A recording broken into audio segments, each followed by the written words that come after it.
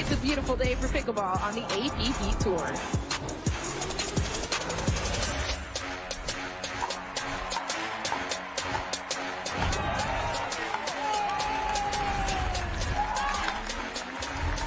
Are you kidding me? Here we go.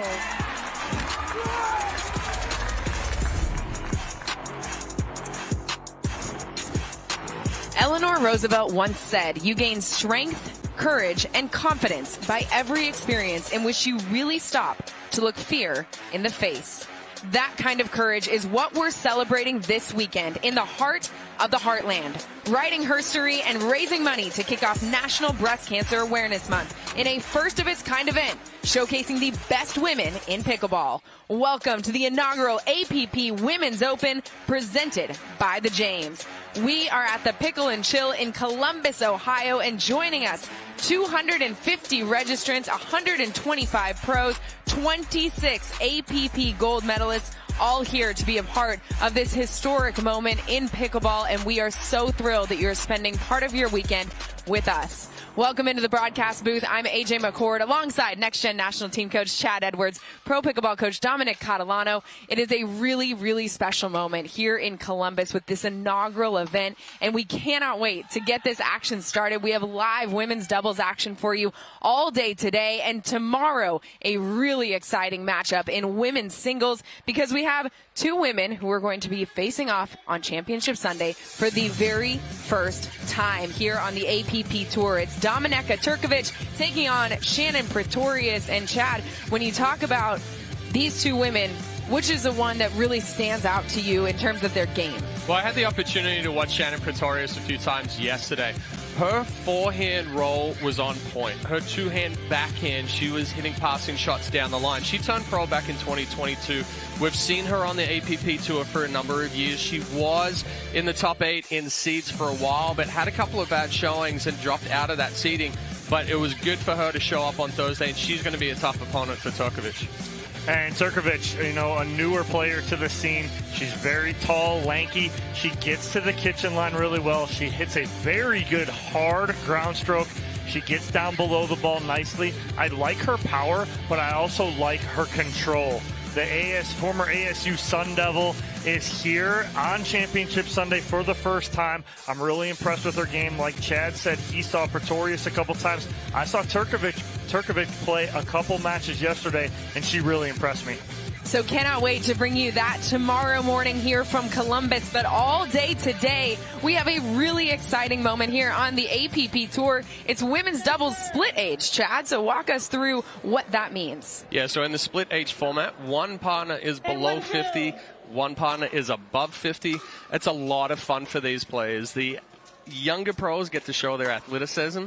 The older pros get to show their experience and smarts. And what are you looking forward about to this format? Well, like Chad said, the younger pros have to be that kind of alpha person on the court. They're going to be not exposed, but they're going to try to ice them out. They're going to really go to the senior pro a little more. It's what Open Pro can insert themselves a little more and insert that dominance in the middle and see who can come out on top. So it's a very interesting but a very fun day for these ladies. Cannot wait to bring you this action live here from Columbus, Ohio. It is the inaugural APP Women's Open presented by the James. We'll have live action when we return in just a few moments. Who's the James at Ohio State? You're opting for care from a highly specialized team dedicated to treating one type of cancer, yours. For your cancer care, the choice is clear. The James at Ohio State. Okay, so we're at the film festival, middle of Park City. The doors open, and bam, premiere party. These trips are the best. At Art Week, we had a private viewing. Dinner on the court at Madison Square Garden. Right next to the pit at Race Week. Experience the world as an insider. From exclusive lounges to immersive dining experiences, all with Chase Sapphire Reserve.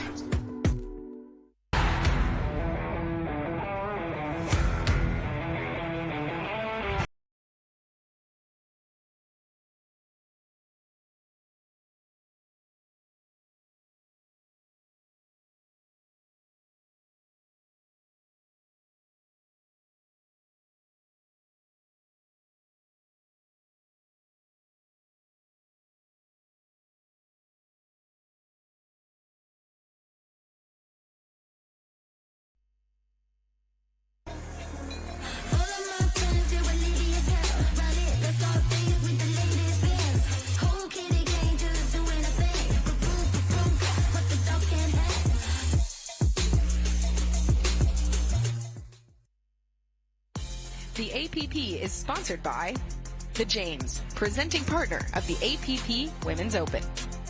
Chase, founding partner of the APP Women's Open. And Owl, official paddle of the APP Women's Open. Welcome back to the APP Women's Open presented by The James. Live women's doubles split age pickleball action coming your way right now. Picking up the action here on Championship Court. Jill Braverman in the black there, partnered up with Anna Shirley for this tournament. They're taking on Natalija Todorovic and Ariel Butler on the other side of the net. It's Braverman with the serve. Oh, and 2 match points saved right there.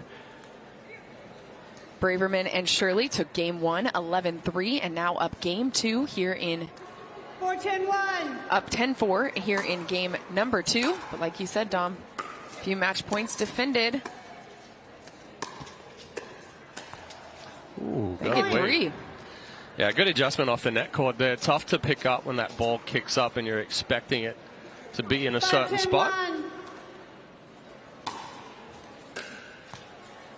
6-10-1 now, still on their first serve are Todorovic and Butler. Ariel Butler, someone we've seen quite a bit here on the APP Tour.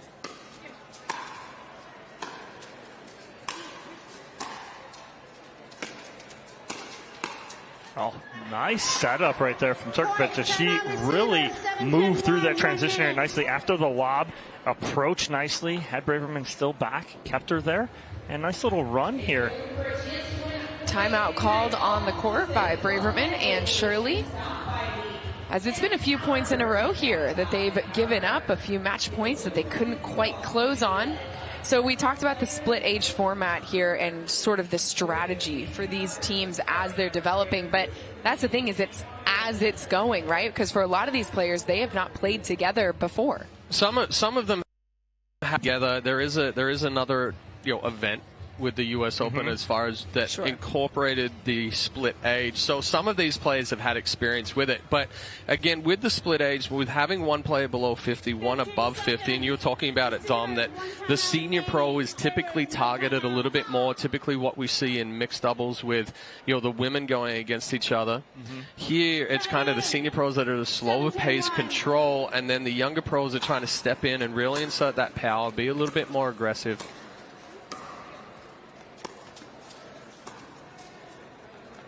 Ooh, just long from Todorovic. And Butler and Todorovic, they've played together before. They're very familiar with each other, as Butler's in Milwaukee, Todorovic in Chicago. They have played in groups together before, so they are familiar with each other. Ariel Butler with the second serve.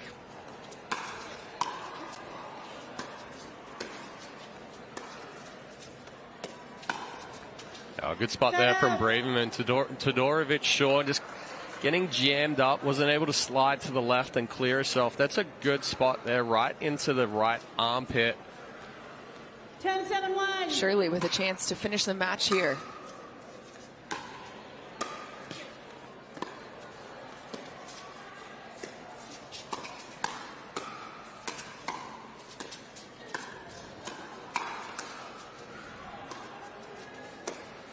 Oh. Well-placed ball down the middle from Braverman, flips it into space, and they get it done. Braverman and Shirley take this quarterfinals women's doubles matchup, earn their spot in the semifinals here at the APP Women's Open presented by The James. Let's take another look at the winning shot from Braverman. Yeah, and that you'll see right here with Todorovic, sure, just a little bit of inexperience as far as playing this faster pace, younger pro. She kind of hangs out to the sideline there, expecting Todorovic sure was going to go sideline. But we're going to take a quick break, and we'll be back with more action here from the APP Women's Open presented by The James. At Sports Imports, we believe in the power of play. From the first time you step on the court to the thrill of competition, we know that fostering your passion leads to embracing your power, and that the love for the game doesn't fade with time. We're committed to building community beyond the net, because no matter what side of the net you're on, the spirit of community is always in play.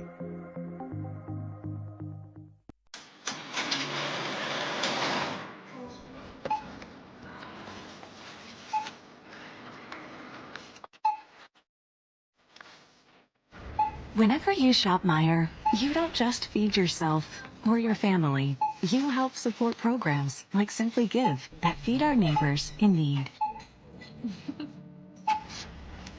Thank you.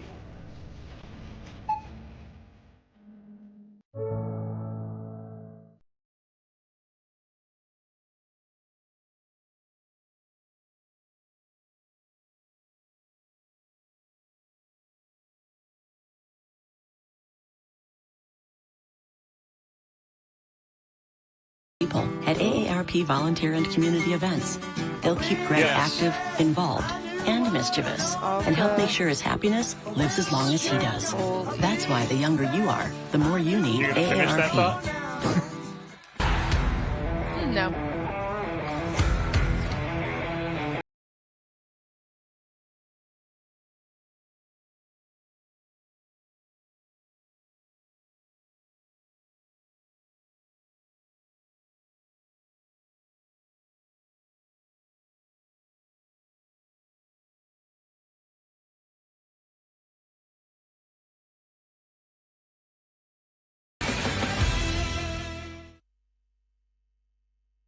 When you choose the James at Ohio State, you're choosing access to the James, dedicated support services, and an unmatched survivorship program. For your cancer care, the choice is clear. The James at Ohio State.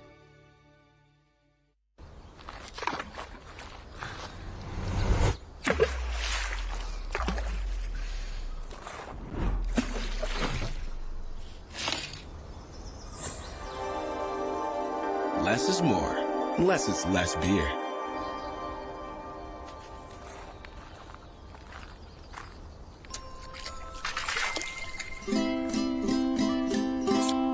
Cat tire.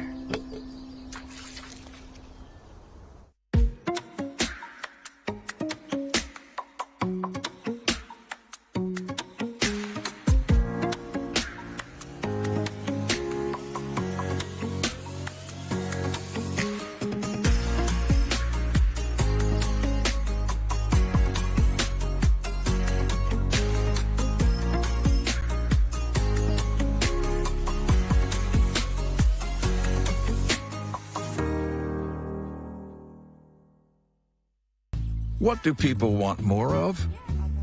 More, oh yeah. More laughs. More hangouts. More, so good. Yeah, give us more of all that little stuff that makes life so great. But if you're older or have certain health conditions, you also have more risk from flu, COVID-19, and RSV. Vaccines help keep you from getting really sick, and that is huge. Welcome back to the APP Women's Open presented by the James. Quarterfinals action of women's doubles split age happening right now from Columbus, Ohio. And you're taking a look at one of the best players here on the APP Tour, Susanna Barr, 46 years old, out of Boise, Idaho, an Army veteran. And my goodness, does she know how to rack up medals. Here on the APP Tour, she is partnered with Sherry Corder here for this event in Columbus, taking on Madalina Gregoriou and Alka Strapoli. Dom, what have you liked so far about seeing the way Susanna and Sherry have played together here? Well, they're very familiar with each other. Good friends off the court, too. Sherry, one of the nicest senior pro ladies out there, but one of the most vicious between the lines. Sherry, big left-handed forehand. She will jump in front of Susanna and take that. That's one of the best things about Sherry Corder is she plays more or less like an open pro player. She's playing with pace. She wants to come in and use that big forehand. Susanna, when she's playing with Sherry, she sets her up nicely. But again, both of them, they play that even kind of distribution. And across from the net from them, you have Alka Strapoli, 51 years old, out of Ocean Ridge, Florida, and her partner, Madalina Gregoriou. So what do you think is going to be the key, Chad, for this duo if they want to take down Susanna and Sherry? Well, most of the time we see Gregoriou on the singles court. She's a very good singles player. She has that tennis background. She's going to come in. She's going to insert a lot of pace, a lot of power, still developing that doubles game. Strapoli, haven't seen a whole lot of as far as on the senior pro side, but if they are going to stand a chance against Barr and Quarter, they really need to set the pace. They need to set the tone, put the pressure on. Let's be honest, Barr is going to throw up the offensive lobs. More than likely, it's going to be targeted over the senior pros. So Gregorio is going to have to cover a lot of court. Susanna Barr, one of the best lobbers in the game of pickleball, and it is a shot that her opponents hate to see coming.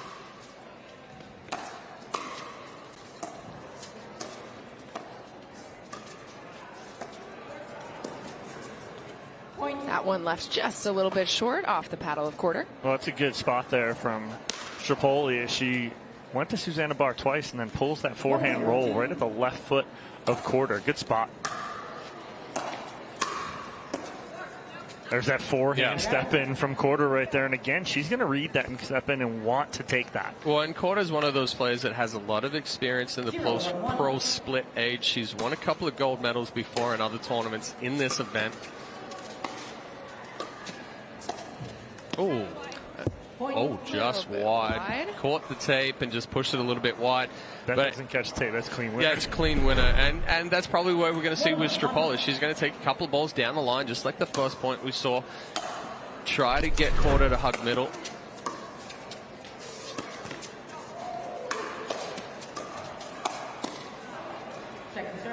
That time a great spot off the paddle of Strapoli. Again, though, we saw Quarter step into the middle on that last play. So keep an eye for that strategy.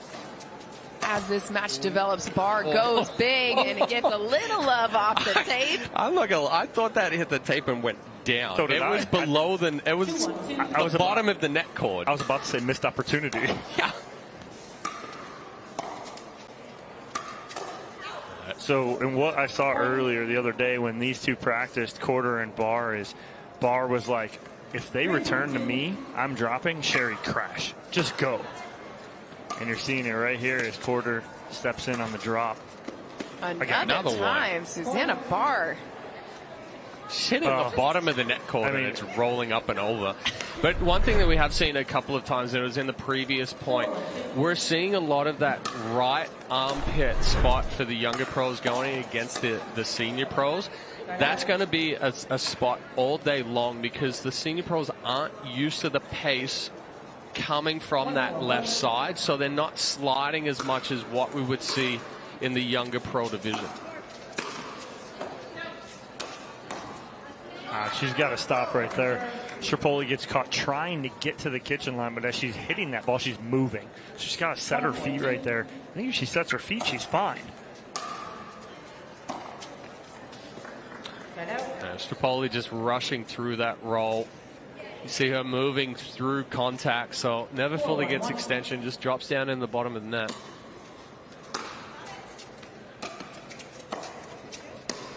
Oh, she tried to hit it. Quarter with a little too much mustard on that one. Touched her hair. Oh, it did. Yeah. Wow. Okay. You know what? Yeah, you saw it go up. It did, but again, it's a great gesture, right? Like you could easily be like, it didn't touch me. Yeah, great sportsmanship there shown by Strapoli. There we go. As Chad's making the motion that this would be the time he would call for a timeout. They do. On the court, it's a 6-1 lead for Barr and Quarter. And right now, we've really seen this duo sort of tap into what you said they were going to, Dom, which is that they have played before, so they've got familiarity, and they're just executing the game plan that they know works so well for them. Yeah, they love the shake and bake. And again, it's for me, if I'm playing against them, I'm not returning the ball to Susanna. I'm not letting Barr touch a third. She has a great aggressive third shot, and Quarter's aggressive coming up. If you flip that and go to Quarter, you're probably going to get more of a third shot drive, although Quarter does have a good heavy drop. But on the flip side, you're not going to get Barr crashing as hard. She's not going to crash as hard as Quarter is right here. So again, if I am Gregorio and Strapoli right now, my returns have to go to Sherry Quarter right now. I got to change this up. They're going too much to Barr on the thirds. Sherry Quarter with the serve.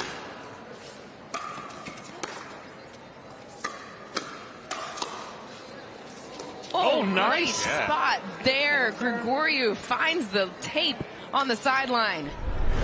One thing I would say here is that Gregorio and Strapoli are allowing Quarter and Bar to dictate the pace of play. They either have to take... Oh, another one.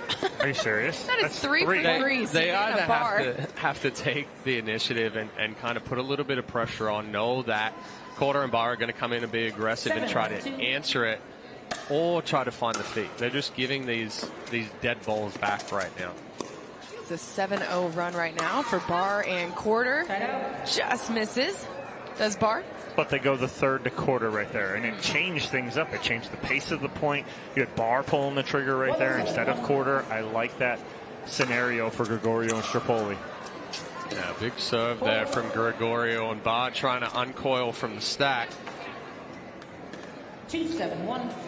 Ends the 7-0 run from Bar and Quarter. Nice drop down the line. And we see the Quarter and Bar didn't stack there, so little indecision for Quarter as she was coming forward. Oh, cross-court winner there. Second serve. Beautiful. Just huge angle, right? Great angle taken there by Quarter. Well, she's using her height, right, to take advantage of that. You know, it's something that I don't have a lot of experience in, taking advantage of my height. At 5'4", it's just like not a strategy in any sport that I've ever been able to. Great hands there from Strapoli. She handled everything right through transition. Come out on top. Inch a little closer here.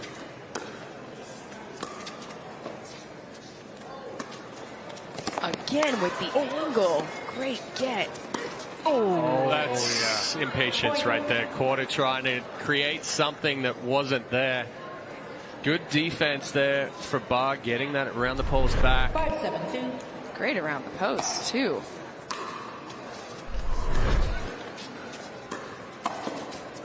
That time Strapoli just can't get it back over the net, so Bar and Quarter get the ball back, but that was 4 straight points there put together by Strapoli and Gregorio to get themselves back in this first game. Best 2 out of 3 to 11 here at the APP Women's Open, presented by the James.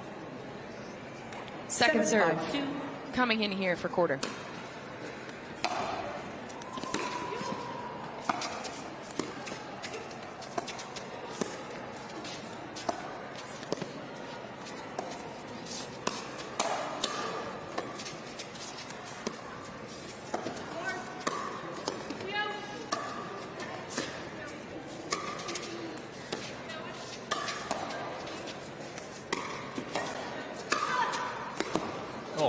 Defense.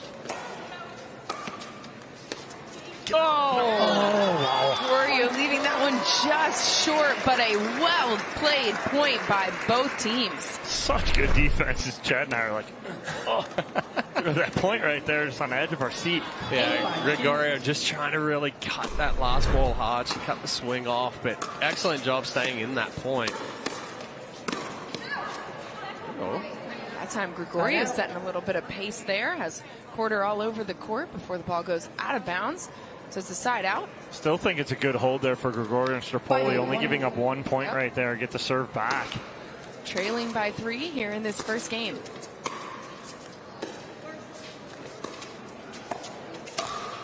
Bar goes for everything and pushes that ball into the net. She was 3 for 3 and getting help from the net, but that time that one didn't catch any of the white. But that was exactly your point there. She went for everything, a little too much backswing, trying to really end that point.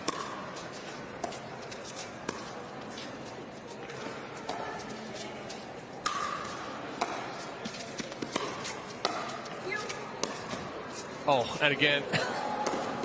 Oh, wow. All right, so you got 2 players on the court that are just going to throw up offensive love. Sherry Quarter, very good spots there. Throws it up over Strapoli. Strapoli had gone back, wasn't anticipating that one there. And you see Gregorio not really reading the offensive lob either. 6-8-2. Tons of topspin on that lob from Quarter, too.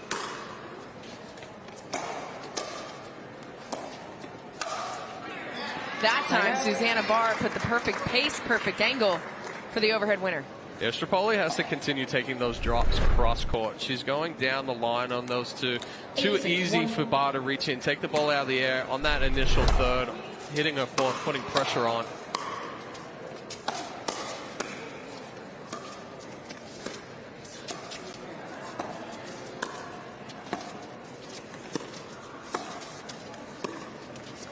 Another lob there, Quarter. Great placement in the corner. Change of pace. That was filthy. Well, all of a sudden now you've seen some success from it. So now it's been Quarter who's thrown up the lob, not Barr. Look for Barr to hit one here. But there's been too many balls into the middle here where Quarter's able to hit that long side of the court. Either need to pull Quarter out wide to that backhand side, push back middle. So now it's going to force her to have to flick that across, or just be a little bit more aggressive into the body. There's that heavy drop from Quarter right there too, right? We talked about her driving the ball, but she's got a nice little forehand roll, heavy drop that she gets the pop up, able to put that ball nice and wide. Game point opportunity here for Barr and Quarter. And they get it done. Susanna Barr and Sherry Quarter take game one here in our best 2 out of 3 in women's doubles at the APP Women's Open presented by the James. Take another look. I like Sherry Quarter coming over and putting pressure on, right? She's got that, like you're demonstrating, Chad, the forehand roll right there, and she puts it right at the feet of Strapoli. Well, just an easier spot for her to hit compared to the backhand there for Barr. So we'll have game 2 coming up next here at the APP Women's Open presented by the James from Columbus, Ohio.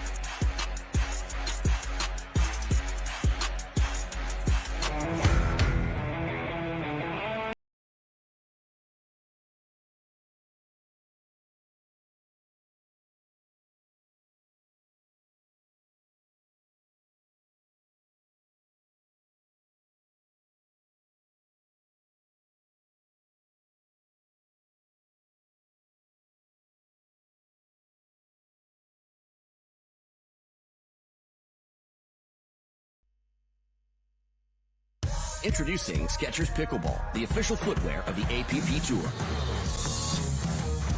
They're ultra lightweight and responsive for incredible speed. They have Goodyear rubber outsoles with a specialized pickleball design for increased side-to-side stability and agility.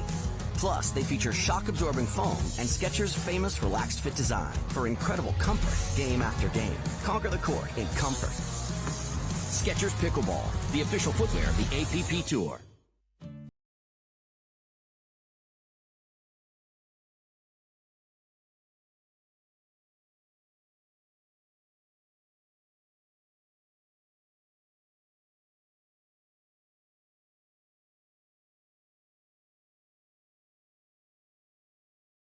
Active, involved, and mischievous, and help make sure his happiness lives as long as he does. That's why the younger you are, the more you need AARP. My name is Chef Jamoke Jackson. I'm here with Vlasic Pickles, and I'm putting the pickle back in pickleball. In pickleball, a chop is a slice from high to low to put a backspin on the pickleball. I'm chopping up Vlasic Pickles to make this sweet and savory chopped pickle salad. Feta cheese, Kalamata olives, olive oil, red wine vinegar, lemon juice, sugar, black pepper, toss to mix. Sweet, heat, and full of flavor. The APP is sponsored by Rainstorm, clean, plant-based energy. Sports Imports, official net provider of the APP Women's Open. And Meyer. Welcome back to the APP Women's Open presented by the James. Game 1 goes the way of Susanna Barr and Sherry Quarter. Chance here for Madalena Gregorio and Alka Strapoli to get back in this match. We're in the quarterfinals round. And they've got the point here. Well, they started game 1 the same way. Let's hope that they don't allow Barr and Quarter to make that big run. Gregorio and Strapoli started game 1 with a 1-0 lead, and then it was Barr and Quarter who went on a 7-0 run to get themselves a massive lead.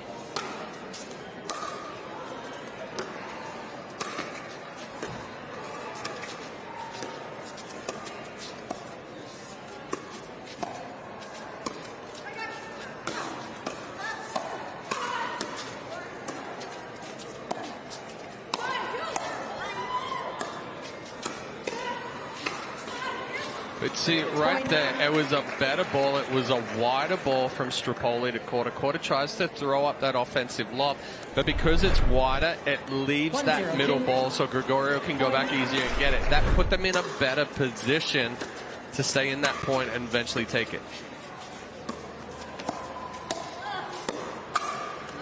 Barr going above her head. Well, scorpion action from a standstill straight up position.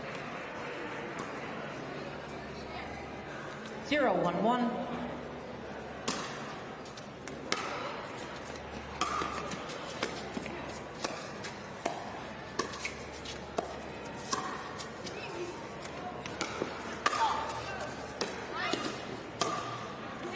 Oh, nobody home. No communication. Yeah. No communication right there. You saw Strapoli trying to look back, find out where Gregorio was, whether they're going to switch or whether they're going to stay. That's a little bit of the unfamiliarity between partners. Good return right there. Great return off the paddle of Strapoli. Quarter leaves it short, so on to their second serve. Susanna Barr with it. 1-1-2.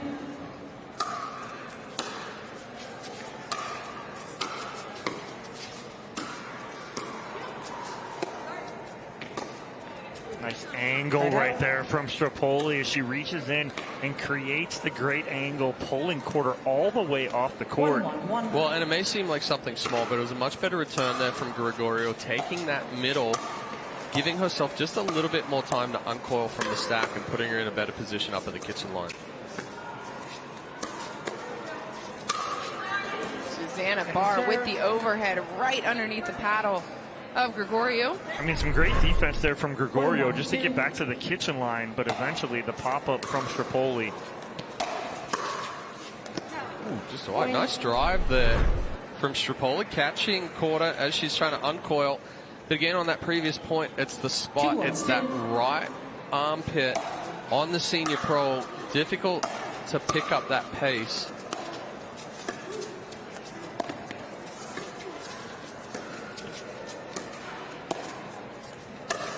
Oh, going for the around the post right there. But unfortunately clips the outside of the net post. Another look here.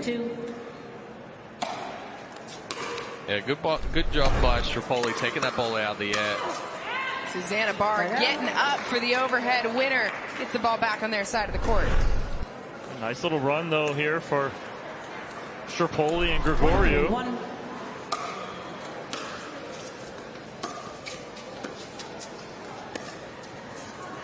That time, Susanna Barr finally found the end of her luck with the net cord. Bounces off and out of bounds after doing it successfully, what, 3 times in game 3 in a row in game 1. 3 in a row in game 1. She got some love off the net cord. Game 2, though, it's Strapoli and Gregorio who have come out, gotten the lead. That ball was going out. Yeah.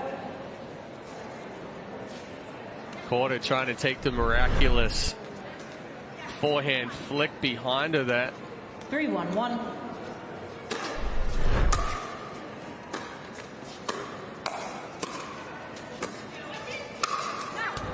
So, and I'm curious with that. Like we occasionally see her miss a few balls, but we are playing with a different ball here. We're playing with the owl ball, so it's there's a couple of external factors that are coming into effect here. Do you feel like Barr's trying to do just a little too much, playing with the unfamiliar ball, trying to really overswing? 4-1-2. Sometimes a little bit it comes into play, and then she's trying to take over since they're down a little bit here. So.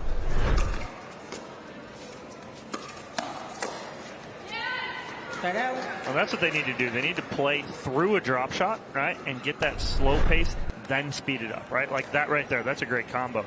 If they allow Gregorio and Strapoli to create and dictate that pace, that's where they're falling behind.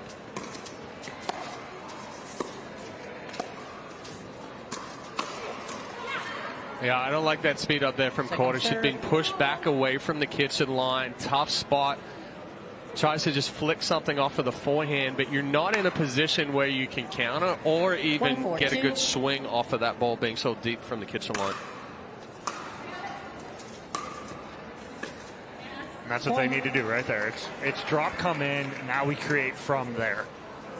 That's the formula they need to use right now. 2-4-2. Second serve here for Quarter.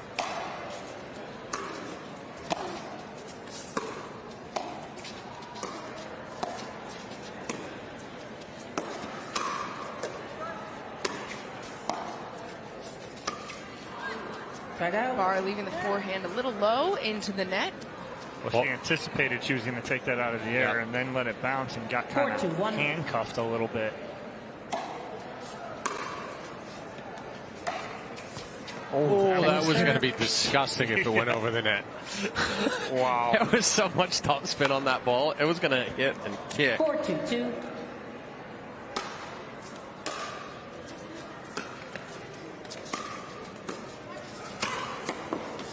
Another big forehand there from Quarter. You know, Strapoli's impressed me with her ability to take the ball out of the air on that forehand and really roll it cross court. I'd almost say for Barr and Quarter, you have to make her hit the backhand there. Just push that backhand back.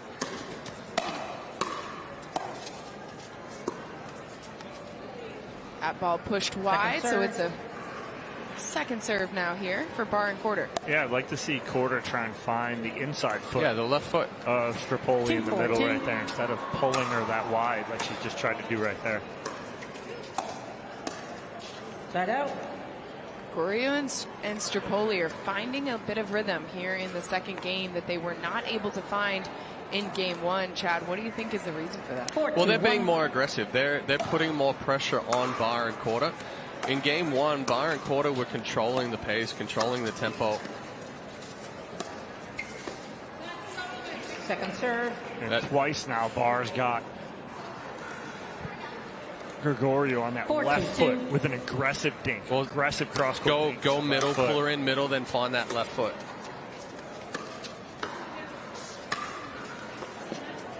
Now she doubles up in the middle. Side out. And Gregorio leaning to the sideline. So another scoreless side out here. It's going to be Barr and Quarter with a chance to cut into this 2-point lead. Oh, second serve. Stood straight up as she went to go hit that. And we talk about that ball stays low. Got to get below that ball. Bend those knees, stay down.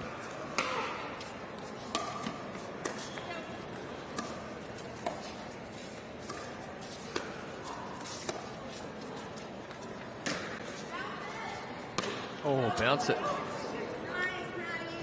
Side out. And she said exactly that. Quarter, exactly repeating what Chad said. Explain what the difference would have been had she let it bounce. Well, with that one there, and because you're moving so far back, that's a situation where you're a little unfamiliar with where your positioning is on the court. If that ball's going to land in, you're so far back that you're going to have time to let that ball bounce and then still hit a decent shot off of the bounce. Right there, Quarter's going back. The ball's already behind her. Potentially hit an out ball there.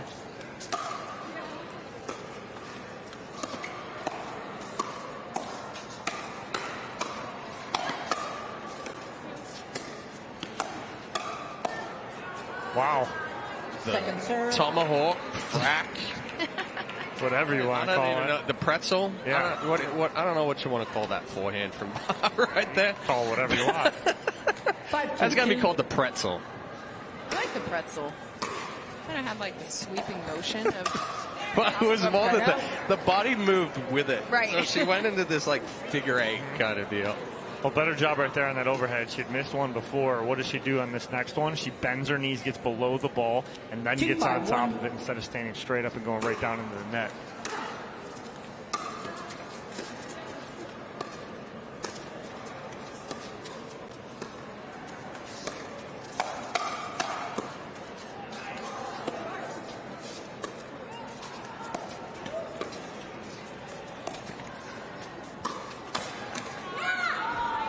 That ball out of bounds off the paddle of Quarter. Second serve.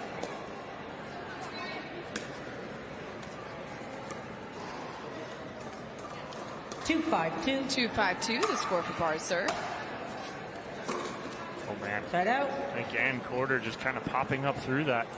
Well, especially, too, where it's a deeper return. Your weight's back, you're falling back. You have to think more about the extension further out because that weight balance is going behind you. She kind of just hooks it across the body.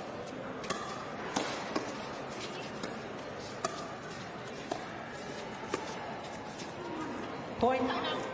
Timeout receivers. Susanna Barr calling a timeout on the court as Gregorio and Strapoli take a 6-2 lead here in game number 2. Best 2 out of 3. They dropped game 1, but with the lead here in game number 2. Well, I cannot believe it is already October, but we're not done here on the APP Tour. It's the Toyota upcoming schedule. Next week, we head to Dallas for the Dallas Open, and then at the end of the month, we head back to Southern California, Newport Beach for the Southern California Open, and in November, the Boca Raton Open. So visit the app.global for more information, and we hope to see you on the road here on the APP Tour throughout the rest of 2024 and into 2025. A lot of great events coming your way here on the APP Tour. Right now, we're in Columbus, Ohio, and so excited to be here for the inaugural APP Women's Open presented by the James. A really fun format. Chad, what has stood out to you about just how unique and special this event is? Well, I mean, it's more so what it stands for and how much the James has done as far as furthering, the cancer treatment and the initiatives that they've taken. But to really put the women on a pedestal here, I'm a big proponent of women in sports, and really just showing what they bring to the table, because we talk about guys all the time and how athletic they are and everything, but women, I think, are juggling more things than men are in their lives. I have no objectivity on this subject, but I would agree wholeheartedly. I am not an objective party here, but I would tend to agree with you on that. And as someone who has spent a lot of my career, obviously I was an athlete. I have covered a lot of women's sports throughout the last 10 plus years of my career, and it's so special to see the James doing what they're doing to highlight women in pickleball, with it being one of the fastest growing sports in the world. It's amazing to see a new sport sort of set the standard, whereas so many sports that have been around for longer, whether that's basketball or soccer or whatever it is, there's a catch-up process happening right now on the women's side of the game, and pickleball and the James and the APP Tour are sort of taking this stand early on and saying, no, we are here to advocate for women in sport, and it's really special to be a part of. Well, and one thing in pickleball, and it's been since the inclusion of like the pro tours and specifically with the APP. I'll finish my thought here in a second.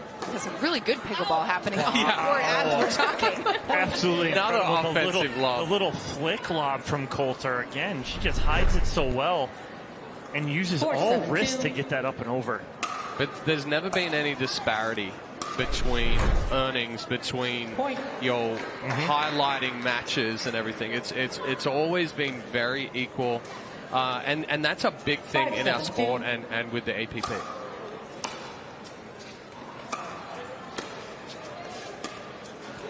Oh no! Oh, wow! Get out! Hey, can you hit it like just hit the top of the net though? It's the fact that it's hitting the bottom of the net. Chad's literally talking to Susanna, who's right in front of our booth right now.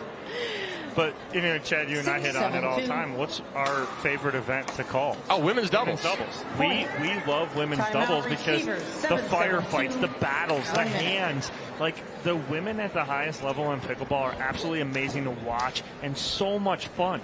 They put that energy in this sport, and it's nothing against the guys. The guys are great too, but Chad and I have been proponents of this for years, that our favorite draw to watch is the women's draw. We love it. So much fun. As somebody who is a few years into this pickleball world, it's been one of my favorite aspects of covering pickleball here on the APP Tour, is just that it has felt so incredibly celebrated at every step, every tour stop, and even more so here at the APP Women's Open presented by the James, an inaugural event that we look forward to hopefully bringing you for years to come, because you have moments like this, catching you up on the action here in game number 2. It was a 6-2 lead, a 7-2 lead yeah. here at one point for Strapoli and Gregoriou, but Susanna Barr and Sherry Corder said, hold on a minute, and now it's a tie game, 7-7-2. Barr with the serve and a chance to take their first lead here in this second game.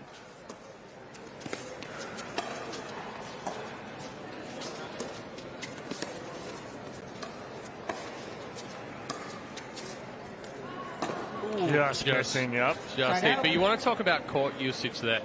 Barr and Corder are going sideline to sideline. They're set. Gregoriou and Strapoli are scrambling. They're just trying to get balls back, and they can't put the pressure on Barr and Corder. That has been the difference in that 5-point run, is that Barr and Corder turned on and became the aggressive team, really put the pressure on, and we see another good forehand there from Corder. I don't mind the drive from Strapoli, but the middle, you have to go. You have to recognize that both their backhands are in the middle. She throws that right to the Corder forehand, which is her strength. 7-7-2. Just recognition right there. Sorry, Strapoli serving the ball here.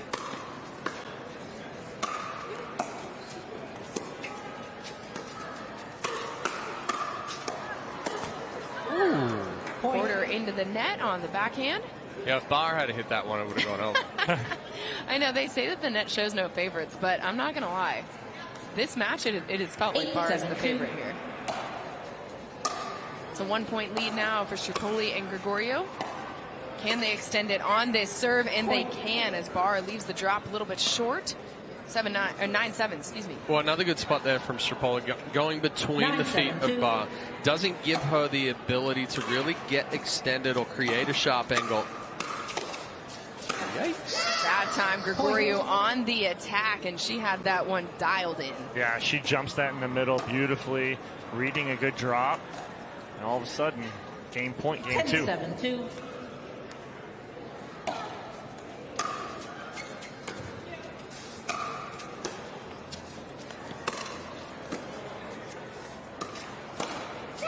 Gregoriou and Strapoli complete the win here in game 2. They turned into the aggressor in order to get the win. So game 3 to decide it all and who moves on when we come back to the APP Women's Open presented by the James. You choose the James at Ohio State. You're choosing access to the James, dedicated support services, and an unmatched survivorship program. For your cancer care, the choice is clear. The James at Ohio State.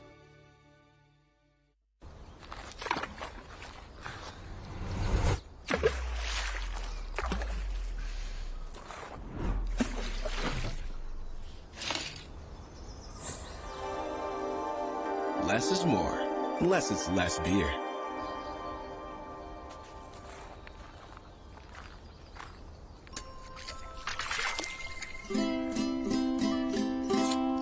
Fat Tire.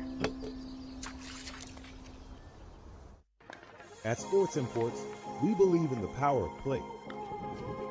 From the first time you step on the court to the thrill of competition, we know that fostering your passion leads to embracing your power, and that the love for the game doesn't fade with time. We're committed to building community beyond the net, because no matter what side of the net you're on, the spirit of community is always in play. The APP is sponsored by Fat Tire, crisp, bright, easy drinking, Central Ohio Toyota dealers, and the U.S. Department of Health and Human Services, reminding you to get this season's flu and COVID-19 vaccines. Madalina Gregoriou and Alka Strapoli take game 2 here in our best 2 out of 3. So let's play this third game. Dom, what impressed you about the way Strapoli and Gregoriou were able to handle business? Well, Gregoriou got much more aggressive. I like that from her. She has to be that, especially when you have Strapoli hitting great drops, great dinks. She's being aggressive with the drop and the dink. Gregoriou just needs to go for it. That's it. 0-0-2. So it's going to be Strapoli with the serve to get us started here in this third game, which will decide who moves on to the semifinals. Barr. That's aggressive early. And I think it is. Saying she's hitting great drops, she's a high drop. But again, I think who can jump out early here? 0-0-1. That's going to be the difference here. Who can come out strong in the beginning of game 3? each of these games has been sort of dictated by who makes the early run. In game number 1, it was a 7-0 run by Barr and Quarter that set them up to take the win. And then in game number 2, it was Strapoli and Gregorio who had the 7-2 lead that they ended up turning into a game win.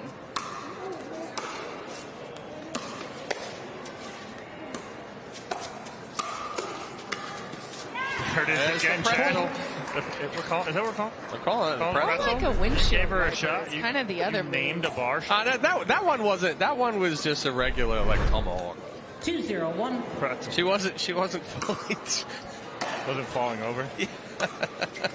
I think the stand-up Scorpion was a little more windshield wiper than it was Scorpion. Well, the windshield wiper is when you go this way. Yeah.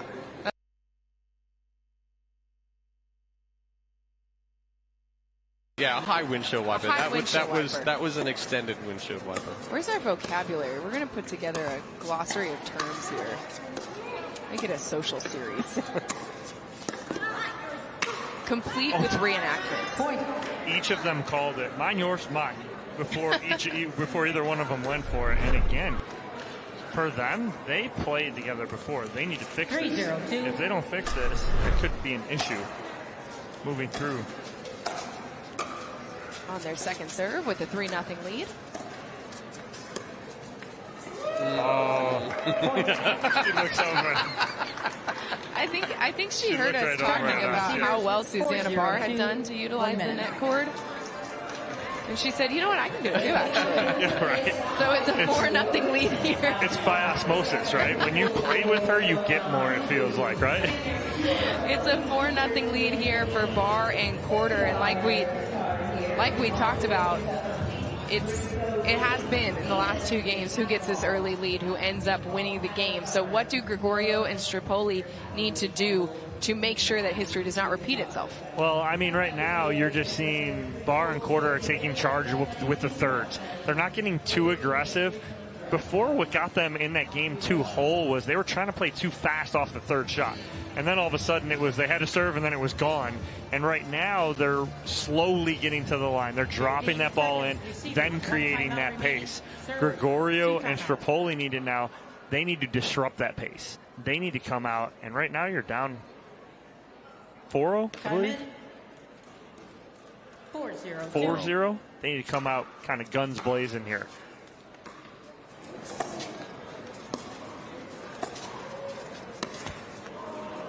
Side out. Yeah, Quarter trying to slide that one down the line. You know, we talked about earlier where Gregorio and Strapoli needed to try to expose Quarter out wider. Now I think they need to go back and pinch Barr and Quarter back to the middle, because that's where we've seen the miscommunication. That's where we've seen Quarter kind of staying out a little bit wider, now hitting that inside-out forehand cross-court rather than trying to roll the backhand.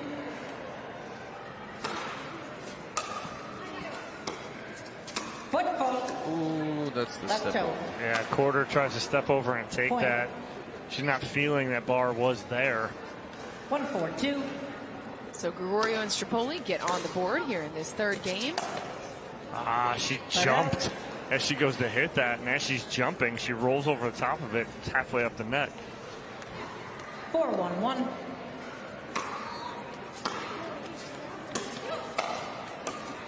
I want Quarter to step aside, let Barr take that. She crashes. That was game 1 game plan. It worked perfectly. They got away from it in game 2. Or if she is going to go with that drop, just go with a little less pace. Right now she's hitting it a little too hard. It's going deep. Great spot there. Susanna Barr down the middle for the winner. In the hands on Sherry Quarter, don't go to sleep on. I thought she was burnt on the speed up from Barr, and then Gregorio counters it, but Quarter just resets it perfectly.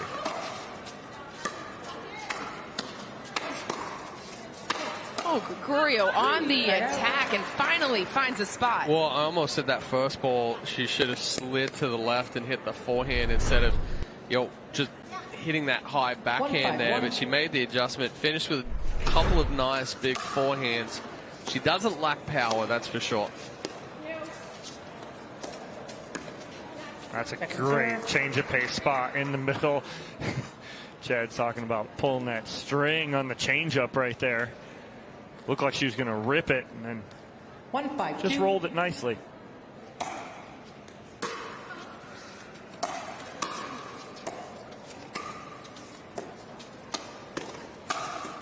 Susanna Barr again with the aggressive winner to force the side out. Yeah, it's a good combination there from Barr. She goes crossbody on Gregorio, gets her jammed up on the backhand, which creates the pop-up, and then takes that back through the middle.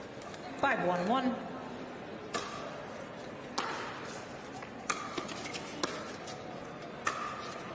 Second serve. Patience. Yeah, Grasshopper. that's just not the shot right there. 5-1-2. Quarter with the second serve. Point.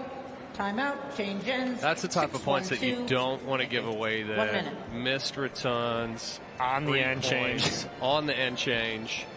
So on the end change, it is Barr and Quarter up 6-1 here in this third game. UTR has unveiled the official pickleball rating system of the USA Pickleball and the APP. Get your rating today at utrsports.net. We are coming to you live from Columbus, Ohio at the Pickle and Chill for the inaugural APP Women's Open presented by the James. Susanna Barr and Sherry Quarter. If history is any indication of future reality, Barr and Quarter like the result right now on the end change because they're up 6-1, and whoever has gone on that early lead in the previous 2 games has gone on to win them. Well, and the big thing here down the stretch for Barr and Quarter, don't change what you've been doing that's giving you the 5-point lead right now.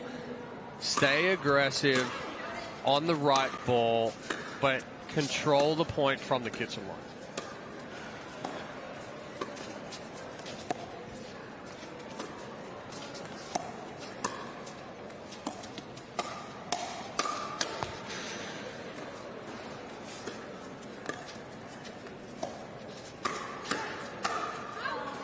Little confusion in the middle there between Barr and Quarter. Ball pushed out of bounds. Yeah, Barr's just too extended on that ball. Can't 1-6-1. do anything but push it when she's that extended.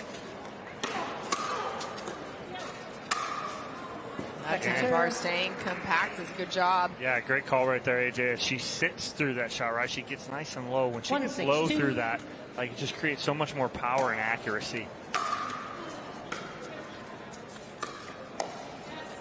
Right out.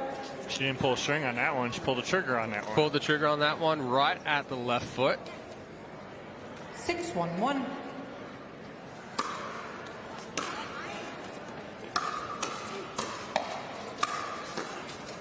Oh, great hands from Gregorio right there. Looked like she was in trouble, and she bails herself out and then gets a little love off the tape. 6-1-2. So it's a second serve here. Barr with it.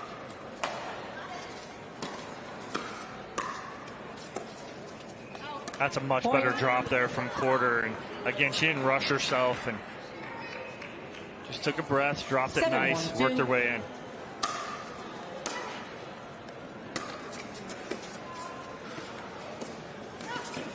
Good spot. Great spot there from Quarter. Finds a little spot, the point of contention. Well, with that ball bouncing so high right there, she has the time to be able to wait for Gregorio to commit to one side or the other. She leans a little bit to the sideline. That time Barr staying aggressive with the forehand, and it's a 9-1 lead here in for Barr and Quarter in game number 3 out of the end change. They just continued to build on the strategy that got them the lead in the first place. We had a discussion with Susanna last night. We watched her play singles yesterday, Chad, a little bit. When we watch her play singles, her ground strokes are very clean. She rarely hits a ball in the net. She takes very good ground strokes, keeps it in, and hits a heavy ball. When she goes into doubles, she doesn't drive a lot at all, right? And so I had the discussion. I'm like, what? We need to figure out a mindset between the two. Get rid of the other people on the side of the court. Right, exactly, because her drive is because good it happens for singles, everybody. but in doubles it almost gets a little tight where she goes away from it and is all drop. And so trying to find that happy medium now between a drive in doubles and going from singles. But I think that happens for the majority of players, right? So you're playing singles, or you're just hitting ground strokes and you're going corner to corner. You see so much court and you're like, oh, I have so much room, I can be loose and just hit my drive. And then you get into doubles, and all of a sudden there's two people on the other side. You don't see open court, so you feel like you have to hit a smaller target. You get tighter, and you're not able to execute the drive the same. And we see it right there as well, where she's hesitating. That's a ball where you see that shorter return, step up, hit through it, follow behind it, rather than being like super stiff and almost robotic. Susanna Barr again, compact, gets the ball, gets her paddle above her head and pushes them onto their second serve. 1-10-2.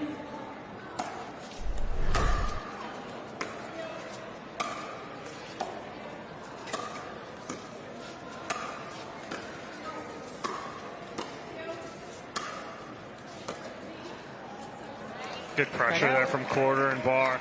Never letting that ball bounce, never allowing Gregorio or Strapoli to get even into transition area. 10-1-1. And so it's match point opportunity here for Quarter and Barr.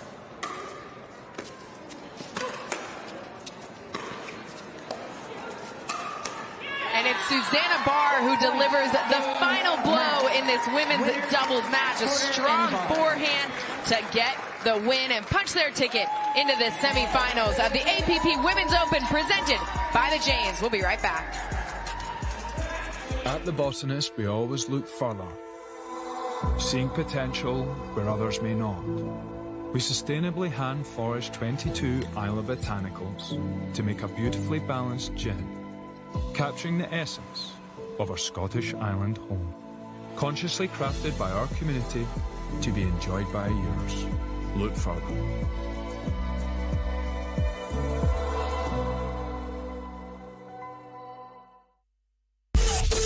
Since I've been using Leo rubber, I've had way less problem on my AT band and hip. If I had to describe it in a few words, I would say it's a must, it's effective, and it's stylish. Introducing Skechers Pickleball, the official footwear of the APP Tour. They're ultra lightweight and responsive for incredible speed. They have Goodyear rubber outsoles with a specialized pickleball design for increased side-to-side stability and agility. Plus, they feature shock-absorbing foam and Skechers' famous relaxed fit design for incredible comfort game after game. Conquer the court in comfort. Skechers Pickleball, the official footwear of the APP Tour.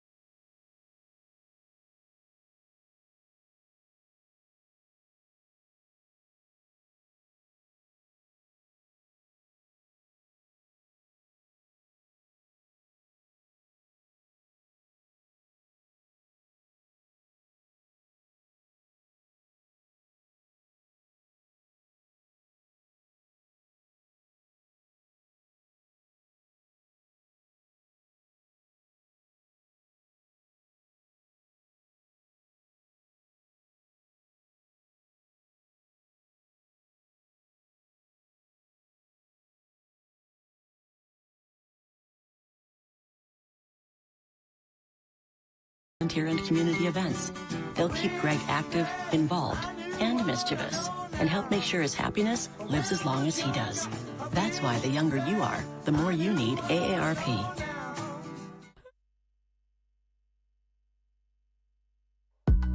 Megan Fudge, the most medals of any woman on tour. That's a nice ball. Fudge countering with a forehand that smacks the line. Into the net, and it is a clinical victory for Megan Fudge as she takes home the gold medal. Fudge finds the angle, and it's Fudge with championship point. The heart of the champion, Megan Fudge, captures the women's singles gold medal in a match for the ages.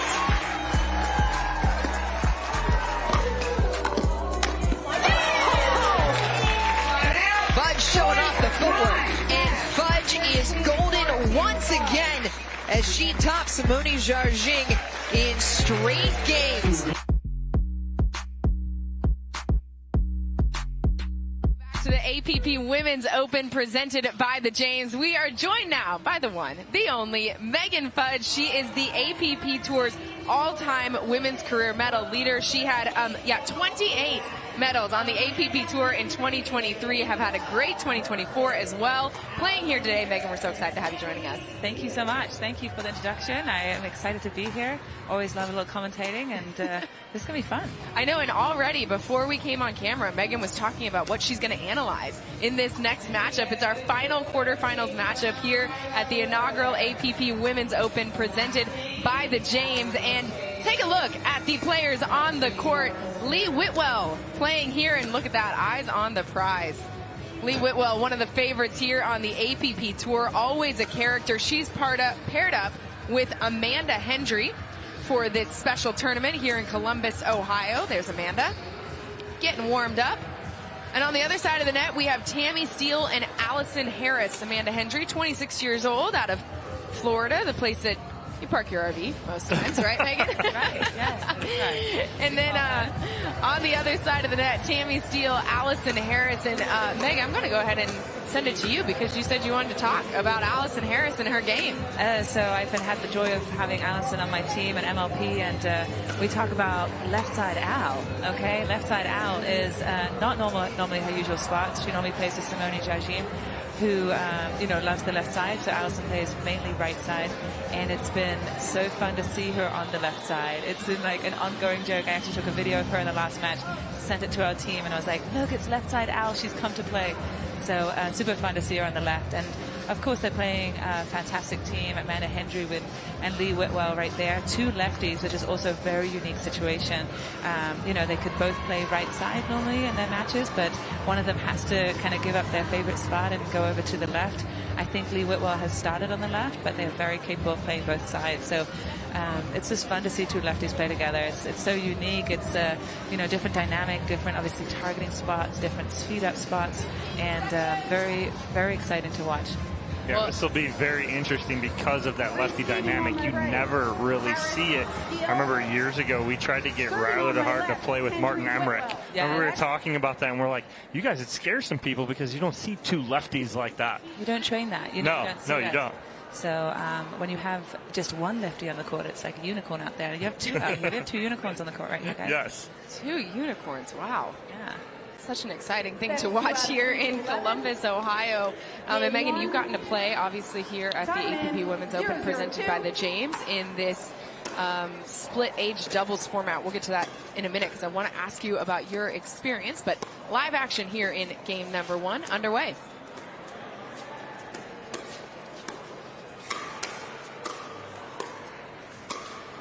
Little flick there off the paddle of Tammy Steele. Yes, I like it. Very interesting there that Allison actually started on the right. She was the run returned, and then they unwound out of the stack. It was very interesting. She's also the first server right now, so she's wearing the serving band.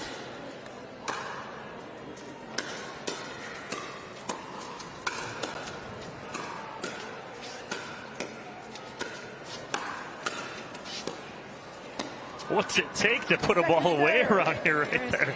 Just beautifully done. Great defense there from Hendry and Whitwell. 0-0-2. So it's second serve here for Steele and Harris.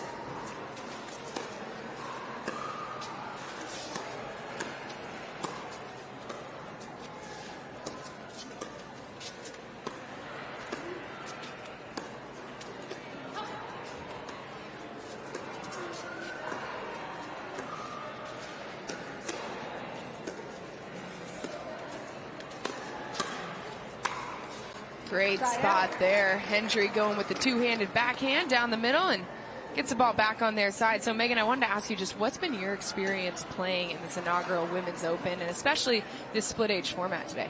Yeah, it's been a super fun event. I feel like everybody's kind of noticing a different atmosphere out here. It's been a celebration of women. You know, it's even starting out the day with just like, you know, just with so much joy and excitement of everybody being here, and it's not necessarily competing with each other. We're celebrating each other, and it's been a really fun event. I know a lot of the sponsors are excited to be here.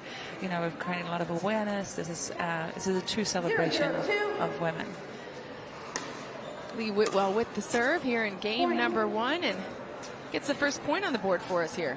Yes. I also want to point out that Amanda and Allison train together in Nashville now, and so they know each other very, very well. They know their speed-up spots. They know their dink spots. Beautiful move there by Amanda. Hendry coming across to get the ball down the middle. It's a 2-0 lead. And even here on the court, you know, the split age event, like I feel like you see so many smiles. Everybody's like having fun, whether it's the senior pro, whether it's the regular pro.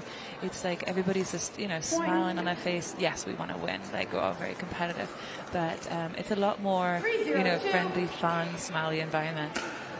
It's one thing you were noticing, Dom, as we were getting ready to start the live stream today after watching women's singles is just the energy around playing in an all-women's tournament. Lee Whitwell with some authority there, and it's a 4-0 lead after a slower start here to game 1. Well, it's a good setup there from Whitwell. She goes to the forehand there of Steele and then sets up the pop-up, gets the forehand put away in the middle. Don't go to sleep on Lee Whitwell's power. She is known for resetting, soft game, dinking, resetting, just constant. But when you get a ball up to her, look out.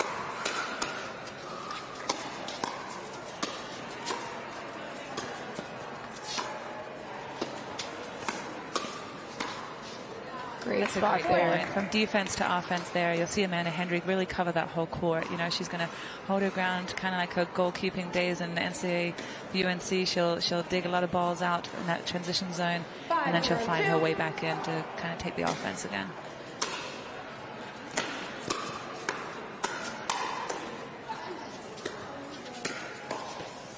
Oh, the issue there was Whitwell was there. She wanted it after she set that up nicely, but Hendry steps right in front of her, which is the right shot. Stepping in front, not allowing either Harris or Steele to set back up. Finds the hole beautifully done there from both Hendry and Whitwell. 6-0-2, the score for Whitwell's serve.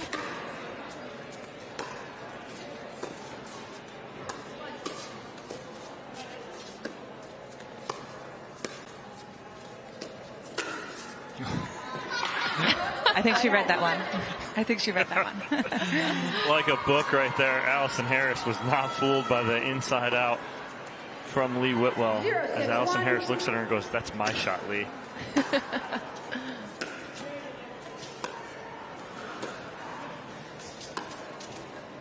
Great spot there. Hendry flips it down the middle, pushes Harris and Steele onto their second serve. You could kind of see Lee and Amanda talking through the speed-up spots. They haven't seen Tammy play very much. They know, obviously, Allison, where she holds the paddle, where she defends. So they've made some really good adjustments to go on a run here. I know Allison's looking to support Tammy here, too, and be the aggressor. That's not necessarily her style normally.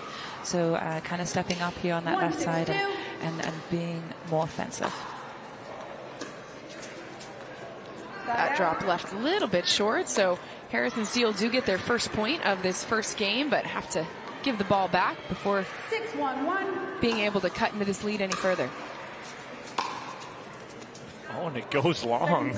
I'm not sure if they meant that. No, absolutely not. They were I formation right there, and Hendry's eyes just lit up with a huge hole right in front of her. She ends up going just long.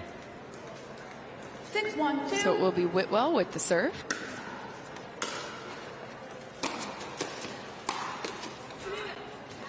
Off the paddle of Allison Harris and a little bit deep. Yeah, I do want to give a shout out to the crowd that came out today. You know, we got to realize we're on Columbus, Ohio State campus. It's a home game weekend. It is. And they're out here watching pickleball, which I love it. It's awesome. Yeah, the hotel is quite filled with Buckeye Nation playing a little bit later this afternoon. But one thing we know about pickleball fans, they love this sport and they will show out in every single town. So Columbus, Ohio, certainly doing that here for us. And it's really a beautiful community. And Megan, you've gotten a chance to experience one of the biggest reasons that we are here, which is this premier facility, the James, doing such amazing things for cancer research and treating cancer. What was your experience here? It was amazing going to the hospital. I mean, obviously it's very humbling. It's very eye-opening, and it's reminded me and just that I got to be I'm so grateful for our health, but the James is doing a phenomenal job just supporting families and not just the patients. It's like a whole holistic approach there, and it's a one-stop shop for everything, and they're doing amazing things and looking for a brighter future ahead.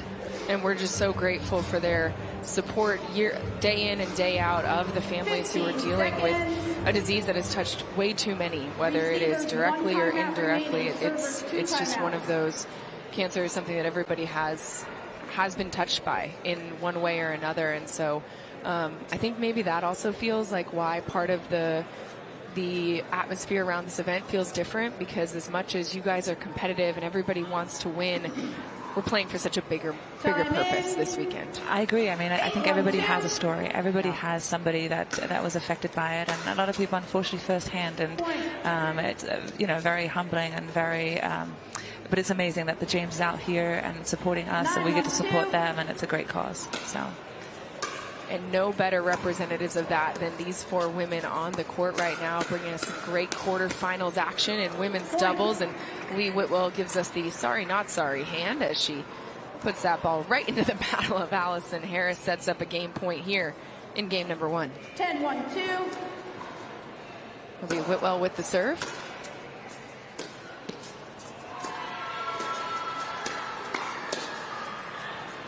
That's game 1. There we go. Lee Whitwell and Amanda Hendry take game 1 here of our final quarterfinals match of the APP Women's Open, presented by the James. Can they get it done in game 2? We find out on the other side of this break. At the Botanist, we always look further, seeing potential where others may not. We sustainably hand forage 22 Isla Botanicals to make a beautifully balanced gin, capturing the essence of our Scottish island home, consciously crafted by our community to be enjoyed by yours. Look further.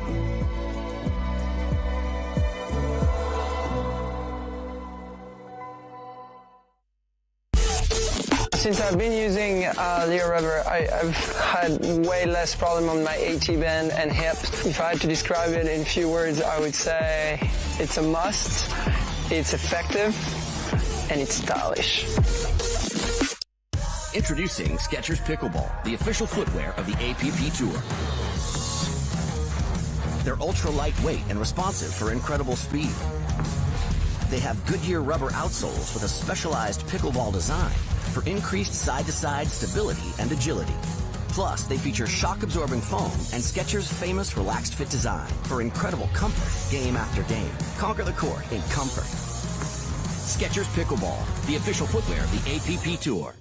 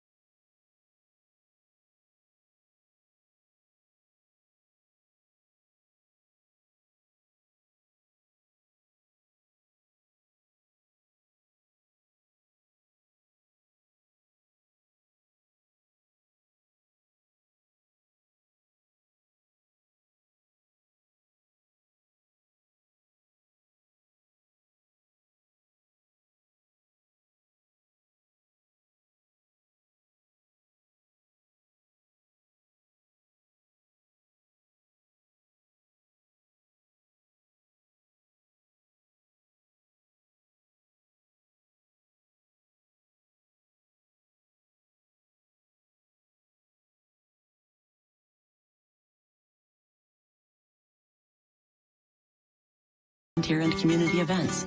They'll keep Greg active, involved, and mischievous, and help make sure his happiness lives as long as he does. That's why the younger you are, the more you need AARP. At The Botanist, we always look further, seeing potential where others may not. We sustainably hand forage 22 Isla Botanicals to make a beautifully balanced gin, capturing the essence of our Scottish island home, consciously crafted by our community to be enjoyed by yours. Look further.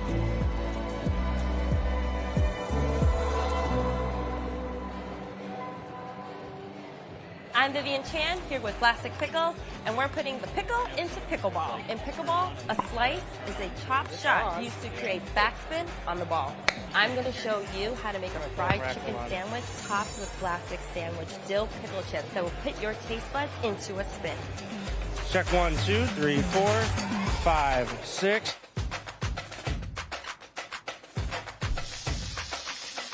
Now this is a really big dill.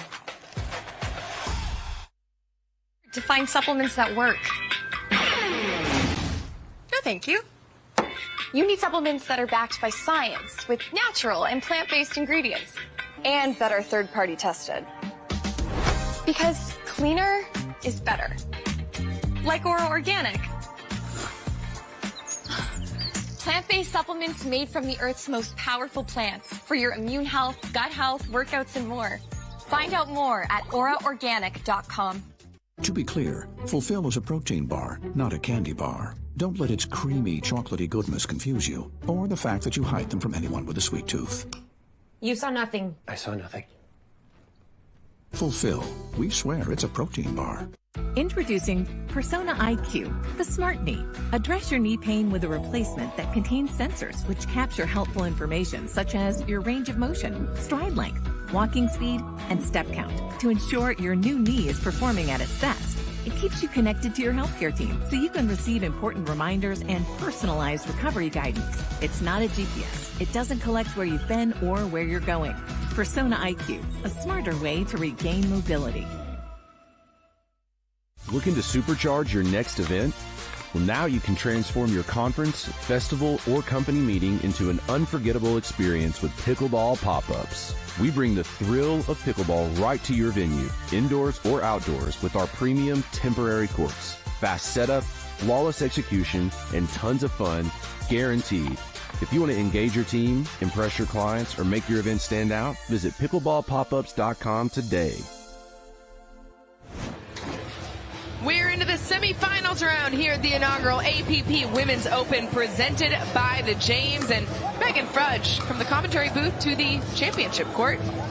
Playing here in our first semifinals matchup, partnered with Angela Simon for this split age women's doubles day. There's Angela. On the other side of the net, it's going to be Anna Shirley and Jill Braverman. Simon, 52 years old, out of Atlanta, Georgia. And taking them on is Anna Shirley and Jill Braverman. Shirley, pictured there, with the sweet, sweet glasses there. 59 years old, out of Los Angeles, California. She was hyping up the crowd earlier today, trying to get the wave going. That woman has more energy than anyone in this building. Bottle it and sell it. And it's always 100% of the time, Anna Shirley. So she'll match up with her partner well in that sense, because Braverman, 34 years old, out of Newport Beach, California, calls a few places around Southern California home, but she's also one who knows how to bring the energy, says it's a massive part of her game of pickleball and how she tries to establish herself on the court. So in this first semifinals matchup, Chad, what are you looking forward to being the determining factor in who moves on to the finals? Well, you want to talk about players that know each other well. You've got Fudge and Braverman, who partnered together in the Open Pro. And then you have Anna Shirley and Angela Simon, who have played against each other a lot, played together on the Senior Pro Tours. But I think it's going to come down to Braverman and Fudge in reality. Braverman, we saw her earlier in the quarterfinals playing extremely aggressive, coming over, really trying to insert herself into the point, and Anna Shirley trying to set her up. if they being Fudge and Simon, can really isolate Braverman, you're going to have to look for balls back behind Braverman to then be able to attack Shirley. I think that's going to have to be the secret or the success for Fudge and Simon in this one. We're going to see a lot of back and forth, and we're into it now. Yeah, we're into it now. Like as much fun as we've been having earlier. We're into the 2 semifinals now. Now you're going to see a lot of game faces here. You're going to see some smiles, but you're going to see a lot of game faces here now to try and punch their ticket to the gold medal match. Time in 0-0-2. It's going to be Anna Shirley getting us started with the serve.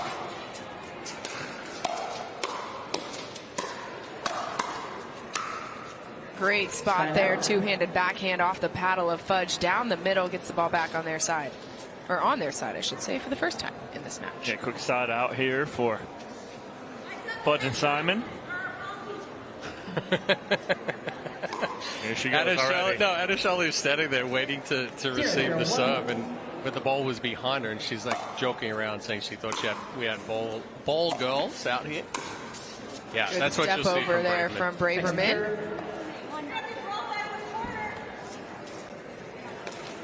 0-0-2. 0-0-2. Fudge with the serve.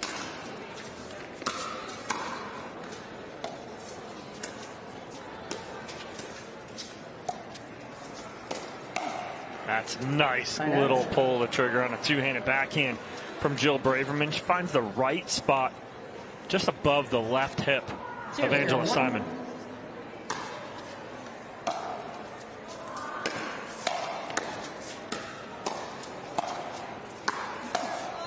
Oh, just swinging. Kind of surprised that Braverman didn't jump over on that previous ball. Kind of floated a little bit. Shirley was kind of stuck in transition. 0-0-2. So a tense start to this first game. Still looking for our first point of this match.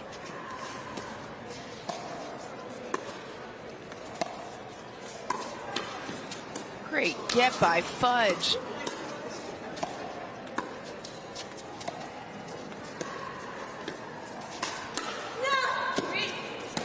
And Fudge steps over to try and finish it instead off the edge guard and out of bounds. The tweener reset in the middle of the point from Braverman. And when she got that back up and over and they stayed in the point, you almost saw her going, I'm not going to lose this point. Yeah. I reset that. I want to win this point right here. Because it's only a highlight if you win the point. Correct. Right? Like it's a great shot, but if you end up losing it, it's kind of it's one of those highlight reel plays that you can't really put on there. And that's the ball there from Simon. Going down the line to Braverman, keeping her honest right there. Braverman tries to do a little bit of an Ernie, but leaves the middle open. We've seen it a couple of times where Simon has gone down the line. That has to be something that is consistent to keep Braverman honest.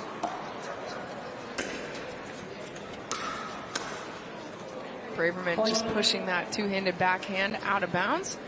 Bit wide.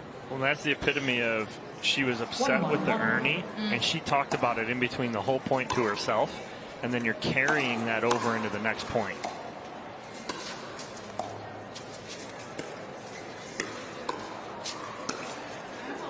Speed up into the net off the paddle of Fudge. Great hands from Anna Shirley on the backhand speed up from Megan Fudge. 1-1-2.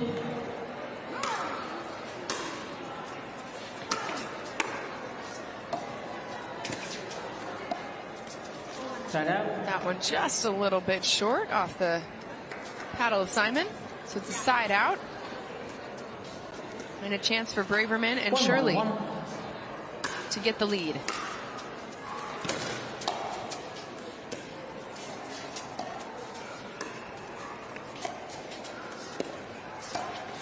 Oh, and that ball is going well out. But Anna Shirley cannot stop herself from hitting that. 1-1-2.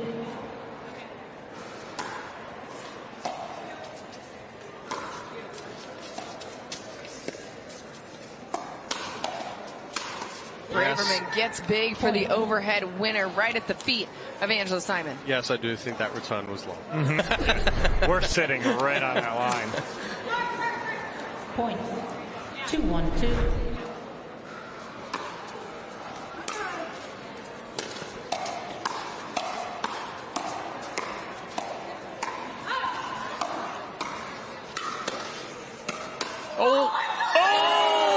From her piece and just misses the corner.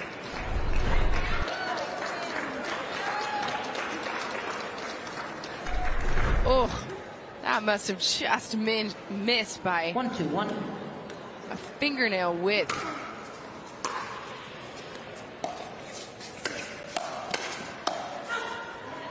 Second serve. Best part about that right there is Braverman steps over to take the forehand, and she doesn't stay. She steps over, takes the forehand, and then gets back to her position because they end up trying to go back behind her, but she recovers nicely.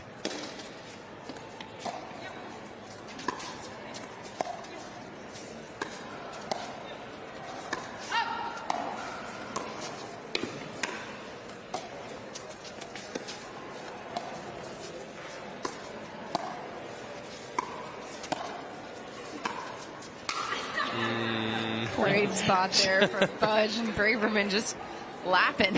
Well, Shirley turns around and just throws her hands up there. Right idea, just does not get this ball high enough, and she has...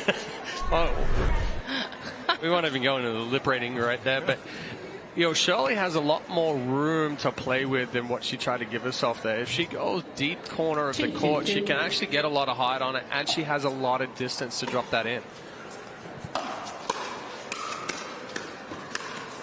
Side out.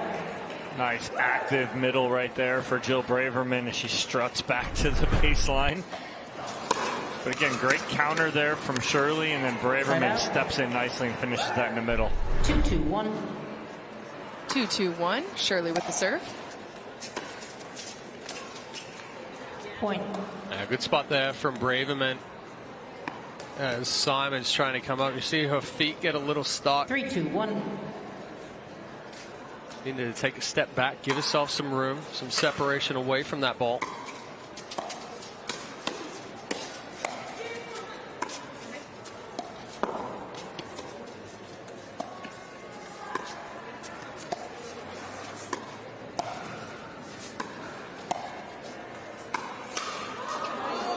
That time, Fudge finding a perfect spot behind Braverman. The after point expressions after Anna Shirley makes a mistake are incredible.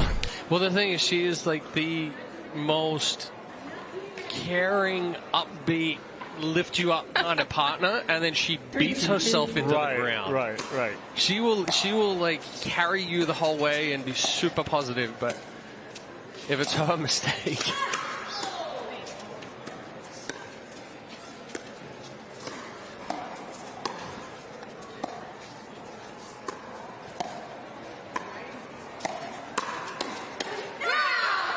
That was a good firefight right there. I like it. I like the setup they got there.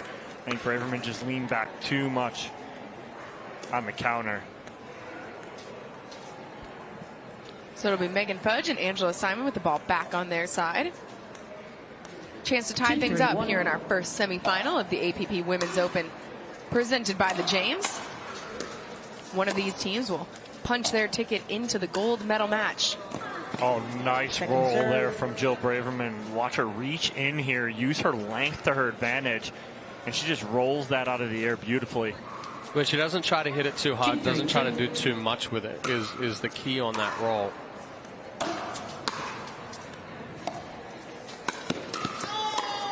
Well defended Ernie from Fudge, and that time someone in the stands excited in the stands. Someone in the stands liked Braverman's Ernie right there, even though it didn't get a put away.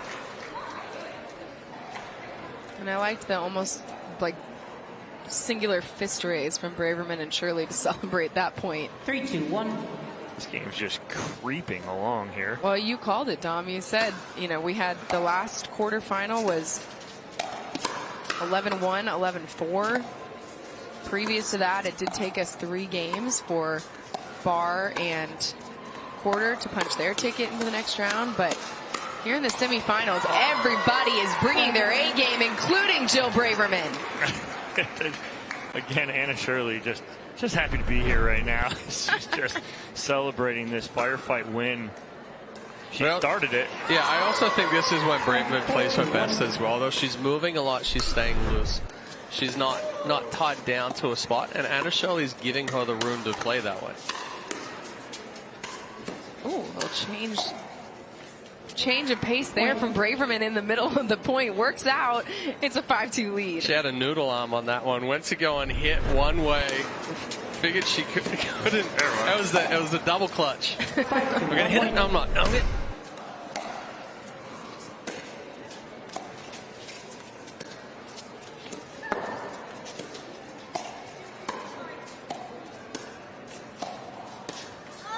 And Jill Braverman always says she plays her best when she's playing like this. We see the emotions from her. We see her playing loose, playing free, having a great dynamic with her partner. This is when Braverman really starts to be dangerous for her opponents. Oh, and wow, Anna Shirley just sitting on this little speed up from Megan Fudge, but it's a low speed up. So all Anna Shirley has to do is get on top of that right there, and she does perfectly. But it's also the positioning there for Shirley as well. She's actually a step back away from the kitchen line because she's giving Braverman room. So Fudge not quite recognizing that Shirley's that far back. That time Braverman trying to run through with the two-handed backhand. Gets it into the net instead. I mean, it's there. It's going to be trouble if she can get that over the net. 2-6-1. Instead, it's a side out. 2-6-1 for Simon serve.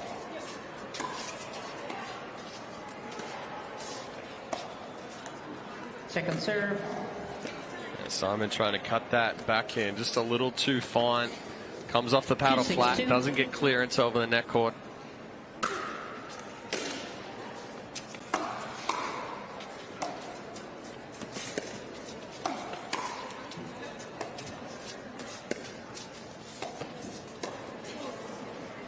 That time Shirley leaving the ball just a little bit short, and like we've noticed so far in this first game, she is her own harshest critic. Well, but like that was a sitter right there. But like Chad said, is she's the best partner to have because she will pick you up, no doubt. But she is no harder. She's harder on nobody else other than herself. Side out. Because again, that's that competitiveness. That's what Anna Shirley brings, though. Is that I want that on my side, right? Sure. Like I want that because she knows she can make that shot. She knows she's there.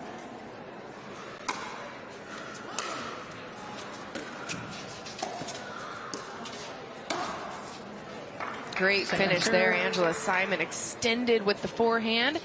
Gets it down the court. Pushes Braverman and Shirley onto their second serve. 6-3-2.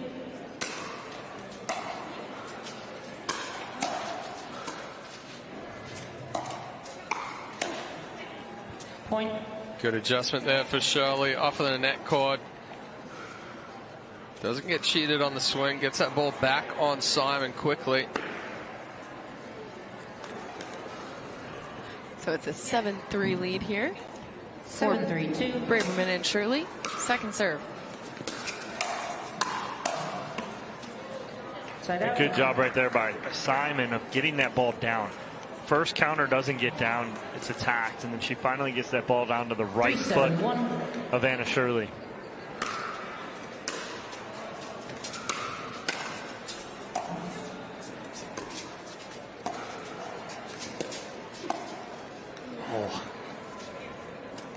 Oh, Simon again trying to cut that a little too short. So it's going to be Angela Simon with the serve.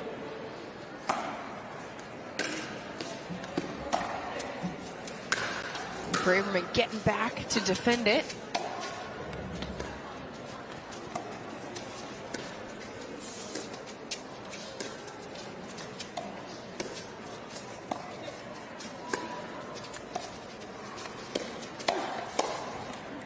Great finish there off the paddle of Shirley. The two-handed backhand just hits off the edge guard of Fudge.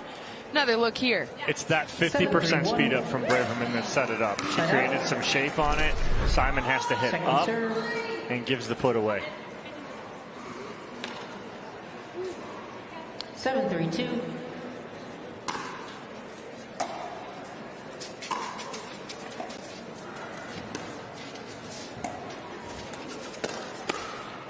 Well defended around the post by Megan Fudge, and Shirley can't get it back over the net. Well, the key to that right there from Fudge is he recognizes it early. You'll see her slide out, creates the angle with the paddle, and then just allows Braverman to hit it in there. Doesn't try to flick the wrist to get it back. Stays nice and calm. Second serve. Braverman ensuring. Was that out? I think it might have been. I think it was out. Just barely. Too close to call in some cases, but here, called out. So it's Fudge and Simon trailing by 4 here in this first game of our women's doubles split age semifinal number 1. Great spot there by Shirley, and looking over to Braverman with a head nod, as if that's exactly what they talked about executing, and a timeout called on the court. Yeah, we get an offensive timeout here from Braverman and Shirley as they come over. So we'd love the offensive timeout here. So take a breath. A reminder to check out pickleballsuperstore.com via the QR code on your screen to get your instant discount. That is pickleballsuperstore.com. It's a 7-3 lead here in game number 1. Braverman and Shirley up in what has been a very tight first game of these semifinals. Dom, what do you think out of this offensive timeout that they called you want to see Braverman and Shirley tap into? Well, right now, Braverman and Shirley, again, the offensive timeout, they went on a little bit of a run, took this lead of 4, but now they've been kind of stagnant in a couple service games, haven't really extended that lead. So I like the offensive timeout, regroup here.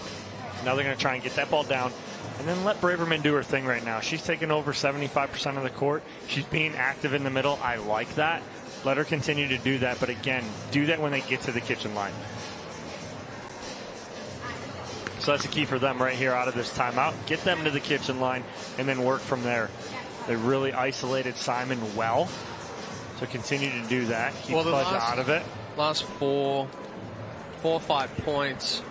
Simon's been playing on the left. She's much more comfortable on the left. It's where she typically plays in women's doubles, partnering with Lee Whitwell on the Senior Pro Tour. But the difference is, and we've seen Simon trying to cut that backhand a little too fine. Sorry, my mic. When you're dinking cross court with a younger pro, you're a little bit more hesitant to leave the ball up because they're going to do a little bit more damage. So Simon just needs to stay calm in that cross court dink. Don't be afraid to give a little height above the net to Braverman. Keep her honest.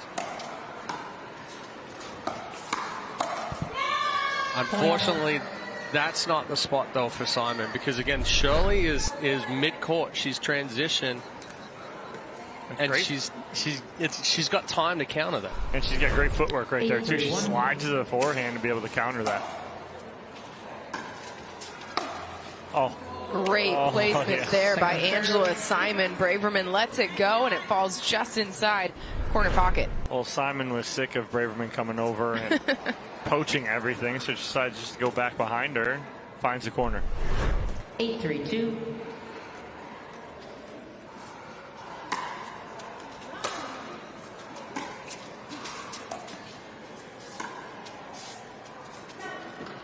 Oh, that's a nice lead right there from Simon. She was wound up ready to hit this and realized where she was on the court.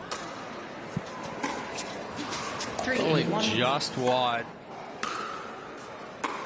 Oh, a little bit further wide than what it initially looked. It's a point here for Fudge and Simon. I heard Anna Shirley pumping herself up there before the serve. She said, come on, Anna.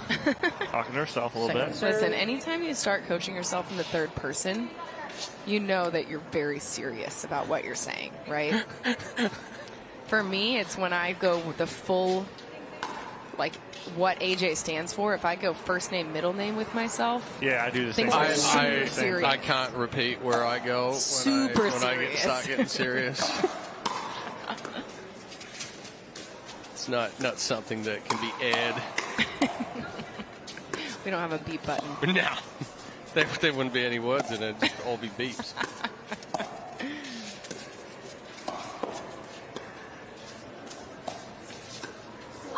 That time, Simon pulling Braverman back and forth for finally finding a good spot. Yeah, and again, she went behind Braverman a couple of times, kept her honest, and kind of floated something in the middle there.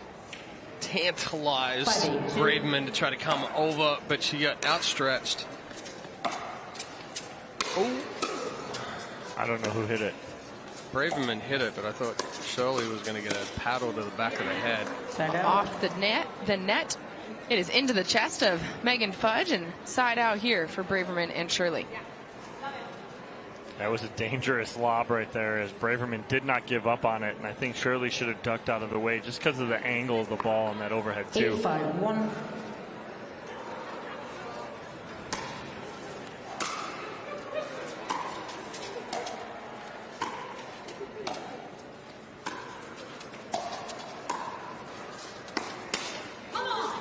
Great spot there from Simon, and she's a little fired up. We've seen a lot of emotion on this court so far in the semifinal, but that's one of the first times that we've seen Simon quite that fired up right in the direction of Jill Braverman, and understandably so. Simon is having a moment right now. Again, another good reset here from Angela Simon. Braverman stuck in the middle of the court, can't recover.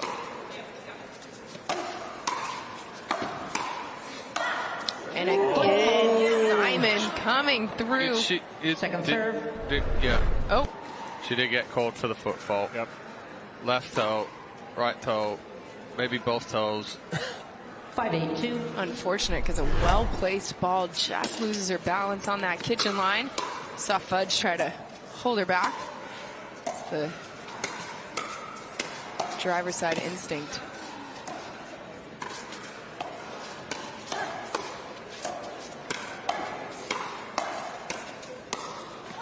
What a firefight. Have a day. Simon has had her moment here midway through game one. Well, and this is a situation where Braverman's going to come over. I'd like it to almost take something off of it. Find the toes of Simon, because right now Simon's just blocking everything back, and Braverman's getting stuck in a difficult position.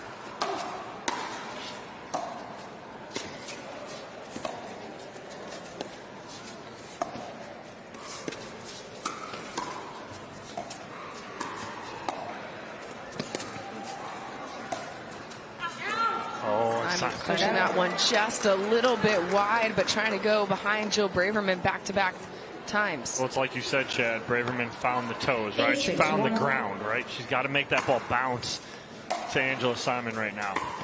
She did that at that point. She was very successful. 8-6-2.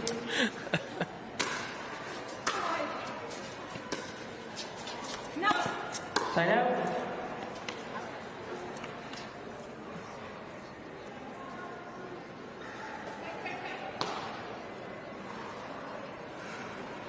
Midway through game number one here of the semifinals, and Angela Simon with the serve, trying to get closer to tying things up.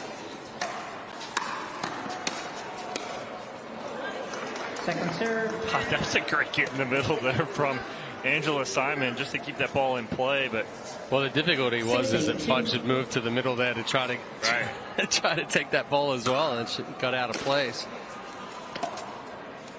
Ooh. Side out. Quick side outs, both teams.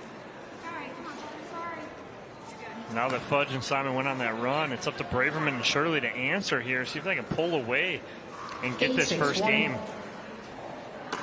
Up by 2, sitting 3 points away from that critical 11 are Braverman and Shirley, and Jill Braverman in the middle to finish it. The drop. Yeah, but the adjustment. So last service game, or last service side, Shirley missed that ball halfway up the net on the drop. She turned around, smacked herself on the butt, and we see a perfect drop on the next opportunity. Second serve. So here's my thing right now with Anna Shirley. If she's going to continue to do this with Angela Simon cross court, when they get into that, she's got to change up the spot. She's got to go to the left foot of Angela Simon instead of continuing to pull her wide, because then she gets eaten up going wide back. Simon pushing that one wide and sets up a game point opportunity here. Braverman and Shirley have fought for this first game at every point, and now they can finish it. Instead, Simon with a well-paced ball to get the side out. 6-10-1.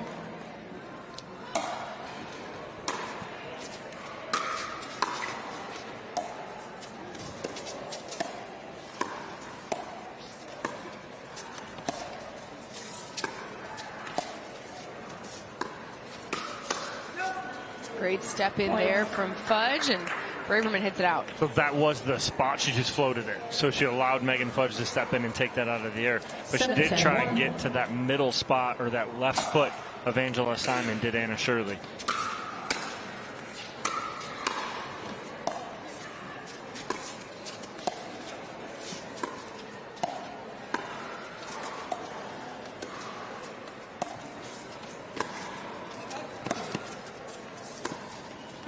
Wow, nice get. Nice coverage there from Simon. It almost looked like she was going to be beat.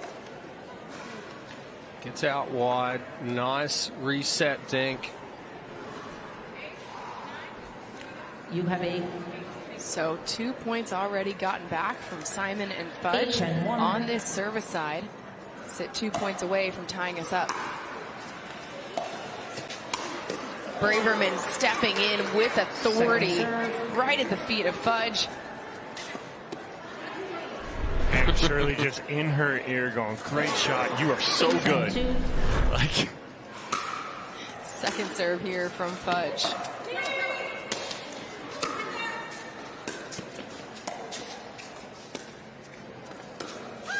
Little speed up there from Fudge, and well placed. Well, it started with the offensive lob there from Simon. Braverman having to cover a whole lot of court there. 9-10-2. huge point right here. Yeah, I was going to say, with a chance to tie things up, and not just tie things up, but get us into that win by 2 situation. Braverman tried to sell it. She tried to. But that ball just called out, and so here we are. 10-all in game pull on the court stands. number 1. Well, we do have replay challenge, I'm pretty sure. Surprised. Yeah, well, I mean, we've got the cameras out there. We have a video referee over there. 10-10-2. We haven't seen the challenge yet. Nope. Maybe they forgot.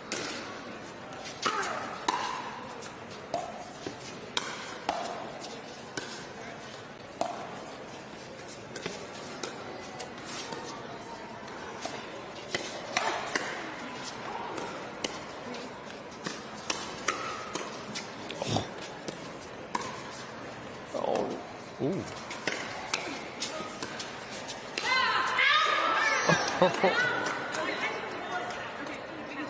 Oh, now we're going to get a challenge. Now we get a challenge. Megan Fudge did not forget that you can challenge.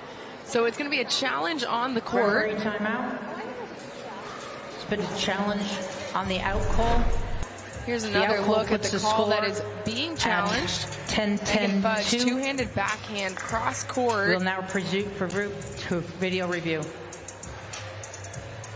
And our video officials are going to take a look at this one here, a critical moment here in this first game of our first semifinal match at the APP Women's Open, presented by the James. Megan Fudge and Angela Simon trailed 8-3 at one point in this first game and have gotten all the way back to tie us up here. Can they take the lead with this call? This is what's being reviewed. Oh, looks out. I think the call on the court was correct. It was close. It was very close. I see gray. Yeah. That's 100% close enough to challenge. Again, we talk about these challenges, and if you feel it's that close, use your challenge. You almost use it as a timeout, too. Well, that's why I'm surprised Braverman didn't down. challenge the previous one. I literally do think they forgot that they have them right now. I was going to say, I thought I heard someone saying, oh, I forgot. Anna Shirley, she came over to the bench and goes, well, we have challenges. The typically, seniors don't have that. They don't have them. Right. So we are still waiting the official word here, but Dom, you said, hey, we're in the semifinals now. This is going to get very tense, very serious in terms of the closeness of the scores between the two teams, and it absolutely After video has. review, the ball was out. Ball confirmed What's the score out by our video officials. What do you think? 10-10-1. This game will be decided by and now. You have lost a challenge. Well, execution right now. And for a couple points where Fudge and Simon came back in, Braverman got a little tentative. She stayed on her side. Then all of a sudden she needed to step up, and she has the last couple points. I'm going to look for her to be very aggressive here the next couple points to try and put this one away.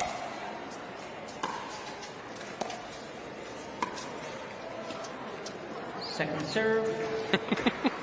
She gets so frustrated with herself. I was going to go even simpler. I'm going to call it as this game ends on a missed return. 10-10-2. No. I'm not saying which side. I'm just saying it's going to end a missed return. Oh, nice spot there from Angela Simon cross court. Pulled Anna Shirley really wide there.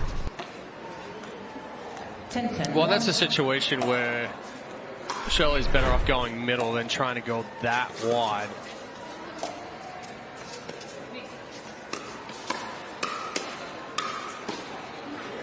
Point.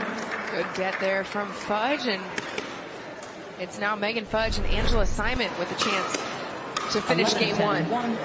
Simon with the serve.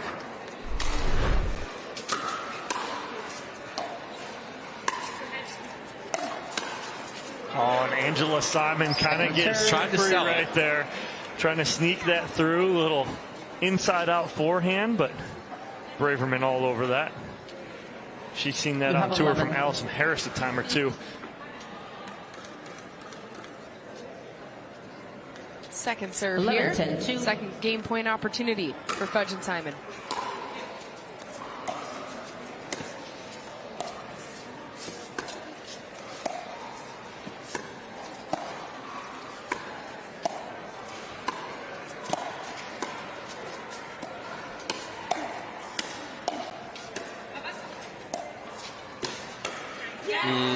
Great placement there by Megan Fudge to finish this first game tightly contested. It's like there's a spot in the gold medal match on the line, huh? Here's how they got it done. Yeah, again, great setup here. Angela Simon not getting too out of sorts. She stayed in that cross-court dink. And then Jill Braverman getting a little too big here in the middle, and Megan Fudge finding the hole. Game two of our first semifinal when we come back to Columbus, Ohio. When you choose the James at Ohio State, you're choosing access to the James, dedicated support services, and an unmatched survivorship program. For your cancer care, the choice is clear. The James at Ohio State.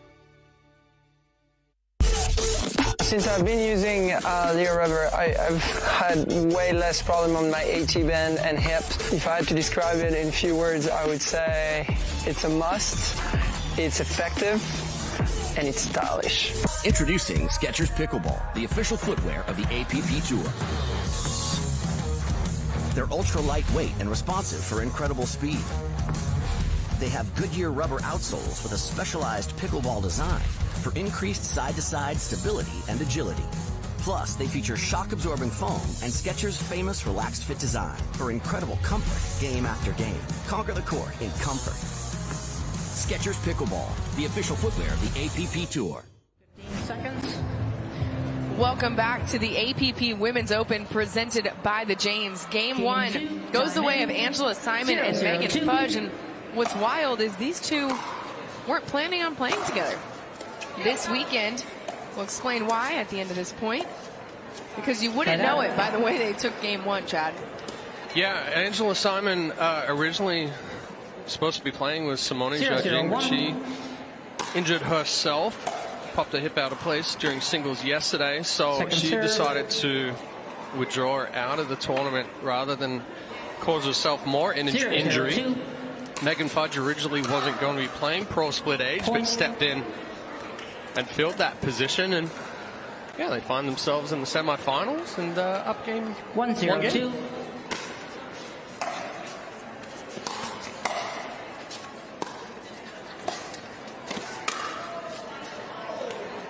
And again, it's the same thing as Braverman steps over. She's trying to find a speed up to go at Megan Fudge, but Megan Fudge is so good. Her hands are so good. She knows all she has to do is set the angle here because Braverman's out of position, and she hits back behind her.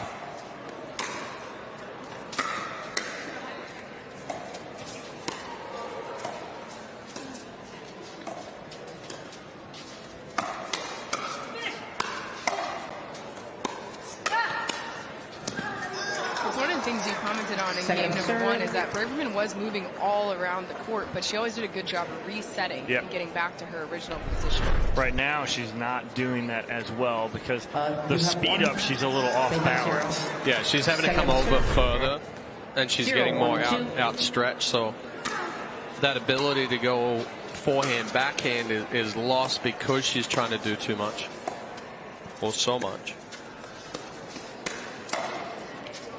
That's the setup right there. Anna Shirley's got to get out of that cross court hard. Either she's got to go to the inside foot of Angela Simon, or she's got to go a reset dink to Megan Fudge's backhand and just involve her. Just change the pattern up a little bit, and she does there, and they come out on top.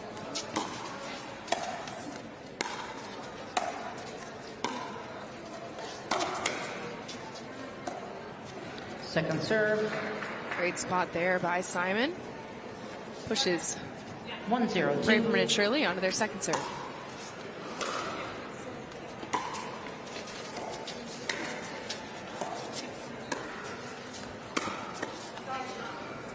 Fudge right into the body of Shirley and can't get her paddle up to get it back over the net. Yeah, it's a good spot there from Fudge. Shirley trying to take a step back to give herself some room, but Fudge ends up catching her standing straight up. Oh, geez, again. That's going right through the body of Anna Shirley. Both those balls probably going out, but it almost looked like Shirley had a little trouble picking some of these balls up right there. Different background now with Shirley and Braverman facing VIP. You can see the big LED board behind Shirley and Braverman. That's where Fudge and Simon are now serving into, whereas what Braverman and Shirley are facing, sort of the open VIP area with not the same sort of definition, the same line of where the court ends. That's a nice step in right there from Jill Braverman, reading that high ball off the paddle of Angela Simon in the middle. You have one. 2-1-2.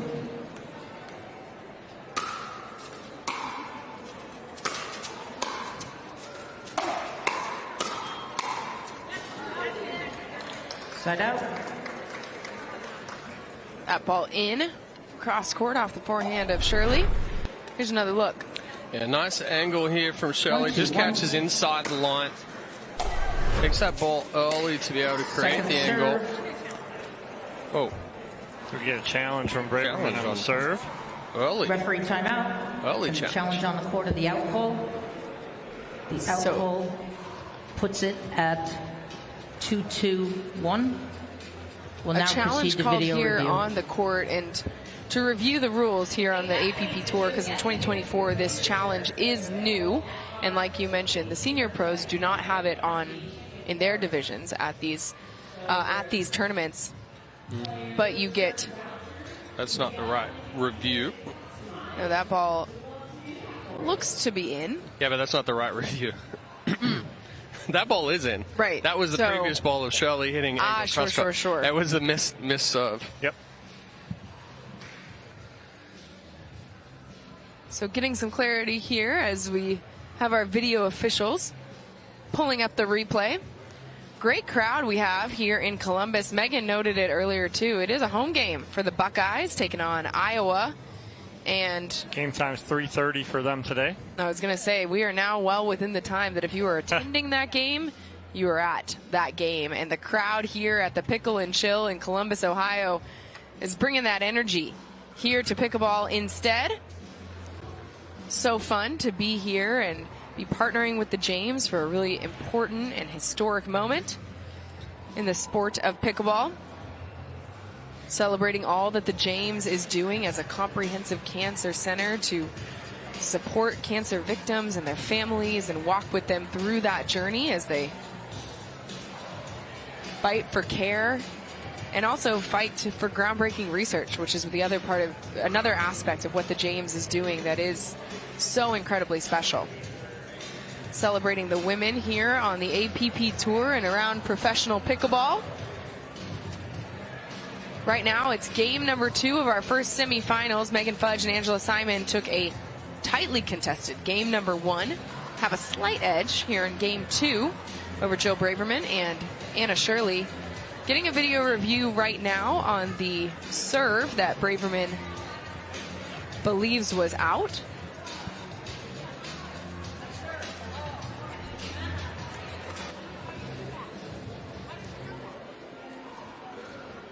So it looks like we're getting our official call right now. But, Chad, for you, what do you want to see Braverman and Shirley lean back into in this second game that got them a 5-point lead at one point in game number 1? After video review was inconclusive, the call on the court will stand. We'll resume play at 1-2-2. Yeah, so I think the camera view was blocked by a player. By a player right there, Angela No, ma'am, Simon. it was this call over here.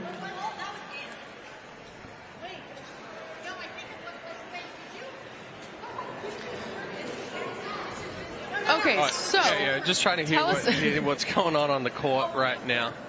Okay, so while Dom listens in on that, Chad, what do you want to see Braverman? So Braverman, I want to see Braverman stay active, but what I want her to change is rather than trying, when she comes over and is aggressive with that, rather than trying to hit through Fudge, take that ball out of the air, maybe roll something behind her then stay and be able to hit that next ball. Right now, she's hitting into Fudge, and Fudge is anticipating that attack and just countering it behind. So it is 1-2-2 after the video review. Braverman and Shirley with a chance to tie things up here. But instead, it's Simon with a well-placed ball. Yeah, nice little two-handed backhand there from Angela Simon. She gets this off her shoe tops and goes behind Braverman. Braverman was anticipating a speed up to the middle here. 2-1-1. And Simon goes corner pocket for the winner.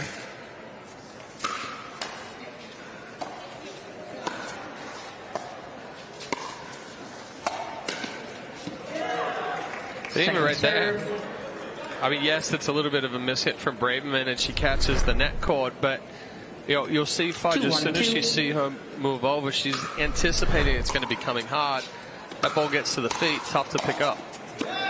Point. I surely can't get that volley down on the fourth. But again, they're trying to uncoil our Braverman and Shirley gets caught in the transition area on the uncoil.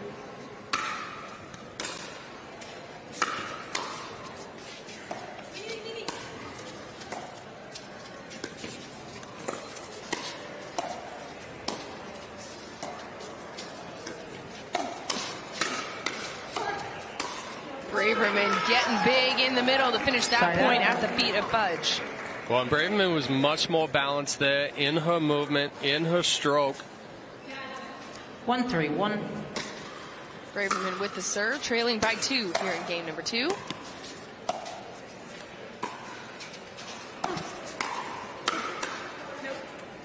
Second serve. Good spot right there from Megan Fudge, going right at the body of Braverman, not allowing her to extend her arms.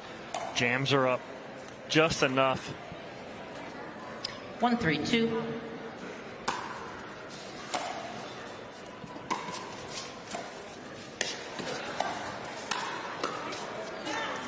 Great finish there from Shirley. Now it's a chance here for Braverman and Shirley to tie things up.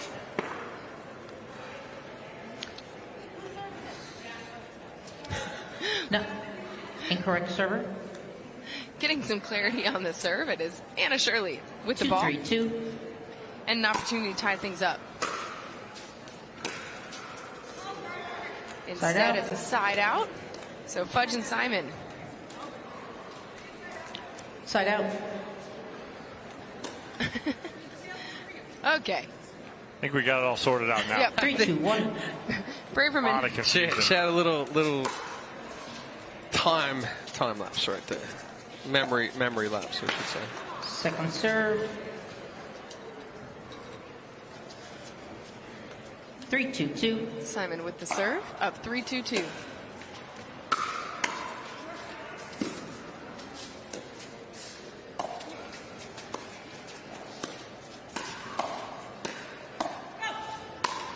Oh, overswung just a little too much. Paddle, the forehand. She knew exactly where she wanted to go, but just into the net. But that was a better sequence there from Shirley as well. She went behind Fudge, which now allowed her to not have to go as wide to Simon, because previously she'd gone wide to Simon and had left that line open behind Braverman. But she pulled that paddle back on that overhead, and it was almost like a rubber band was pulling it back on. Yeah. And then uncoils it. 2-4-1. 2-4-1, the score for Shirley's serve. Second serve. Good spot right there from Angela Simon. Taking her time, creating some shape on that ball in the middle, getting that ball down near the shins of both Shirley and Braverman. 2-4-2.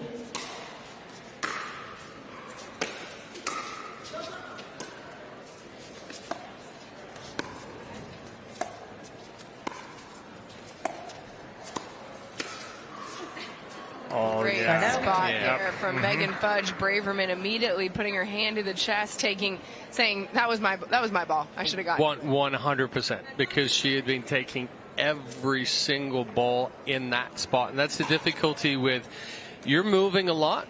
Your partner gets used to that movement, and then you decide not to move. Now you're in trouble. Second serve.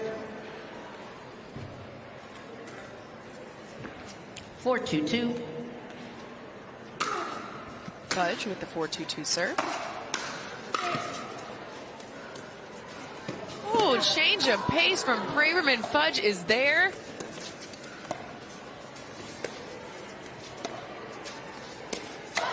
And Simon says, see what I can do. Nope, not today. I see your speed up, and I raise my counter on a two-hand backhand. Another look at the great get from Fudge.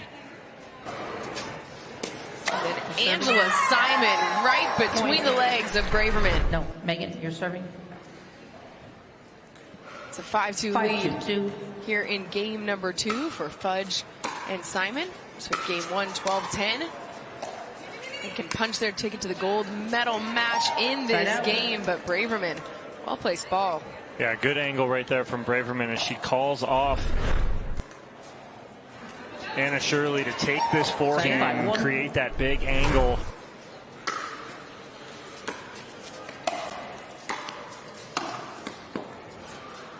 Angela Simon, double angle. Beautiful ball.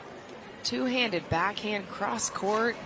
But again, it's the movement that you were talking about earlier, Dom, that Braverman was doing. Simon steps over, takes a forehand, goes cross body, and automatically moves to the line to go that two-hand backhand. Side out. That time Megan Fudge going down the middle. Gets the ball to drop just inside the baseline. Back on their side with a 3-point lead. 5-2-1 for Fudge.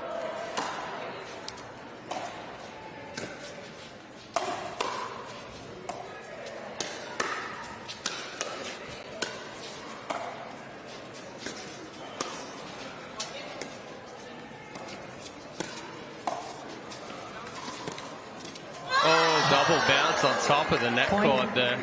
Unlucky as Megan Fudge goes up and thanks the net cord. I saw Anna Shirley duck for her life in the middle of that point. Avoid getting a toe stepped on. She was dancing over there on the kitchen line.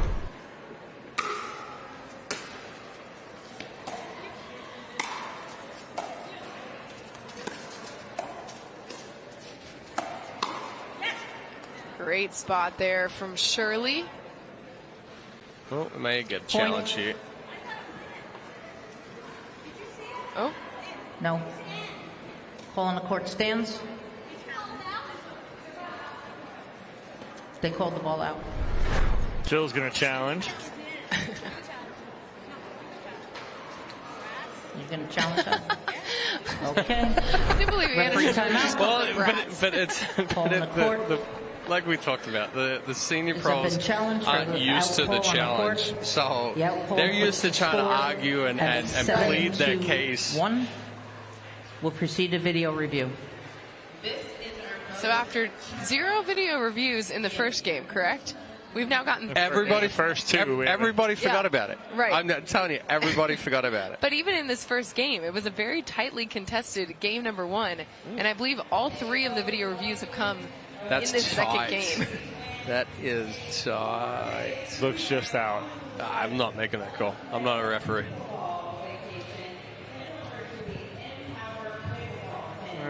There. Ooh, right there. I'm seeing a little bit of space. I am with Chad. That's too close for me to call. I will instead talk about this 5-point lead that Fudge and Simon have built up and how impressively they have started this second game. What do Braverman and Shirley need to do, Dom, to get back into this match? Well, right now it's find the feet, right? Got to get that ball down. Right now when Braverman's coming over, she's not finding feet, she's finding space. And a lot of airspace right there allows Megan Fudge to find space behind Braverman. Early on, we talked about it, how Braverman was coming over, and then she was recovering to her side. But now she's just not getting back. She's a little off balance. She's allowing Fudge and Simon to get that ball out of the air and find some space behind her. Looks like we have the call.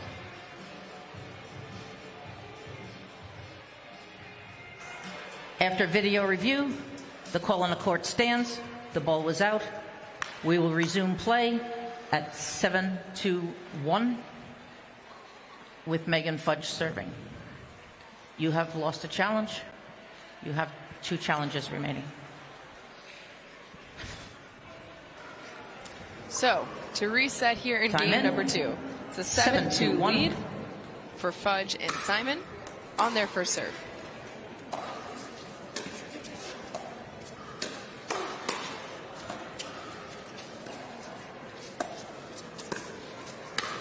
What a spot. Fudge and Simon are in sync right now.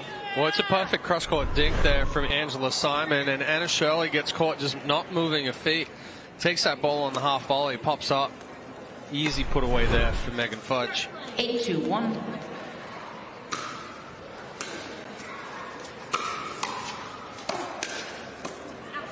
Simon trying to get over to help Fudge.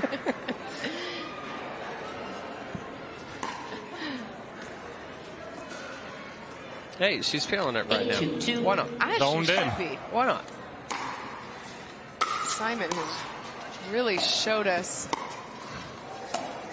Oh, too good. Simon is just finding her spots, picking her pace.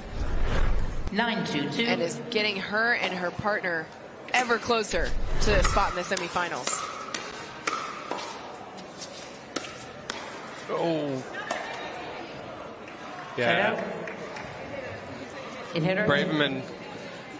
Correction point. Good sportsmanship there. That ball, even though Anna Shirley hit it, it came off Jill Braverman. 10-2. So it's a match point opportunity here for Angela Simon and Megan Fudge.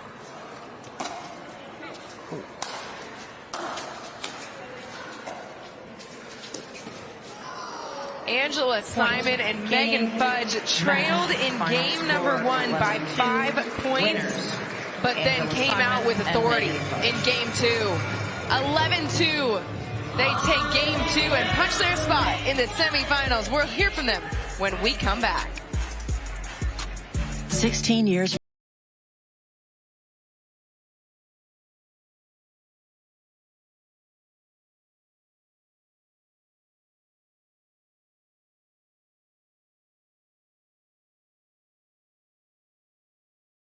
volunteer and community events. They'll keep Greg active, involved, and mischievous, and help make sure his happiness lives as long as he does.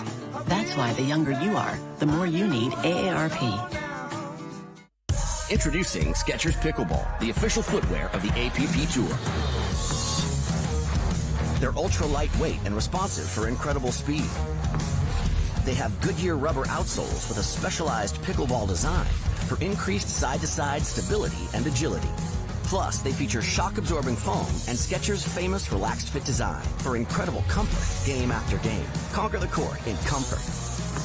Skechers Pickleball, the official footwear of the APP Tour. I'm Vivian Chan here with Classic Pickles, and we're putting the pickle into pickleball. In pickleball, a slice is a chop shot used to create backspin on the ball. I'm going to show you how to make a fried chicken sandwich topped with classic sandwich dill pickle chips that will put your taste buds into a spin.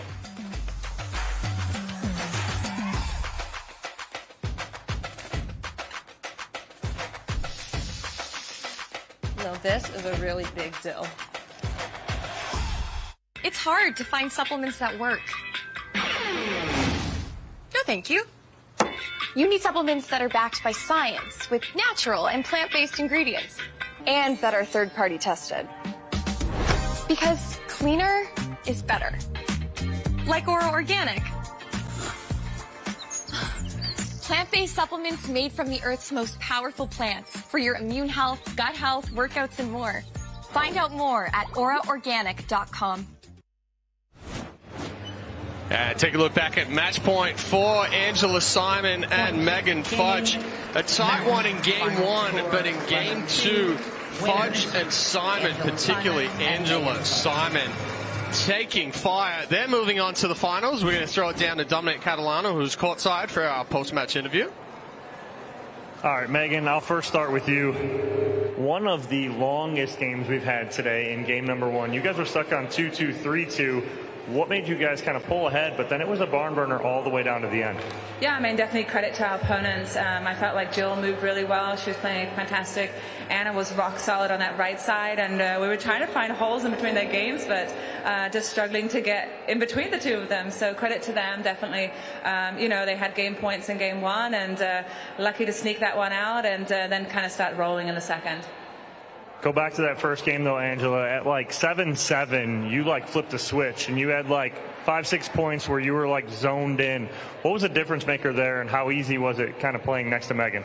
Well, Megan said try to get the ball over. That's always helpful, right? I mean, she's like, okay, you've had enough mistakes. It's time to pick it up. No, she did not say that. I'm just kidding.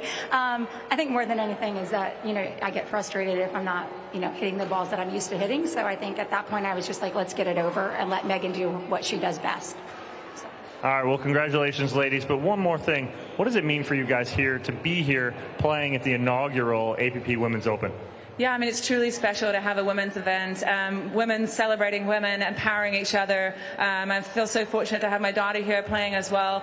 You know, as a 9-year-old, she gets to experience this with me, and I feel like I brought my daughter to work today. So it was super fun to have her out here, and just love all the women out here celebrating, and let's keep it rolling. I agree. We're very fortunate to have an event like this for the women and supporting each other. So. All right, well, congratulations, ladies. Moving on to the gold medal match. We'll take a quick break. We'll have our second semifinal here on Championship Court at the APP Women's Open. Clear. Fulfill is a protein bar, not a candy bar. Don't let its creamy, chocolatey goodness confuse you, or the fact that you hide them from anyone with a sweet tooth. You saw nothing. I saw nothing. Fulfill. We swear it's a protein bar. At the Botanist, we always look further, seeing potential where others may not. We sustainably hand forage 22 Isla botanicals to make a beautifully balanced gin, capturing the essence of our Scottish island home. Consciously crafted by our community to be enjoyed by yours. Look further.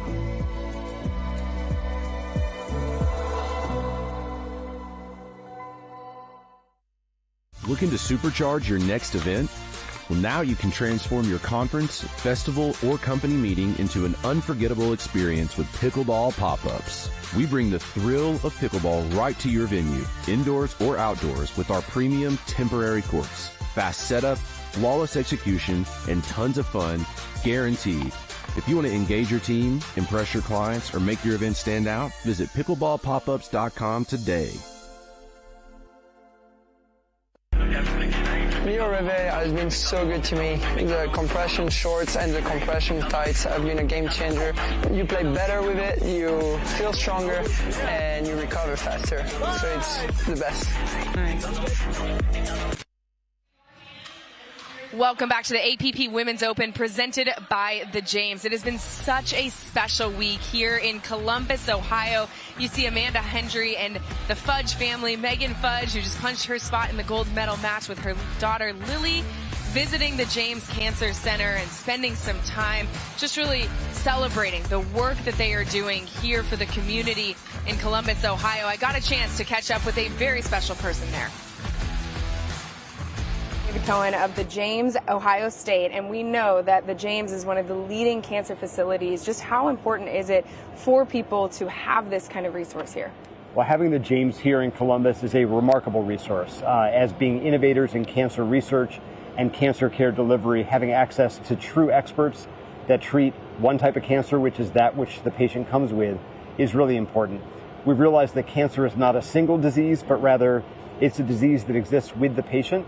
And so having an expert that just treats that patient and has the understanding of the genetics and the biology is really important. Well, and we know that the James is providing outstanding cancer care, but they also have some really critical research strengths as well. What kind of groundbreaking research are you guys doing here? Well, research is actually how the innovations occur. That's how we improve the outcomes and improve the quality of life. So we do a remarkable amount of research as being the only NCI designated cancer center in the central Ohio area. We've invested in the new type of technology called immunotherapy that's led to remarkable cures and improvement in quality of life. And we know that detecting cancer at its earlier stages is so critical. What are the screenings that people should be undergoing, individuals should be undergoing at their earliest stages? It's really important to talk to your healthcare provider about what screenings are available. We know about the screenings for colon cancer, for breast cancer, for prostate and cervical cancer, but even screening for lung cancer exists for those individuals at risk. So just knowing what you're at risk for, talking to your providers is really the key. And then most importantly, getting that screening done. When you talk about what people are at risk for, one of the indicators for that is family history. So how does people's family history help dictate what kind of screenings they should undergo? Well, we know that about 1 in 3 women and 1 in 2 men are going to develop cancer in their lifetime, but only about 10% of those are because of a genetic reason. But if you know that you have a family history and you're at genetic risk, it's going to be increasingly important to do those right screening tests and to work towards early detection and prevention of cancer. Well, thank you so much, Dr. David Cohen, for being with us, and to everybody here at the James Center doing incredible work. Thanks for having me. The James Center is doing incredible work, and you see some of the things that really stand out. The third largest cancer hospital in the United States, 1,700 cancer researchers focused on every single type of cancer, and nationally ranked by U.S. News and World Report as a best cancer hospital for 26 consecutive years. So the James is doing some incredible work, and we're celebrating that this weekend with some amazing people, including this woman on your screen, Sue Bachman, playing in the 4-0, 4-5, 55 and up amateurs this weekend. How special to have her on the court and now joining us here in the booth. Sue, we're so excited to have you with us, and thank you for welcoming us in to Columbus, Ohio. I know this event means a lot to you personally. It does. So what is it about this event in particular that really is special for you? Well, 36 years ago today, my mom passed away from breast cancer at the age of 61. I was 28, and Dr. Arthur James was her doctor, and he literally would wheel her down the hallway of the Ohio State Hospital at the time and shared his dream, and right outside that window was the construction of the James Hospital. So to have this event with pickleball that I'm obsessed with in my own community, surrounded by really strong women is just like the stars aligned for me. I can imagine the emotions that you've been feeling this weekend, both taking the court yourself and then getting a chance to see the atmosphere here. Yeah. What has that feeling been like for you? It's just so special. Pickleball has brought so much joy to me, and to see that we have a purpose in our pickleball makes it even more gratifying. And seeing friends, watching the pros, and for 60-year-old people to be able to compete and work hard for something and be surrounded by so many friends and family is extremely special. Well, a big thing for me on a personal level is my mom's battling cancer right now as well. She's got bladder cancer and it started to spread a little bit. But pickleball has been the outlet for her to get back into the community. Yes. She was told that she couldn't go out and do anything, and that was what was killing her. When they said, hey, she's like, you know what? I have cancer. I'm either going to beat it or I'm not, but I need to get back out to the community. Right.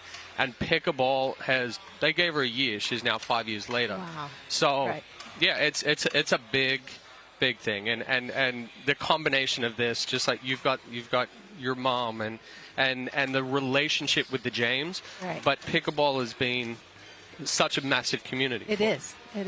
I mean, there's so many aspects to pickleball. It's the competitiveness, it's the social, it's the working hard and training and making yourself better. Yep. Along with the purpose of, there's been Alzheimer's, longest day pickleball tournaments, and now cancer, bringing attention to that cancer, and to have a resource like the James in my community is just such a comfort and a hope for, I'm sure, many people, as it was for us when my family went through that. Well, the unfortunate thing, too, is that, cancer doesn't discriminate. You always want to say, hey, it's not going to affect your lives. It's not going to do anything. You just never know. Right. So for you, Sue, I think what is I can imagine this feels very full circle for you, right? Of 36 years ago, just the devastation that you and your family were going through. And now, what is the emotion seeing all of this in front of you? Well, I mean, I'm happy. I mean, I can't bring my mom back. She's with me. And for even my family and my kids to know that I'm doing this weekend is super empowering for them to see their mom and a grandmother that they never got to know. Yeah. They kind of feel a little connected, more connected today, and proud of me for doing this. As we are, and thank you so much for welcoming us into your community, to everybody here at the James and in Columbus, Ohio. It is so incredibly special to be a part of this inaugural APP Women's Open presented by the James. Sue, thank you for sharing your story. It means the most to us, and we hope that by watching this event, you get a little bit of inspiration. We can come together for this amazing cause that, Chad, like you said, touches all of us in one way or another. Thank you so much for being with us. We'll have live pickleball action when we come back. Introducing Skechers Pickleball, the official footwear of the APP Tour. They're ultra lightweight and responsive for incredible speed. They have Goodyear rubber outsoles with a specialized pickleball design for increased side-to-side stability and agility. Plus, they feature shock-absorbing foam and Skechers' famous relaxed fit design for incredible comfort game after game. Conquer the court in comfort. Skechers Pickleball, the official footwear of the AP. Vivian Chan here with Classic Pickles, and we're putting the pickle into pickleball. In pickleball, a slice is a chop shot used to create backspin on the ball. I'm going to show you how to make a fried chicken sandwich topped with Classic sandwich dill pickle chips that will put your taste buds into a spin.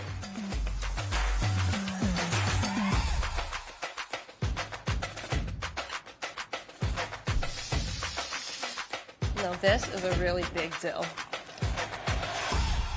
Introducing Persona IQ, the smart knee. Address your knee pain with a replacement that contains sensors which capture helpful information such as your range of motion, stride length, walking speed, and step count to ensure your new knee is performing at its best. It keeps you connected to your healthcare team so you can receive important reminders and personalized recovery guidance. It's not a GPS. It doesn't collect where you've been or where you're going. Persona IQ, a smarter way to regain mobility. Welcome back to the APP Women's Open presented by the James. It is semifinal number 2 here on Championship Court in our women's split age doubles action. Taking a live look at Susanna Barr. She is playing in this semifinal with her partner Sherry Quarter. Top left of your screen. Amanda Hendry just got that ball back over, and Lee Whitwell couldn't do the same. Well, Lee couldn't get out of the way of that ball because I think that ball was going out off the paddle of Susanna Barr right there. 1-0-2. So it's 1-0-2. Quarter with the serve. Point.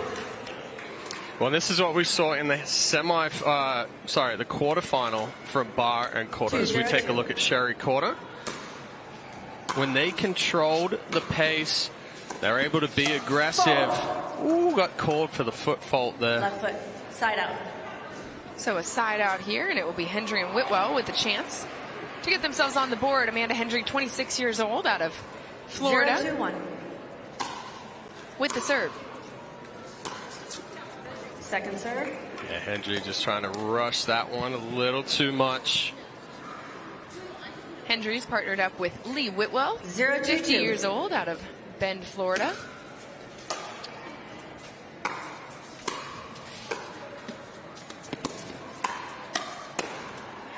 Side out. So a scoreless side out there. And Barr and Quarter have a chance to extend their lead. 2-0-1.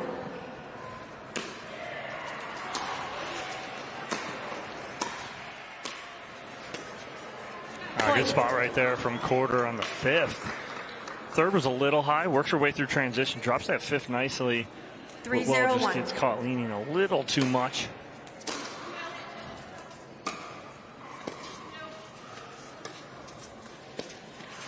Point.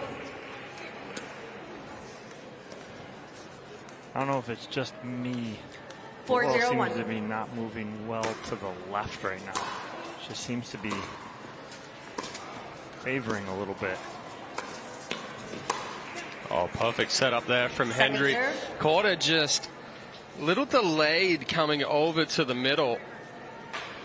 And that's one of Hendry's patented shots right there. That backhand rolled through the middle. Point. A little long on the return from Whitwell, and a 5-point lead here early on for Barr and Quarter. Barr with the serve. Susanna coming across the middle to finish that point. Almost went in the kitchen again. Two different energy levels that we saw from the quarterfinals. Hendry and Whitwell, super upbeat, aggressive, moving the ball around. Quarter and Barr were aggressive at times, but tried to do a little too much. Right here, they're executing. See the bounce in their stuff too, right? 7-0-2. You're hitting it right on the head, Chad.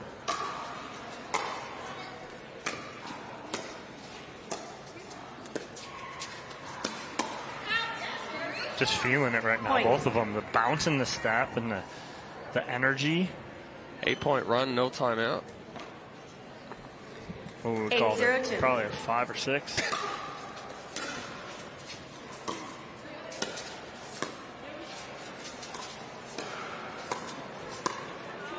Hey, good spot right there from Hendry, getting Quarter on full extension on the backhand. Big side out. Got to answer here. Got to get something on the board here. 0-8-1. 0-8-1 for Hendry's serve. Oh, that'll do it. That'll help from the net. Why not? Do it. Nice drive there from Amanda Hendry. Just a little flat, but got lucky with the kick off the net cord. 1-8-1. 1-8-1. Another little help off the net. Oh, get out. What a ball from Quarter. Calls that ball out of bounds. They'll challenge. Whitwell and Hendry will challenge the out call on the sideline from Quarter. I think that ball was in, but I also think Amanda Hendry hit an out ball on the far sideline. Referee timeout. We have a look at the ball that's being challenged. We have a challenge of the out call. The out call puts us at Ooh, this is going to be difficult from 1-8-2. We'll now proceed with video review. That's tough. Plus we can slow down the other angle. Right. That's going to be the best angle because we can't see anything from the line with the pole in the way, unfortunately. So like you guys mentioned, Barr and Quarter coming in here with a lot of energy as opposed to Hendry and Whitwell, which is pretty unique, not just in what we've seen so far today, but Whitwell and Hendry are two very energetic players on the APP Tour. Well, think about this too. They had that match before them, right? So they had played, right? Then sat for a little bit, then had that match in front of them, that other semifinal. I think there's 2 matches in front of them because they played, and then there was another and another. That angle there, but again, it's a tough angle. Looks like it catches the line, and so unfortunately, when you have to sit that long, right, it may take time to get back in. The hard thing is to get back in that rhythm right away, to get into the points rhythm, right? You can warm up all you want. You can warm up with your partner all you want. But to get in the rhythm of a point, it's very tough to do, when you have that long of a break. So again, right now, I think Hendry and Whitwell, right now, I think are getting right back in this. So this is the camera angle that we are looking at right now because we are blocked on the other side, like Dom pointed out earlier. Well, blocked by the net cord and net, and then blocked by Quarter coming over as well. So the other thing, right, is the competitive energy that they've got to get tapped back into. Right. After video review, the call on the court stands. Insufficient evidence. No video challenges are lost. We'll resume play at 1-8-2. Yes, Ms. Whitwell, you are serving. So it will be Lee Whitwell with the serve. Second serve here. 1-8-2. 1-8-2.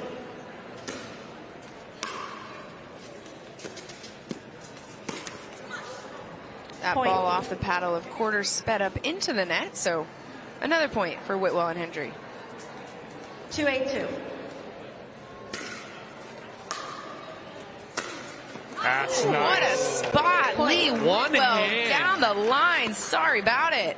One hand, backhand, ripped. Whew. If you know Lee Whitwell, you know that's coming. 3-8-2. She's got that. She's had that. That is not new. Knowing it's coming and being able to stop it. Two very different things. That ball just out off the paddle of Hendry. So they get 3 back to Whitwell and Hendry, but it's going to be Barr and Quarter sitting just 3 points away from that 11. 8-3-1. Quarter with the serve.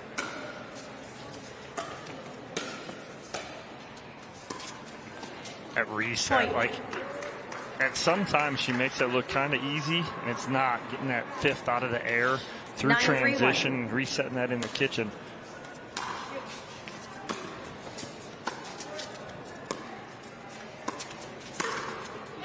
Great spot there, Sherry Quarter. That is a nasty 2-hander. And it was hit hard too. Shorter angle. Hendry gets out of the way, but that is well in. 10-3-1. Perfect spot there from Sherry Quarter. Game point opportunity here for Quarter Second and serve. Barr, but leaving that one short. Same girl.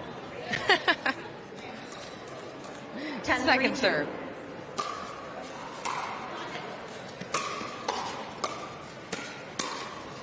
Ooh, double bounce on the Side out. net again. Quarterfinals, that was going their way. Yeah, Susanna Barr had some sort of conversation with the net, I'm convinced, before that quarterfinals matchup. She went 3 for 3. It was Susanna and Sherry that were getting the net rolls. Well, I'm not convinced that Susanna didn't do the talking and Sherry just was the beneficiary as she was Susanna's teammate. Second serve. Because that's how ridiculous it was to start that in that quarterfinals.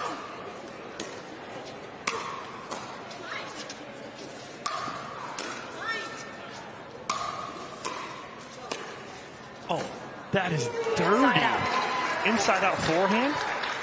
Quarter finding pace and place. Taking the pace off of it a little bit. Mm-hmm. So it's the 3rd game point opportunity here for Barr and Quarter. 10-3-1.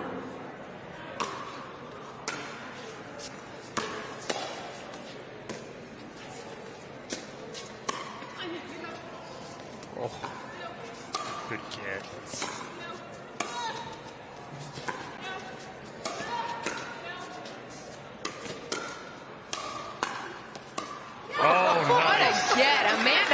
Hendry hustling all over the place to stay in that point. Scramble and a half. Scrappy. That's scrappy right there. That's a goalie. I call it the Hendry hustle. Susanna Barr with another shot to end this first game.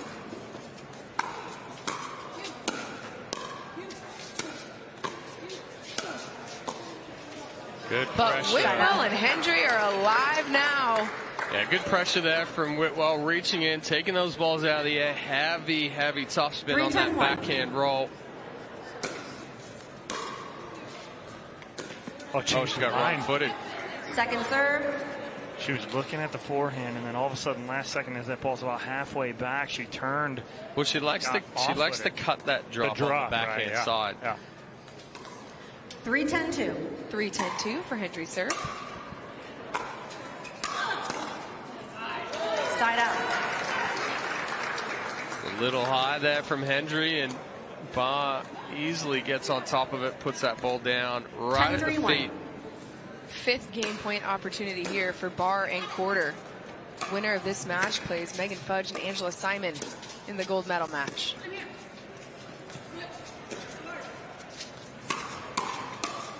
Good communication in the middle of that point from Whitwell and Hendry. Whitwell calling Hendry off on the lob, and then Hendry calling for the switch. They've defended another. She was a half a step late. If she read that early, if she went when that ball was crossing the net, that's an easy put away. But again, she was about a half step late. Are we bringing out fingers now? It's six or seven. Six. Okay, so 6 game points defended. Yep. Incredible. Oh, that would have been good to have on camera. Well, I was trying to communicate with my commentator. Yeah, you keep saying that.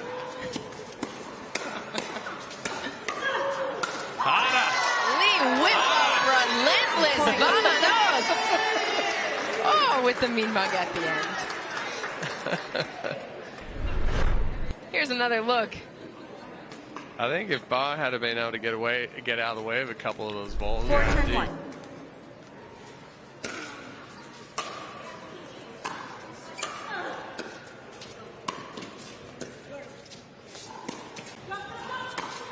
Great spot by Hendry.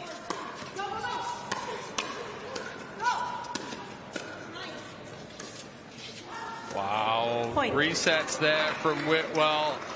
Scramble again from Hendry. Barr and Quarter trying to throw everything out there. 5-10-1. Still a long way to go for Whitwell and Hendry in this game, but they trailed 8-1 to start it. And have come alive in these last few points. Thing of it is that as soon as they got to 10, Barr and Quarter, they got out of what got them here. Yeah. Well, they've thrown trying to hit through. They're trying to hit through and not slowing the ball down. Everything game plan has gone out the window.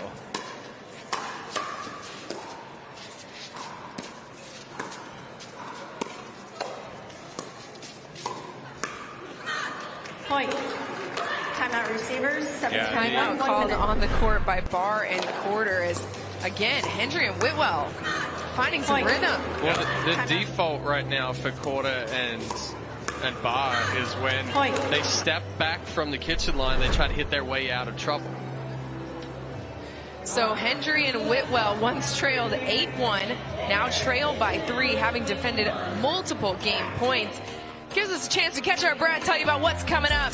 The 2025 APP Collegiate Qualifiers, Southwest Regional, happening in Dallas, Texas. October 11th and 12th, the Midwest Regional in St. Louis, Missouri. Later that month, and then in December, the Southeast Regional at Fort Lauderdale, Florida, at the Fort in early December. So hope to see you down the road here on the APP US Collegiate Championships Qualifiers.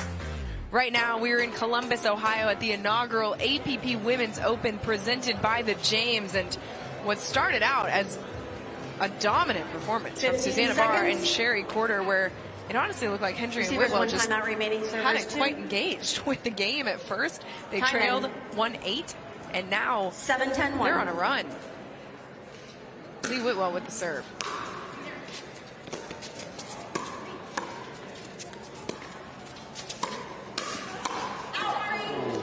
Point. Another good setup there from Hendry. Speed up down the line. Barr only just able to get a paddle on it. For some reason, too, the game plan has changed. They're trying to work through Hendry. 8-10-1.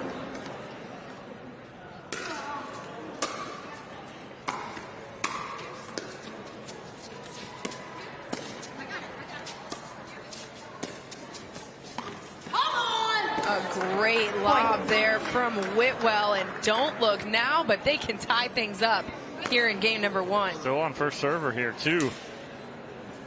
And this is a critical point in this match. If they can get another point, triggers that win by 2 situation. Instead, onto their second serve. And if you're Barr and Quarter, 9-10-2. This is the one you have to hold.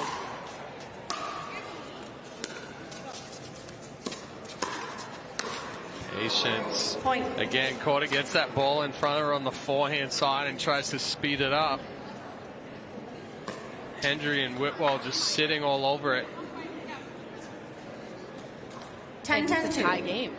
What was once an 8-1 lead for Barr and Quarter has just completely dissipated under the barrage from Whitwell and Hendry, as they have a chance to take the lead.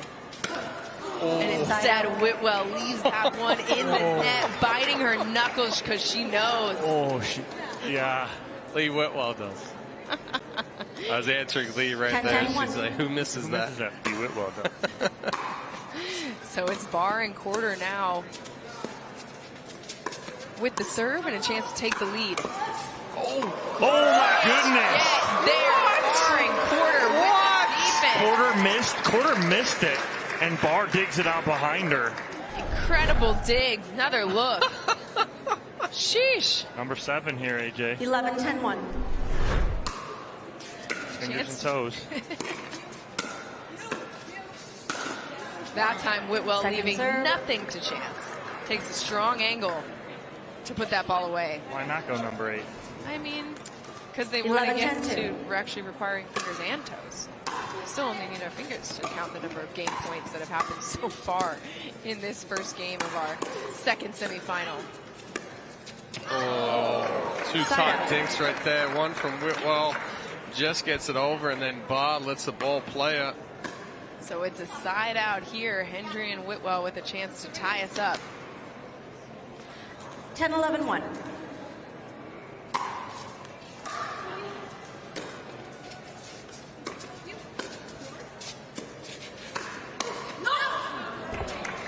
Miss there on the cross court from Quarter. Ties us up at 11-all.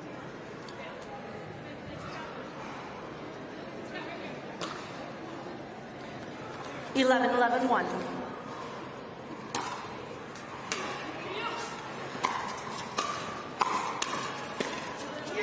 Second serve. Just out of the reach of Whitwell. It was just wide enough that she didn't get it on the sweet spot of the paddle. Gets it just off the edge. 11-11-2. Second serve.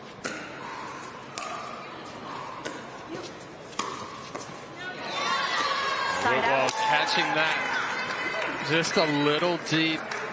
And when you're trying to cut or slice that drop, it gets too deep on you. The paddle face 11, opens 11, up. 1.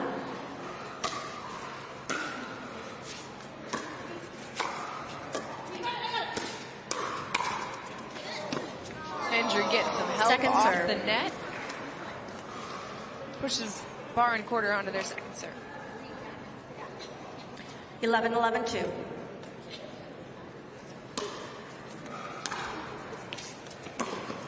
Nice deep Side return out. there from Hendry.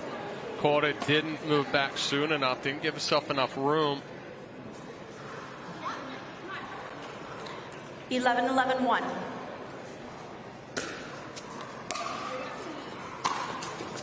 Second serve. Hendry missing that one into the net. Second serve.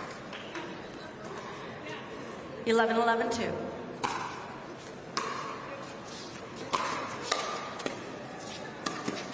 Oh, she hesitated. Decision, Yep, hesitated on it. She's got to stay in it. She pulled the trigger on the two-hander right there. If she just hugs that line and stays in that.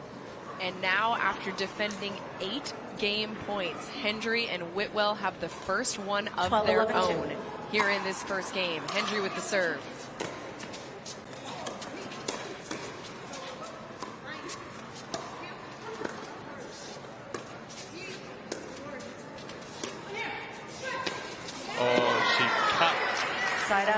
Whitwell cut slice on the ball back behind her. So it's side out now. Bar and Quarter with some work to do if they want to have another opportunity to win this game.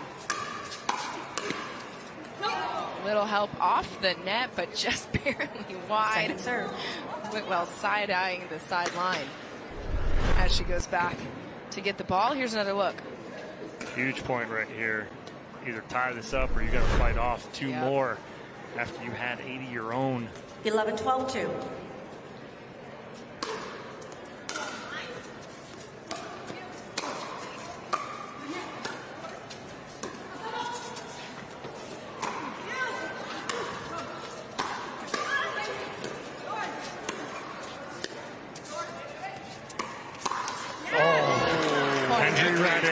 Too big right there. Read it perfectly with a paddle. We'll see how far it gets behind as she catches contact level with the body.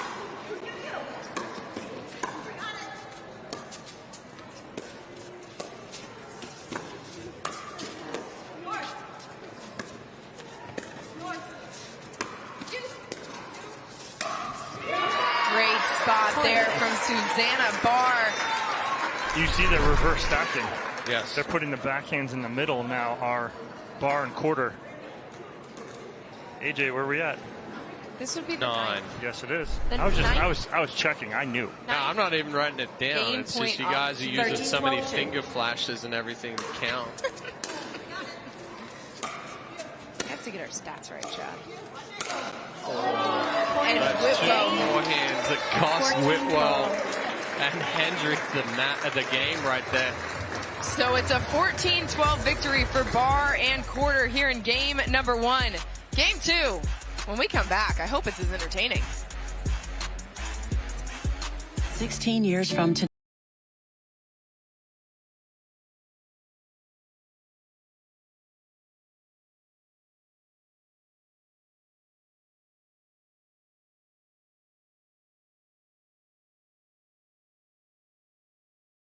Events. They'll keep Greg active, involved, and mischievous, and help make sure his happiness lives as long as he does. That's why the younger you are, the more you need AARP. It's hard to find supplements that work. No, thank you. You need supplements that are backed by science with natural and plant-based ingredients and that are third-party tested. Because cleaner is better. Like Oro Organic. Plant-based supplements made from the Earth's most powerful plants for your immune health, gut health, workouts, and more. Find out more at oraorganic.com. To be clear, Fulfill is a protein bar, not a candy bar. Don't let its creamy, chocolatey goodness confuse you, or the fact that you hide them from anyone with a sweet tooth. You saw nothing. I saw nothing. Fulfill. We swear it's a protein bar. Since I've been using Leo Rubber, I've had way less problem on my AT band and hip. If I had to describe it in a few words, I would say it's a must, it's effective, and it's stylish. 15 seconds. Game 2 underway, or about to be, here at the APP Women's Open, Game 2, presented by the James. Susanna Barr and her partner Sherry Quarter take game 1 in dramatic fashion. After starting it with such authority, had an 8-1 lead, then Whitwell and Hendry came roaring back to defend 8 game points before finally giving it up. On the 9th? On the 9th. Almost had to use your toes. I did almost have to use my toes. Only I just kept track of it so I didn't have to use any edges. That's a good ball right there. Watch Barr hold this on the backhand right here and flip this right at the right shoulder of Amanda Hendry. Hendry was sitting forehand. 1-0-1. Couldn't see it there. Barr was blocking, but again, we saw it on the last replay. Second serve. Ooh, a little back-footed there. 1-0-2.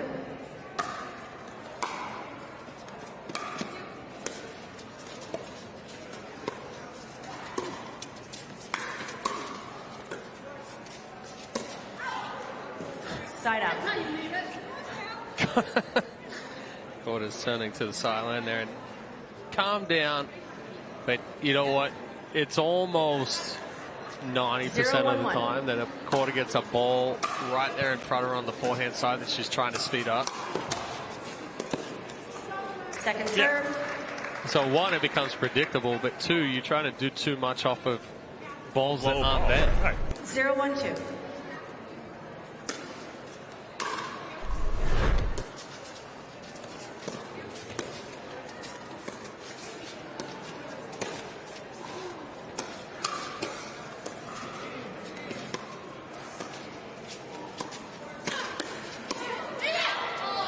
Nice hands by Whitwell on the speed up from Quarter. Great hands and great call off from Whitwell on Hendry, telling her to leave it. Is that what that word was? 1-1-2. I just heard Whitwell scream it. I believe it was leave it. Yeah, it makes sense then. Oh, Barr tried to be a little tricky there. Slide that one behind Whitwell. As she goes to hit it, back foot comes 2-1-2. backwards, and so you don't have that reach anymore, that length.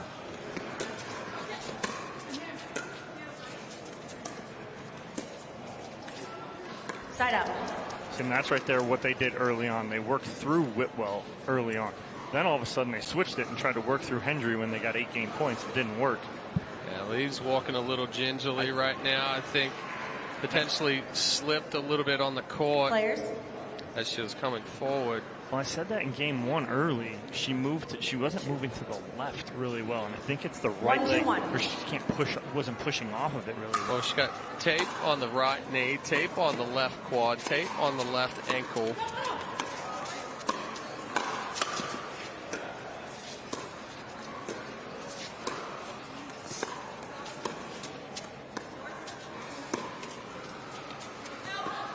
Back half of the season, sometimes you just need a little tape help. on the right ankle. You need a little help being pulled together in the back half of the season. I tell you what, I roll out of bed in the morning. 1-2-2. Something gives out. Right. Ooh, great reach in there for Quarter, but yep, just missed a little bit wide. So a side out here. 2-1-1. 2-1-1, Hendry with the serve.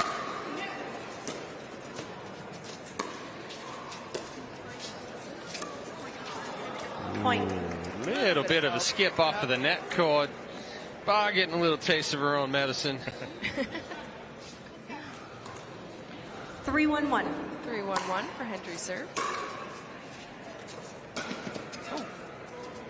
Very high offensive lob for Whitwell. Good thing we're playing in a former tennis facility here because Whitwell throws it to the moon. Almost skipped off the orange beam. Out of camera view. Second serve. 3-1-2. 3-1-2 for Whitwell's serve.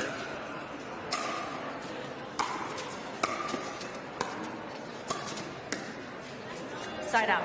Just kind of stood up a little bit through that, did Whitwell. She knows it too. As soon as she hit it too, she's motioning.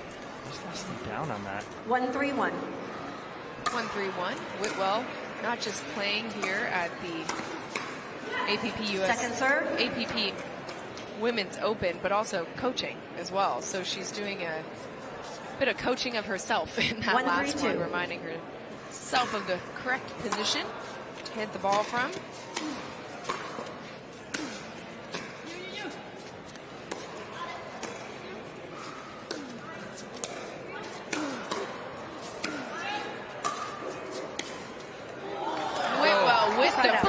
Then the change of pace. Well played. Well, not much else she could do there. She's fully extended. Whitwell creates a perfect angle on the volley. Both Barr and Quarter were back after the previous aggressive ball. A good return right there from Barr. Nice and deep. It almost looked like it skipped off the line for Whitwell. 3-1-2.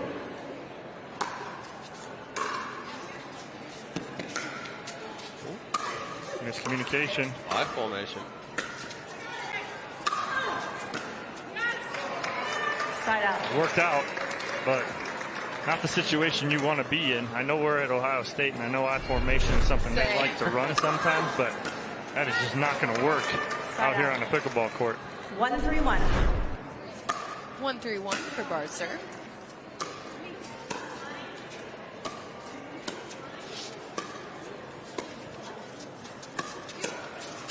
Ooh, for Left fold toe. again. Second serve. Skipping across that kitchen line, gets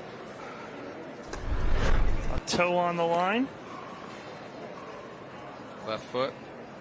And she crossed in front. 1-3-2. 1-3-2 for quarter serve.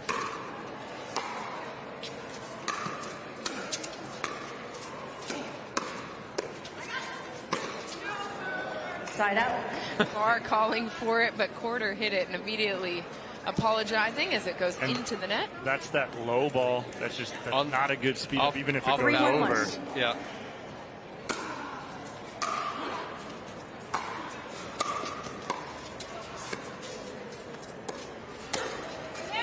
Nice ball right there from quarter. She takes something off that nicely right there. Yeah, Hendry getting a little twisted up right there. 3-1. This time sitting backhand, and quarter goes forehand side.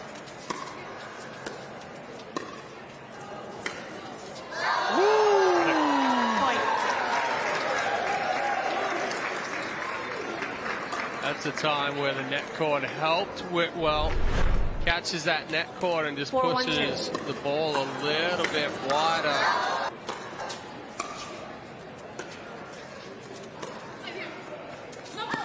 And right now, they're just falling in love with it. Timeout receivers, 5-1-2, Yeah, stop 1 falling in minute. love with the lob, because right now they're reading it and they're getting it back. It's not working as much, and it's given right now. Not the lob, but the great play from Hendry and Whitwell here in game number 2, a 5-1 lead. They trailed 8-1 in game number 2 before clawing all the way back to get to Game number 1. Game number 1, excuse me. Before they ended up falling 14-12. Now have a 4-point lead here, and you were talking about this kind of play, Dom. Yeah, again, that's great play right there from Lee Whitwell. ATP, clean. Again, Chad mentioned off the tape helps that usually, and Whitwell, clean shot around the post, beautifully done. And a comfortable 5-1 lead on serve here for Whitwell and Hendry. 15 seconds. Receivers, 1 timeout remaining. Servers, 2. That's kind of shot right there that'll get Whitwell going. And it's the last thing that Bar and Quarter want, is to get her going. I was going to say, earlier you Time said... in. Oh, that's what Lee Whitwell said. She was one of the first athletes on the APP tour that I learned how to translate what she was saying on the court, because it was in Sacramento. She was on championship court so often, and she's one of the most vocal players with herself. She will talk to herself at an audible volume. Oh, yeah. For most of the match. And so of all the players, Whitwell is one that I'm like, I'm pretty sure I know what you're saying, actually, because I've had enough practice with it. Well, it's a good timeout here from Bar and Quarter as they get the side out they wanted, but now got to answer here. Been stuck on one for a while. 1-1. I believe, AJ, they took a 1-0 lead, but have been stuck on it. Correct. Oh, she wanted to hit it so bad. Yeah, Chad, you and I know that she likes to hit those. I was going to say, Hendry, that's a ball that she can speed up right there. But you see, as she reaches out, the face is already facing up to the sky. And yes, Bar does like to hit those high balls above her shoulder that are going 5 feet out. Point. That right there, that's a good step in from Bar. She sits in the middle, waiting for that counter. 3-5-1.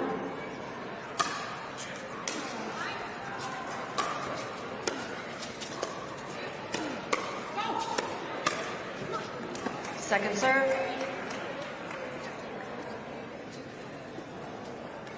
So Bar and Quarter trying to cut into this lead here, slowly but surely, doing just that here in this second game, which if they win, they will punch their ticket to the gold medal match. And It's just not the shot right there. That is an almost impossible shot to keep in there from Sherry Quarter, especially for the fact Side out.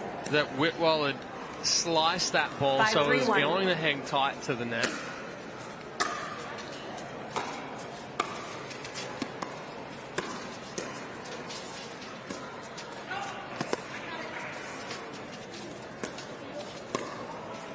That's so good right there from Quarter. That's high risk, high reward is what you would call that right there. She's either going to hit that ball for a winner or she's going to pop this up. But it's also the deeper ball from Barr 5-3-2. down the line that pushes Whitwell away from the kitchen line, that opens up that angle for Sherry Quarter right there. Point. That ball's probably going out too right there as Quarter gets caught sitting on it. She mishits it. 6-3-2. 6-3-2, the score for Hendry's serve.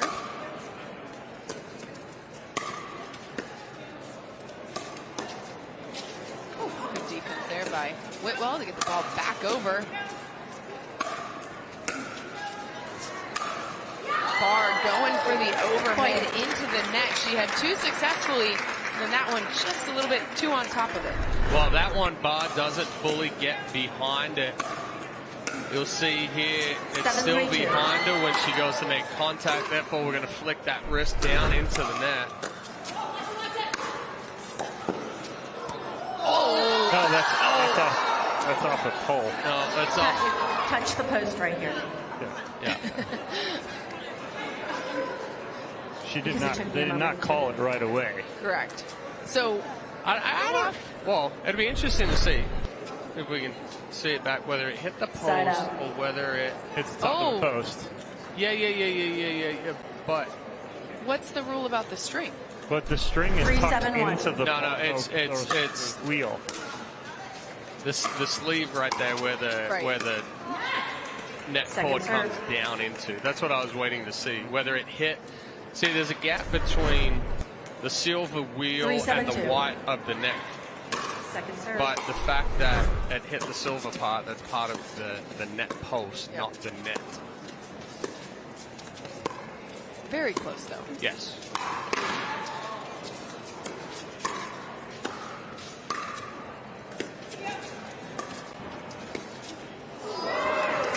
Just can't get any help off the tape. They bail themselves out, but again, the flip up lob, and Hendry's all over it in the middle. 4-7-2. 4-7-2. Quarter serve.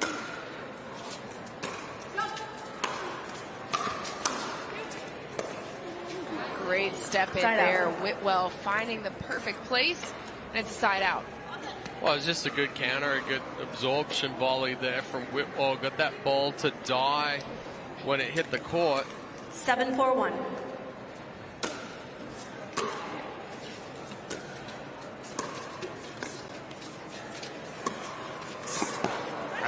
That's a good spot right there from Quarter. If she's going to work Hendry, she's got to be able to put something on the dink. If not, I'd rather see her go to Lee Whitwell because Amanda Hendry is working her cross court when she's able to set her feet. 7-4-2. 7-4-2. Hendry with the serve. Ooh, barely gets the ball over the net. Is Barr.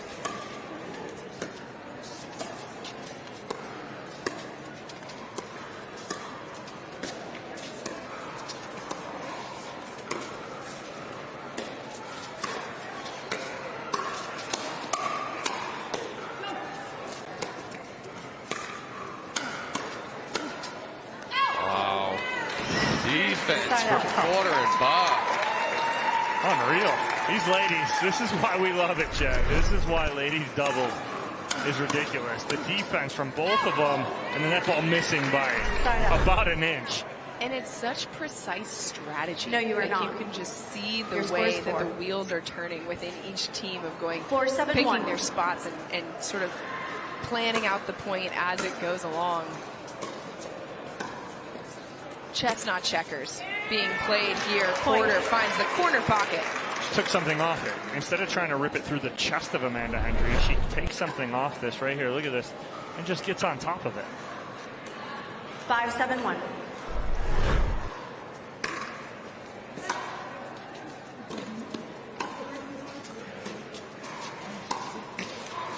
Second serve. Yeah, another good spot there from Hendry. Takes that one through the middle. We have seen some issues between Barr and Quarter with that ball in the middle. They both want that ball so much that they're not communicating on that middle ball. Point. See, right now, and what you're seeing is when Susanna Barr's getting that, she's trying to work through Whitwell. I like that drop, but again, that's almost perfect from Lee Whitwell. Chance to tie things up, but instead the serve from Barr goes long. So it'll be a side out here. Hendry and Whitwell with a chance to extend their lead.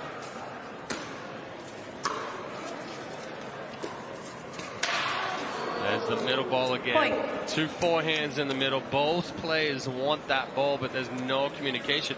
And Barr is usually the player that is you, me, you, me. We haven't heard that from her. 8-6-1.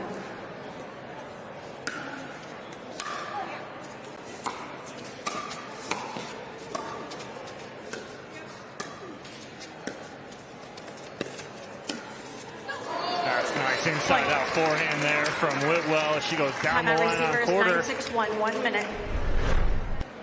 And a timeout called on the court here as it's a 9-6 lead for Whitwell and Hendry. They dropped game 1, but came roaring back, and that momentum feels like it has carried them here in game number 2. Chad, what do you think has been the key to them getting and keeping this lead so far in game 1? Well, first off, they didn't start down 10-1. Okay. But no, in game 1, they came out a little flat. It took them a while to kind of find that tempo and that rhythm that they wanted to play at. So now going here into game 2, they've started off with a better tempo. They're putting a little bit more pressure on Barr and Quarter, but again, we're starting to see that ball in the middle is the big issue for Barr and Quarter right now. They're not communicating on that ball. There's no talk. Quarter's taking some risks that don't need to be taken. Now, were they working in game 1? Yeah, because they were playing loose and they were getting dead balls back, and Hendry and Whitwell were completely flat. Now they have to prolong the point. So coming out of this timeout, what do you think is going to be the key for Barr and Quarter to tap back into that they had figured out in game number 1 to get them that lead? Well, I think Barr and Quarter need to extend the point a little bit more now. They need to get 9-6-2. Whitwell and Hendry kind of separated. Go wider. Pull Hendry away from the middle.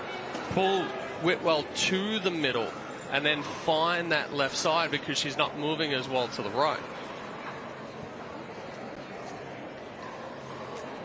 6-9-1. So 6-9-1, the score for Quarter serve. That ball out of bounds. Serve. Second serve. 6-9-2.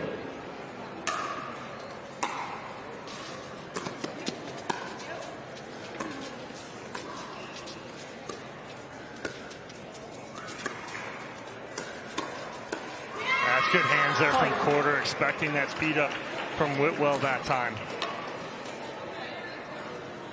I like the speed up from Whitwell. It's a good spot. 7-9-2. Quarter just moved her feet well enough to get around that forehand.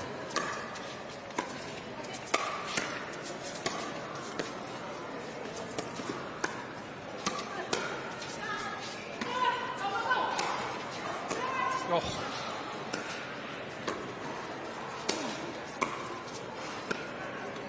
Good read from Quarter. Oh, it almost goes over. Wow. Somehow, Sherry Quarter hits the overhead off the very tip of the edge guard. It's going to stay in, but I don't like this from Whitwell here. She brought Quarter back up to the kitchen line, put her in a position where she could be aggressive.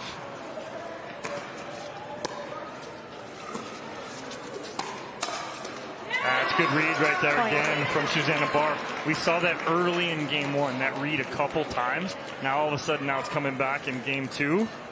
Well, I think Hendry needs to take that down the line rather than trying to go through the middle.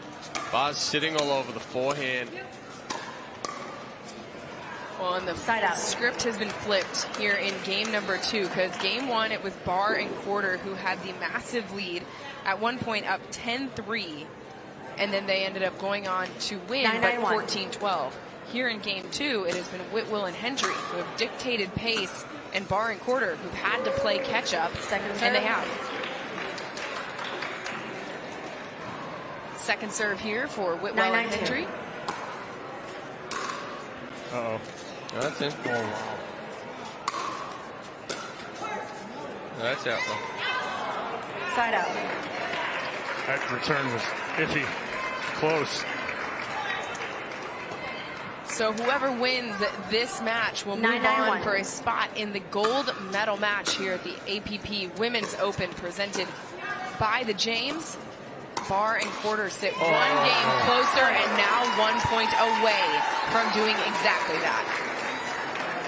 And now they're getting that feel back that they had early in game 1. Like I said, Barr sat middle on that one. Now Quarter. 10-9-1.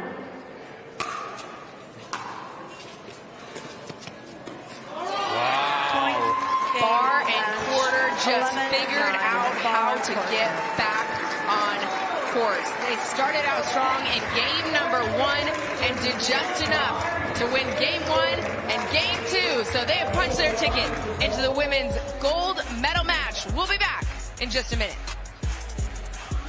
Introducing Skechers Pickleball, the official footwear of the APP Tour.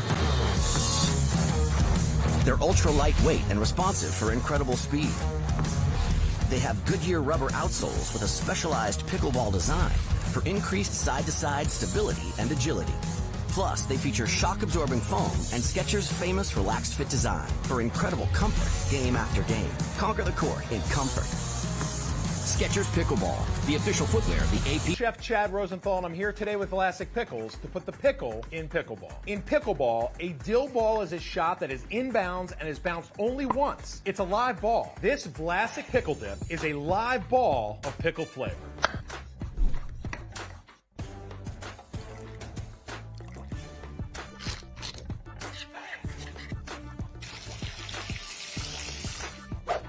Crunchy pickle perfection. At The Botanist, we always look further, seeing potential where others may not. We sustainably hand forage 22 Isla botanicals to make a beautifully balanced gin, capturing the essence of our Scottish island home. Consciously crafted by our community to be enjoyed by yours. Look further.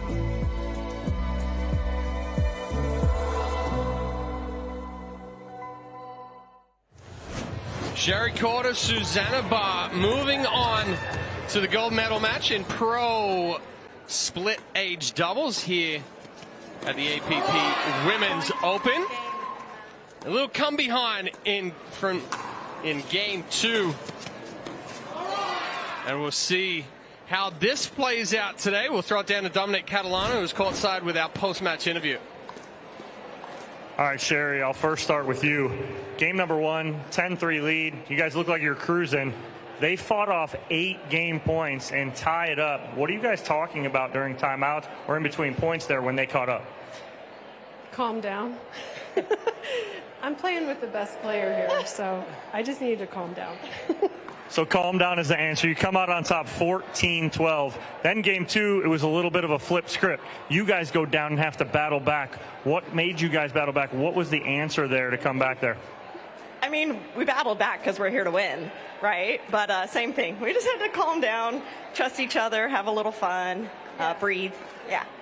All right, well, congratulations, ladies. Moving on to the gold medal match later on. We'll take a quick break. We have another split age match here on championship court at the APP Women's Open.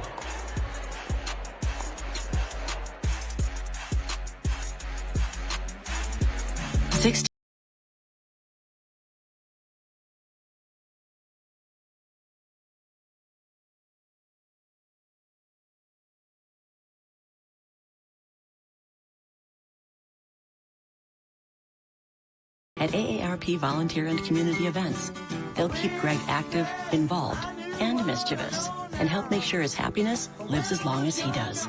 That's why the younger you are, the more you need AARP. It's hard to find supplements that work. No, thank you. You need supplements that are backed by science with natural and plant-based ingredients and that are third-party tested. Because cleaner is better. Like Ora Organic.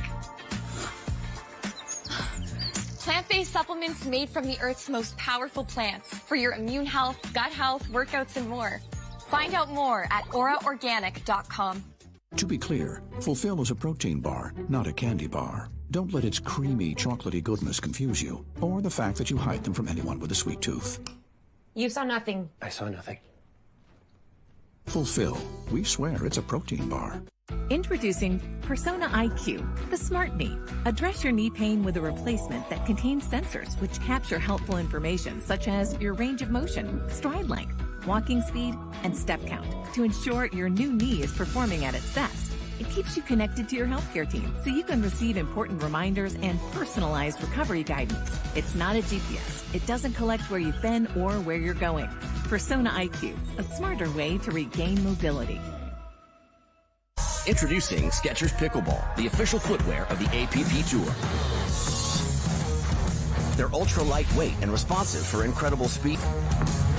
They have Goodyear rubber outsoles with a specialized pickleball design for increased side-to-side stability and agility.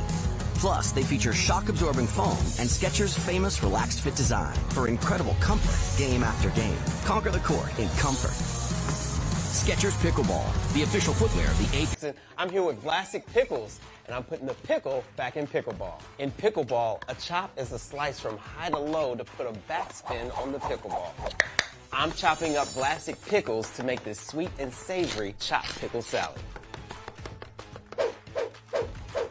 Feta cheese, Kalamata olives, olive oil, red wine vinegar, lemon juice, sugar, black pepper, toss to mix. Sweet, heat, and full of flavor. At The Botanist, we always look further, seeing potential where others may not. We sustainably hand forage 22 Isla botanicals to make a beautifully balanced gin, capturing the essence of our Scottish island home. Consciously crafted by our community to be enjoyed by yours. Look further.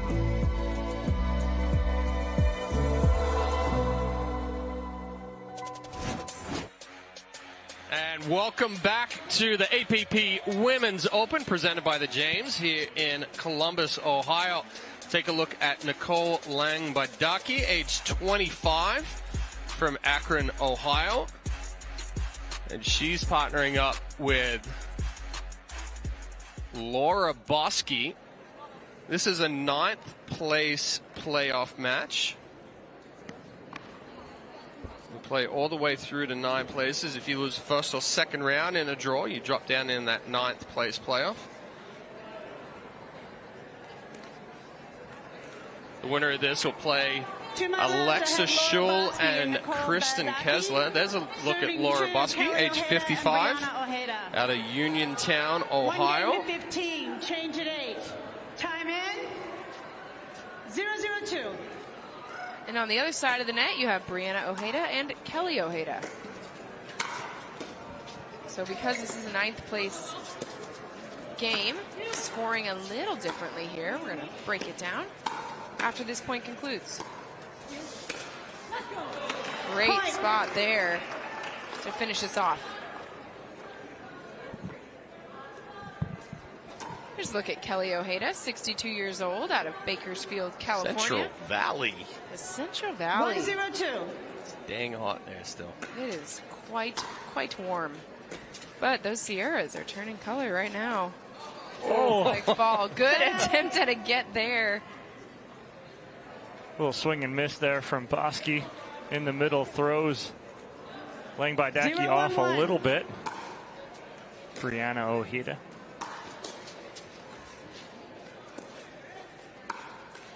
Oh, off the edge guard into the face for Nicole Langbadaki.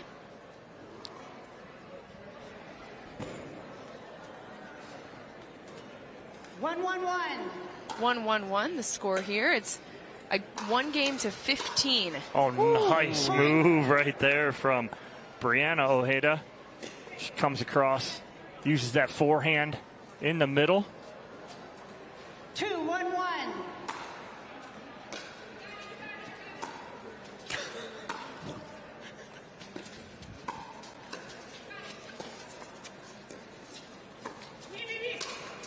Oh, nice communication there. The reason why I started laughing at the beginning of that one, Kelly Ojeda, is like, you got it, I got it, I got it, you got it. That was very decisive communication there of who's going to take that middle ball on the return. Brianna Ojeda with the serve that goes wide. So it'll be a side out here. 1-2-1. Nicole Langbadaki with the serve.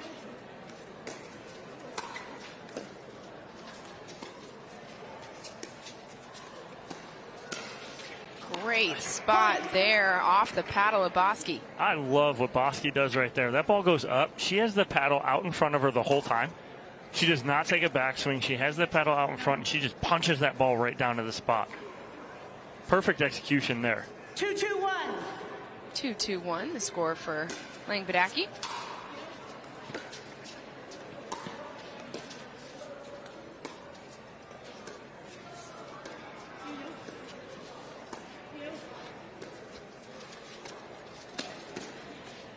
A little fake Ernie movement. Didn't really fully commit to the fake Ernie. But Bosky cutting for the line, coming back. 3-2-1. Filling that hole, kind of baited the speed up there from Ojeda. Just out. She was adamant, was Kelly Ojeda, that ball was definitely out, but it was a lot closer than I think she thought. 3-2-2. 3-2-2. Score for Bosky.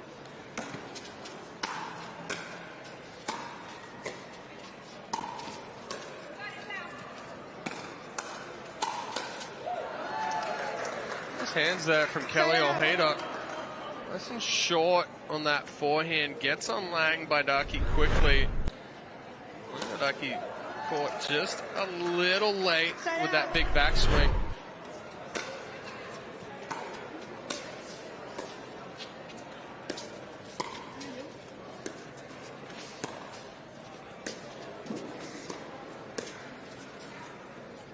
That time, ball pushed just wide. I'm watching Laura Bosky in between points.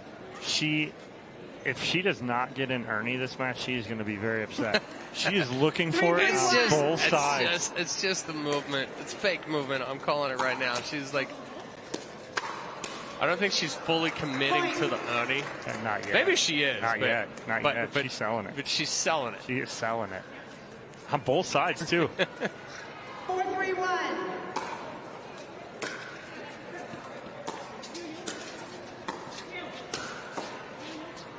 Again, nice control, nice power there from Bosky. Takes that paddle just out in front of the body, lets the ball come to the paddle, and then accelerates forward. No big backswing. Second missed serve there from Ojeda. Missed one wide earlier and then misses that one into the net. So it'll be a side out here, 3-4-1.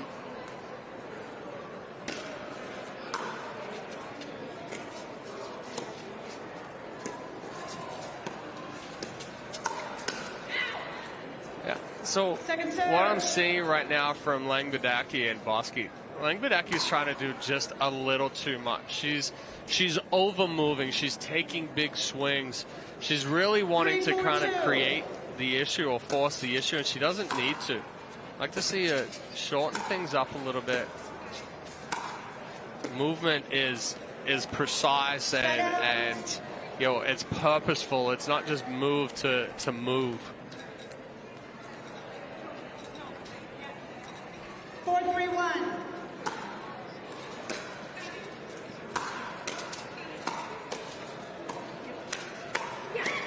Nice job by Laura Bosky right there, holding her ground and taking everything that Brianna Ojeda had right there. She took 3 balls out of the air, speed ups. Bosky's ready for it.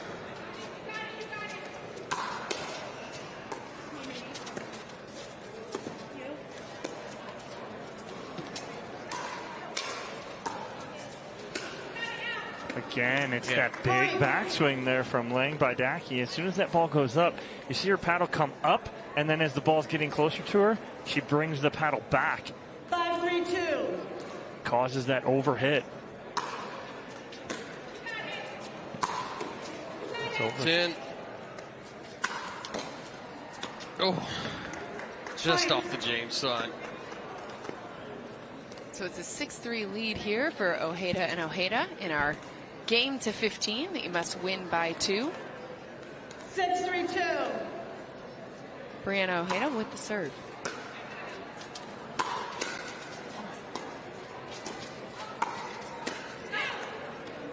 Beautiful ground stroke in the middle of that point from Ojeda.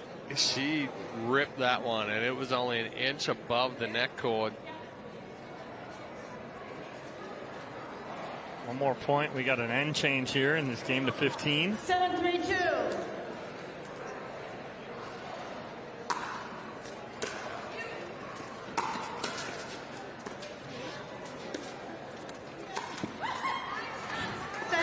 It was there. It was definitely there. She actually overran that ball. So when you're trying to hit that around the post, you want that ball to get out in front of you. You want to be hitting it extended so you can bring it back. Brianna Ojeda gets on top of that ball. Really difficult to create that angle then. Oh, just missing off the tape right there. Her backspin hurt her right there. As it hits the tape, her backspin, ball comes back to her. 3-7-2.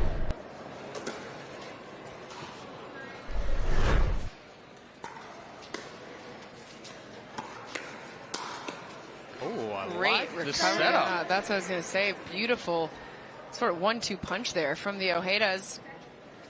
Get the ball back on their side, up 4 here in this game to 15. Brianna Ojeda with the serve.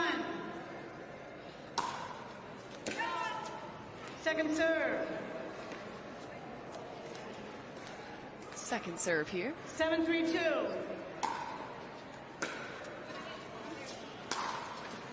Goes long. I don't have a view. Cove stands. Oh. Did the ball touch you? Set out. So just getting some clarification that the ball did not touch Lang Badaki after it skipped off the net and out of bounds. Tell you what, Brianna Ojeda's got some pop. Yes, she does. On both sides, forehand and back. That is a very, very difficult ball there for Lang Badaki to make. The reason being is the ball is going away from her on the forehand side. She's trying to angle back across her body behind herself.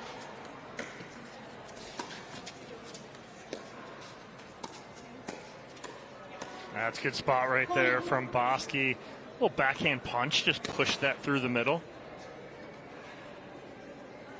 4-7-2.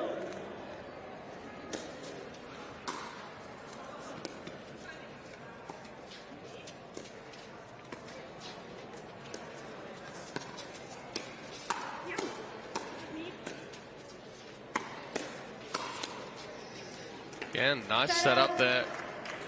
Kelly Ojeda kind of, it's a medium pace speed up, and it creates the pop up, and then Brianna's there to really jump all over it.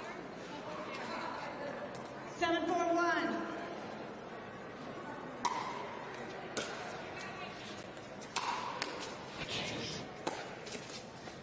That's gas. That is a very heavy ball. You're not just laughing at it. Rip it and rip it. I mean, love it. Why not? When you got it, hit it. And that's exactly what Brianna Ojeda's doing right now.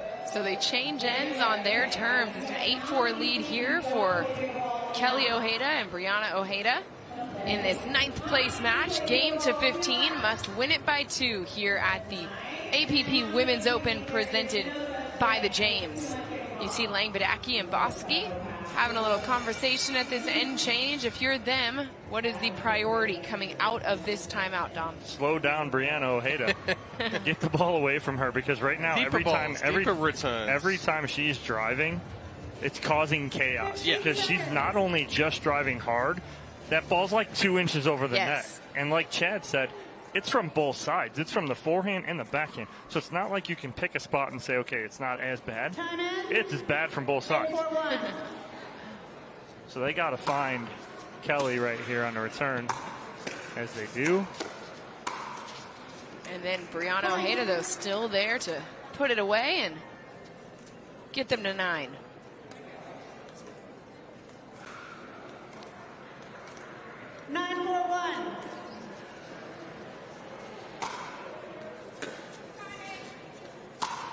Oh, she tried to drop the paddle. Can't go fast enough. Bosky tried to drop the paddle right there, but it's such a late decision because Ojeda's hitting that ball so tight to the net cord. You're trying to read if it's got spin or if it's flat. Just missed that. I can't just a little bit deep. Yeah, they Second serve. I think they're not even going to challenge it. Brianna Ojeda turned to Kelly and was like, are you going to challenge it? 10-4-2. 10-4-2.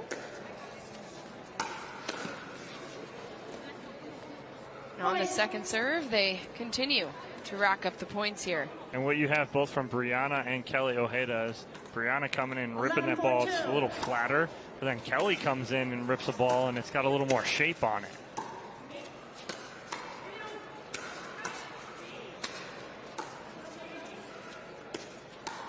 Oh, not only are they just threading the needle, the defense on point for Ojeda's.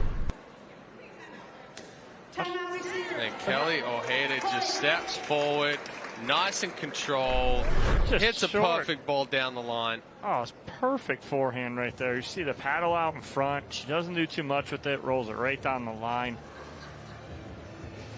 Love it. I love the combo, the little fire, both of them. And you have Kelly Ojeda, who's just backing up Brianna when she's ripping that ball. And then all of a sudden, when Kelly's able to get a ball, she can rip that ball too. But she creates a little more shape and dip to the ball as opposed to what Brianna does.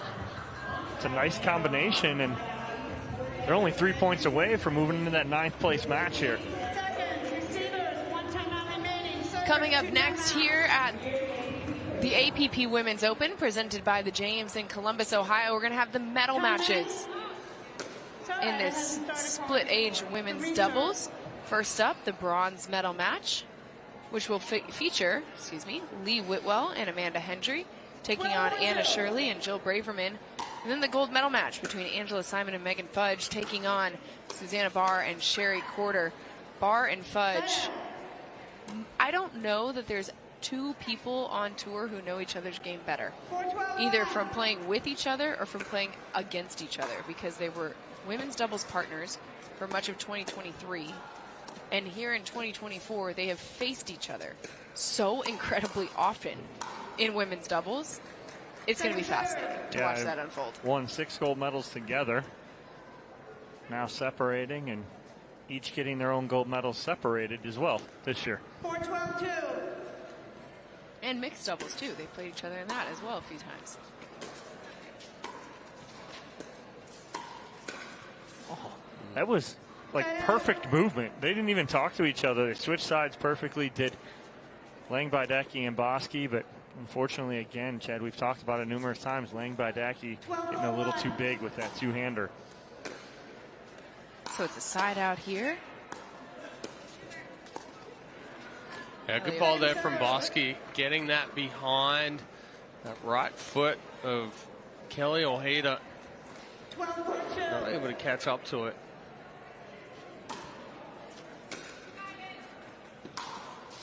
Oh, rips that one just a little deep.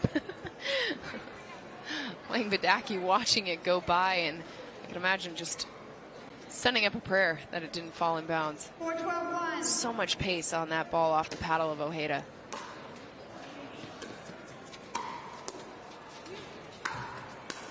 See it?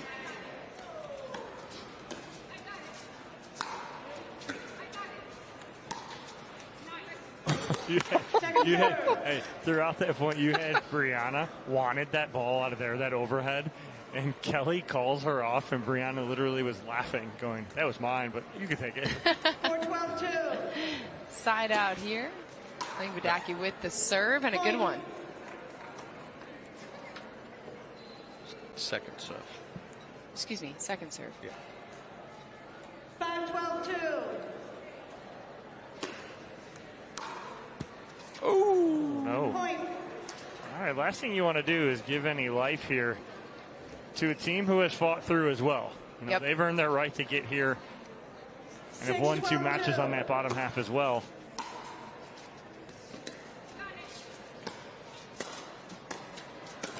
Oh, that was it right there for Bosky. Elbow just a little too high there for Bosky on the backhand. Punches down on top of the ball. Shorten up the swing. She's got the power. She's got the movement. 100%. Their anticipation is there. Yep. 13-6-1. It's such a little adjustment right here that she can make and be all the difference. Like she's got like again, that touch on that backhand too, that cut up at the kitchen line, it's there. Got to put her on a wall so she can't take that big backswing.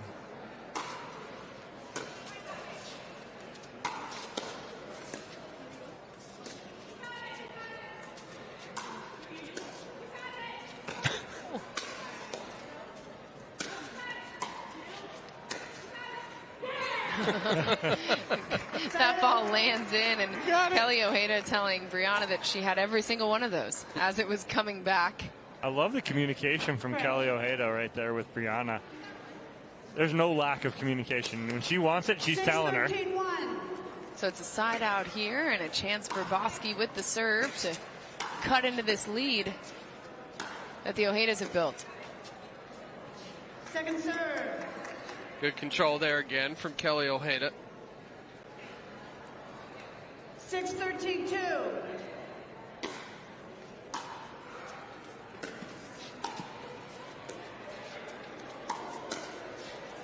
It's just so smooth.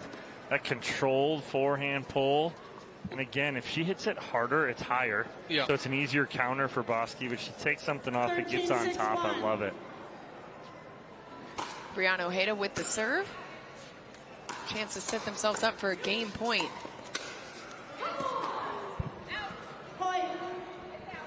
That ball missing just deep, called by Kelly Ojeda. They do have challenges here. We have a challenge. And they're going to utilize that challenge. Challenge that call. The out call puts us at 14-6. So we'll get a video review here of that out call. Pending review, if it stands as called and the ball was out, it's 14-6, setting up a game point opportunity here. Well, that's in. That's not even questionable.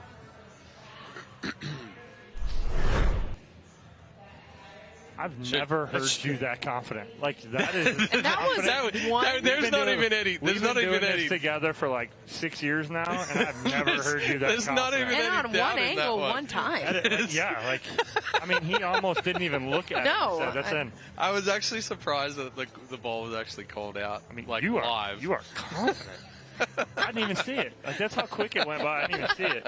After You're video just like, review, the ball was in. The call is overturned. Ain't that a boy? The challenge I like is it. lost. I like it. 2 challenges remaining, 3 challenges remaining. We will resume play at side out, 13-6-2, with Ojeda serving.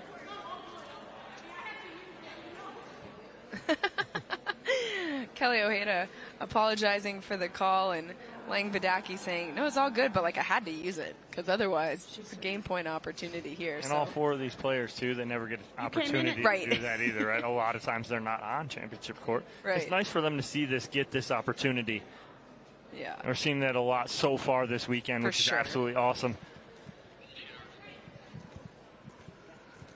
So it will be Kelly Ojeda with the serve. I'm in. 13-6-2.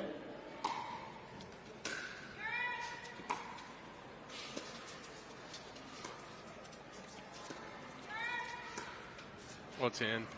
Great lob there from Brianna Ojeda. Good get.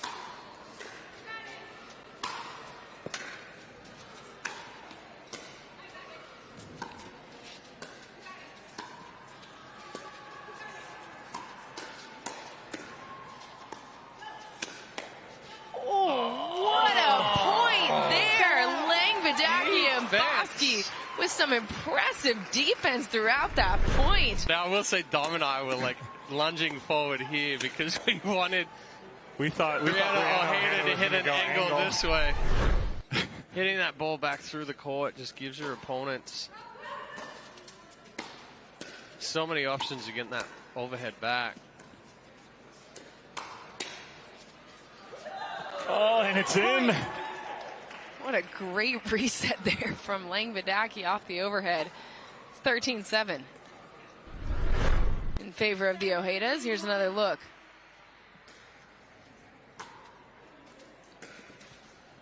Oh, she's help got it. off the neck. Great get by Ojeda. Go again.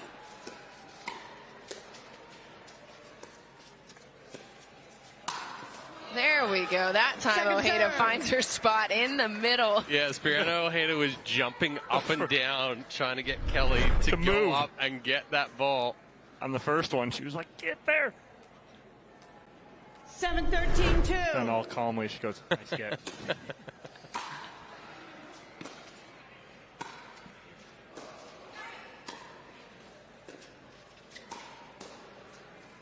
Nice control again there from Kelly Ojeda.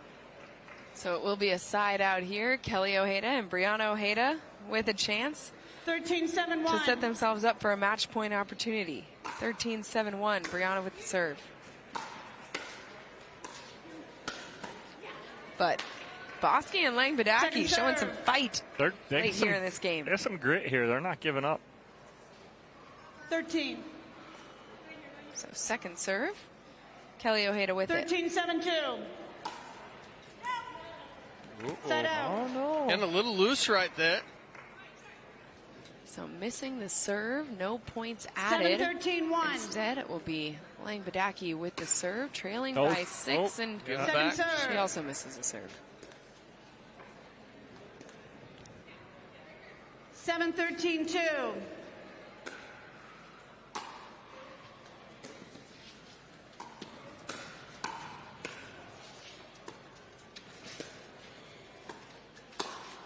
Oh, no. Point. Trying to get out of the way is Brianna Ojeda. A little speed up there from Lang Vidaki. That's a good spot. Point. 8-13-2.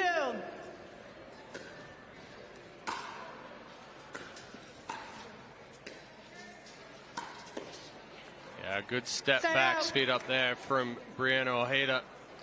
So the key to that is when you step back, you stay over, you keep the chest and the chin over the toes. 13-8-1. Don't stand up too high.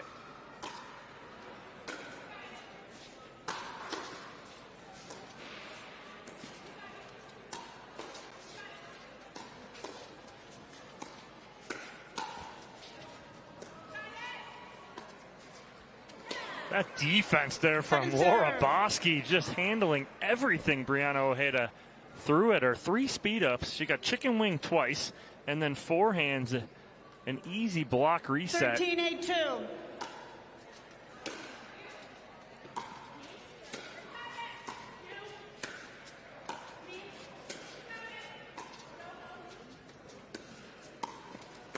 Great get there, Kelly Ojeda. Well done.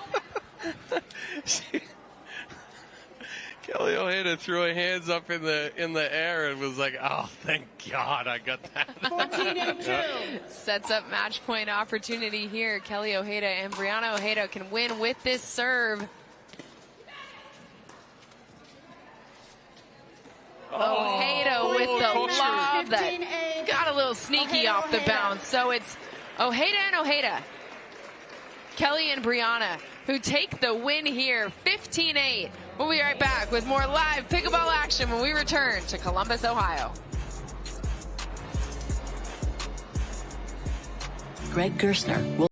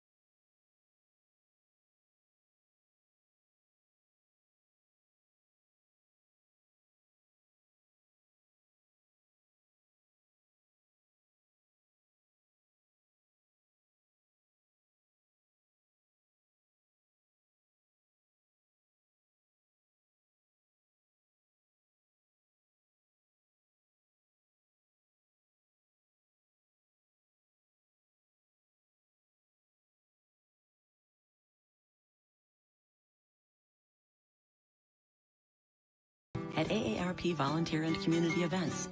They'll keep Greg active, involved, and mischievous, and help make sure his happiness lives as long as he does. That's why the younger you are, the more you need AARP. It is time to hand out some hardware here at the APP Women's Open, presented by the James. The bronze medal match in our women's split age doubles happening right now from Columbus, Ohio. You're taking a look at Jill Braverman, 34 years old, calling Newport Beach, California home.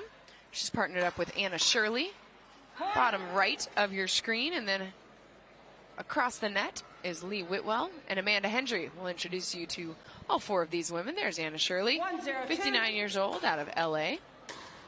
So a few West Coast girls making their way to the Midwest for this really special tournament in Columbus, Ohio.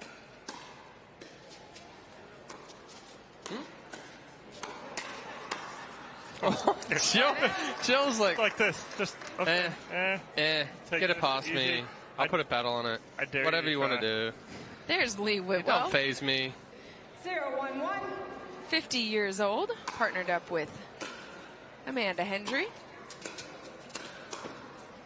Oh, I don't think Whitwell thought that was going over, but she'll take it as the net helps her out just a little bit. Whitwell does the same thing back. Whatever. There's Hendry, 26 years old, out of Florida. Whitwell also calling Florida home now. Well, actually, Amanda lives in Tennessee now. That's right. You're right. We need to update the graphic. Recent move there. Yeah, lives on our property, trains with us full time. Nash Vegas.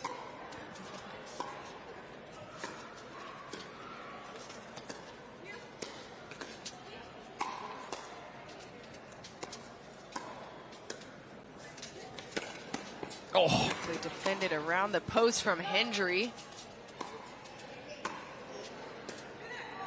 Oh, Whitwell, filthy change of pace, change of direction. Couple around the post. I mean, that's scooped off the shoelaces there from Hendry.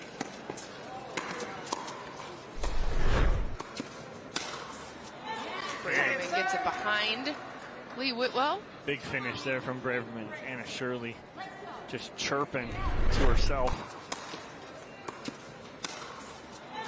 Second serve.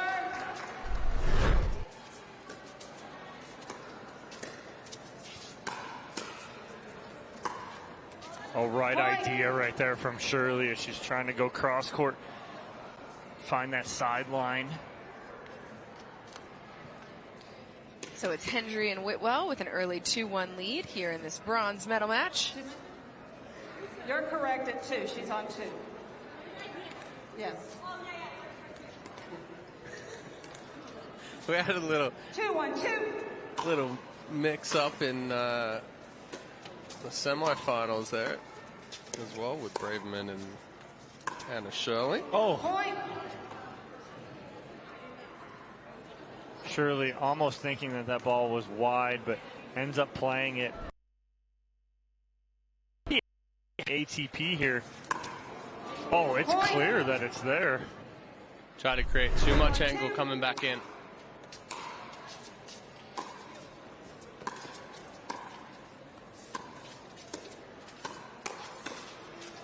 Great spot there. Braverman getting behind Hendry.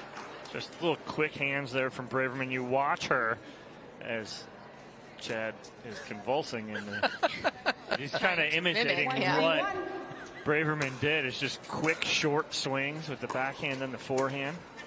Oh, that's too good. Lee Whitwell with the cross court dink, and even if Braverman had been able to get to where the ball dropped, it spun so far out of bounds afterwards. That was well done, Lee Whitwell. That time Hendry stepping over for the big forehand. Well, the hard part is usually Braverman is looking at a player in front of her right there that's right-handed, right? So this speed up is not bad, but it's Amanda Hendry right there who's left-handed right in front of her, and so that's right to her forehand. She's going to finish that all day long. 3-1-1. To a righty, it's not bad. To a lefty, you're asking for it.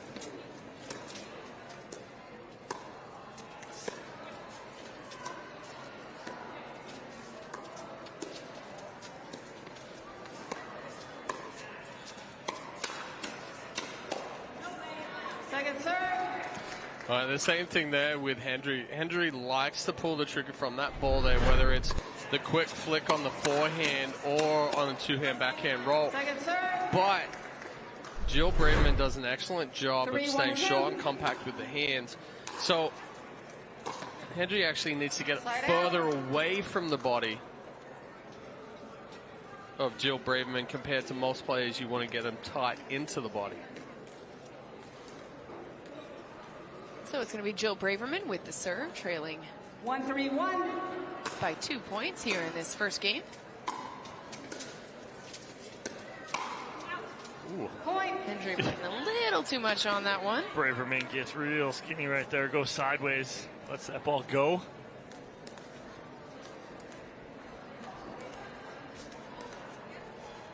Two, 3-1. 2-3-1 for Braverman's serve.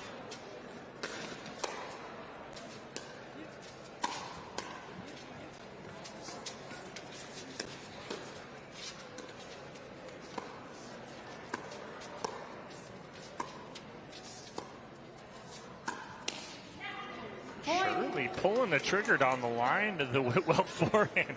I think Whitwell was surprised by it. Oh, she was all over it. She read it well. I think she actually was ahead of it. That's why she caught it off of the edge guard. 3-3-1. 3-3-1 for Braverman's serve.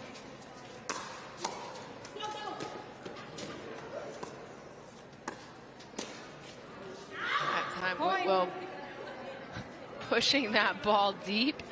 Great job by Shirley to get out of the way of it.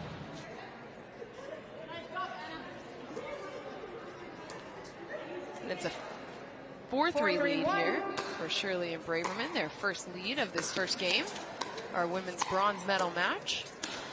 Oh, another missed forehand there from Lee Whitwell. We saw in the semifinals, game point on the forehand that Whitwell missed. 5-3-1. And then missing the return, so it's a 6-3 lead now for Braverman and Shirley. They trailed 6-3-1. 3-1 when they got the ball back on their side, and now have a 3-point lead.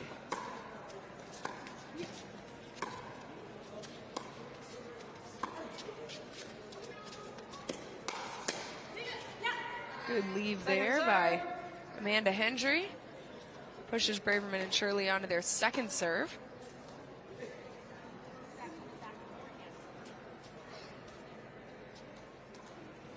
She's coming to you. Yes.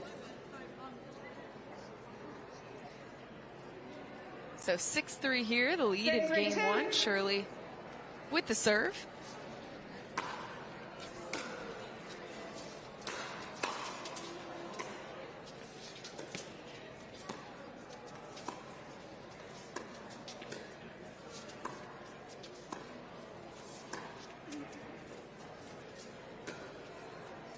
Good get by Whitwell.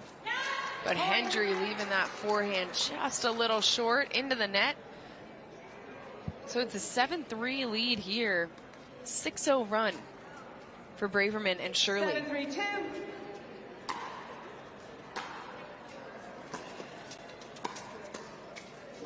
Side out. That ball just oddly off the paddle of Braverman. So it'll be a side out here. Hendry and Whitwell in a 4-point hole. 3-7-1. Lee Whitwell with the serve.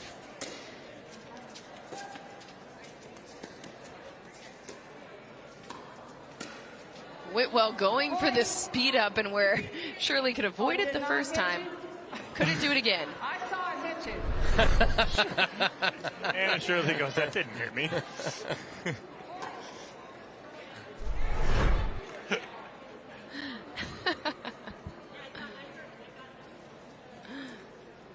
So it's 4-7 now. 4-7-1. Whitwell with the serve.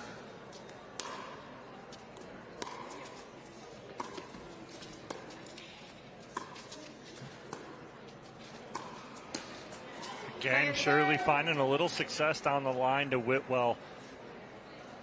Why do you think that's working right now? Well, we're seeing, and Anna Shirley's picking up on it, Whitwell's off the line. She's about 3-4 feet off the line, and she was doing that against Barr in quarter two. She was about 3-4 feet off the line. now she's back up, but now she's sitting in transition again. Whitwell with the lob. Great defense from Braverman and the dig. No, she didn't. Goodness. Braverman and Shirley just all over the place on that point. It's the block lob from Shirley. It's a half speed up from Whitwell, and not only does she block it, she flips it up over the top for a lob. So flips the script and gets the ball back on their side. Braverman with the serve.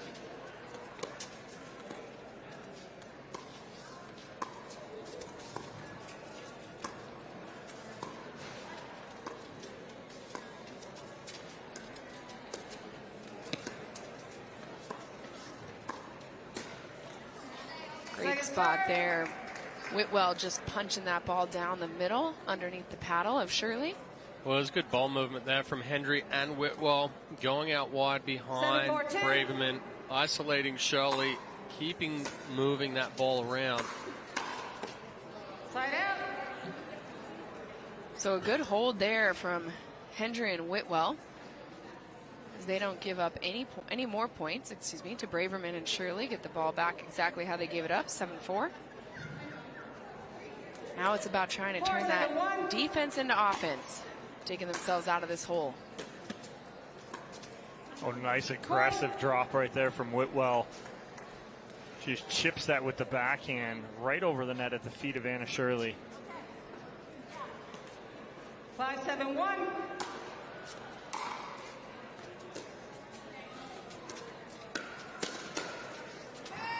Great change of direction there from Whitwell off the paddle. Flips it to the other side of the court. Here's another look. Well, she just stays nice and calm here. The first attack or counter attack there for Whitwell was to pull Braverman away from the middle.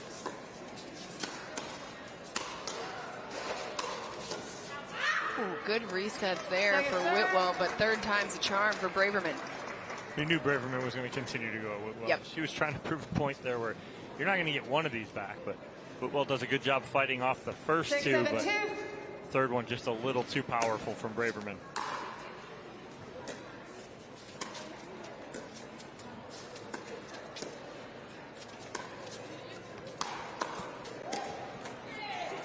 Great response to the lob from Hendry. And they tie things up here in this first game, 7-all. Hendry and Whitwell trailed 7-4 at one point, and now doing a good job. This is so different than what we saw in their semifinals matchup. That was such a game of runs. Every game really was a game of runs, whether it was in their favor or against it. This one much tighter between these two teams in our bronze medal match. And Whitwell slapping that finish down at the feet of Braverman to take the lead. Well, the thing that Whitwell has done well these last few points, you see the body positioning. She's over, she reaches in, she flicks through, she stays there and slaps again. The forehands that she's missed, she's really tried to jump forward with the body, so when she jumps forward, the paddle goes straight down. She doesn't hit through. 8-7-2. 8-7-2, Whitwell with the serve.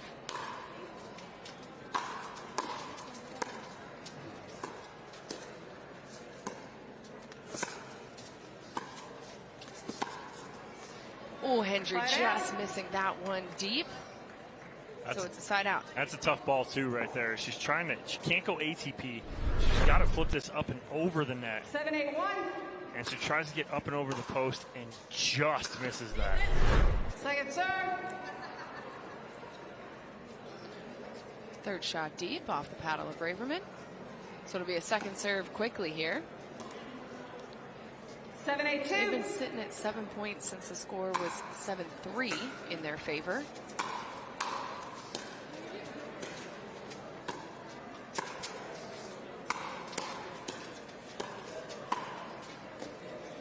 Point.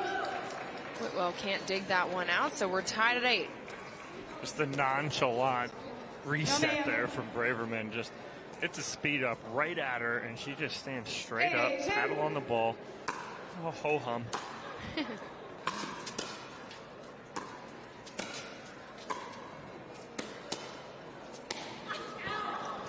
Wow, missing that one. And no, but you see how much the body jumps forward there. So it adjusts or it changes Whitwell's contact point. She lunges forward, now the paddle drops down below. She ends up... She was joking around asking Braverman if that was out. 982.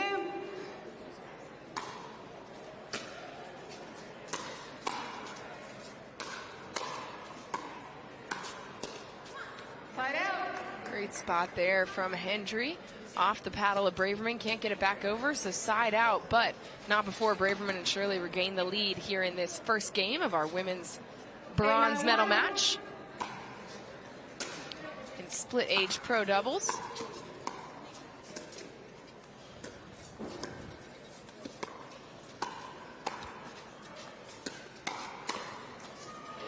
Braverman stepping into the middle to finish that point with some authority. Well, it's a great job by her because she knew what she was going to do. She knows she's going to speed up, so she expects the counter. She gets it and then finishes it on her own. 892. Second serve, Whitwell with it.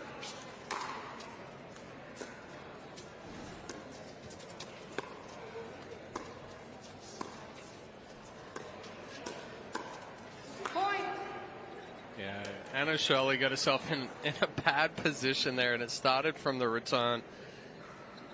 Her GPS had to recalculate a couple of times with the route that she took.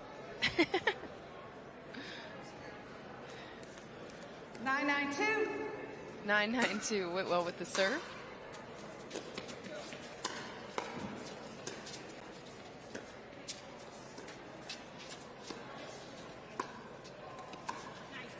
Great spot from Amanda Hendry. Even Braverman had to recognize it off the paddle.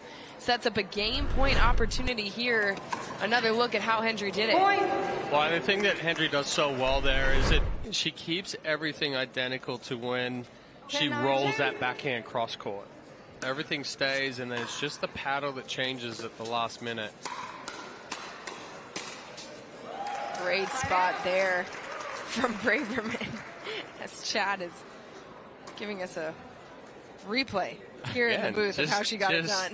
You know, left hand back, left hand forward, left hand back, left hand forward, left hand back, left hand forward. No big movements to the body.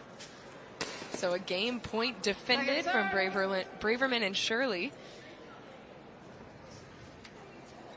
Get the ball back on their side, and if you're Whitwell and Hendry, this serve is so critical because it is sitting at that point where if they can get it back without giving up any points, they still are just 1 point away from taking the win in this game. That's exactly what happens. Quick side out there for Braverman and Shirley. Second game point here for Hendry and Whitwell. 2 opportunities at it.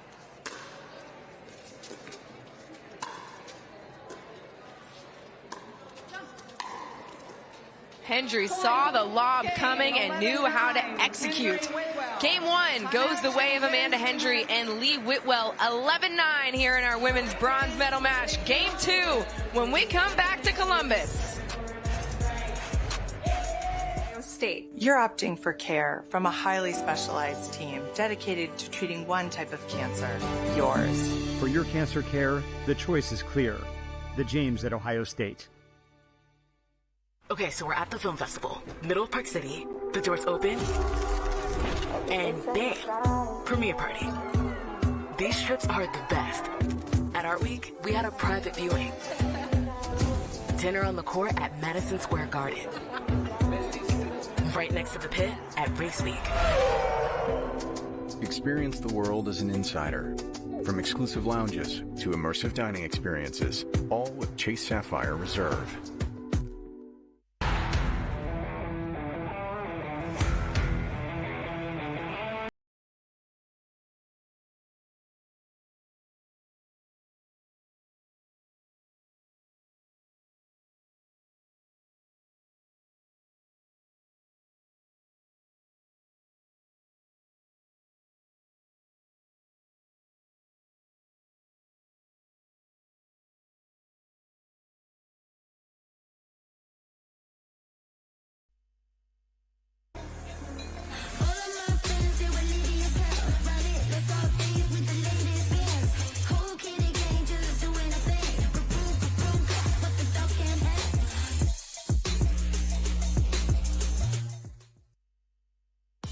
The APP is sponsored by The James, presenting partner of the APP Women's Open.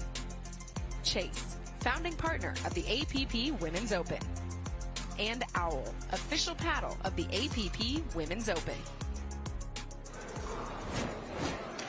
It's a party here in Columbus. Kenny Herman Jr.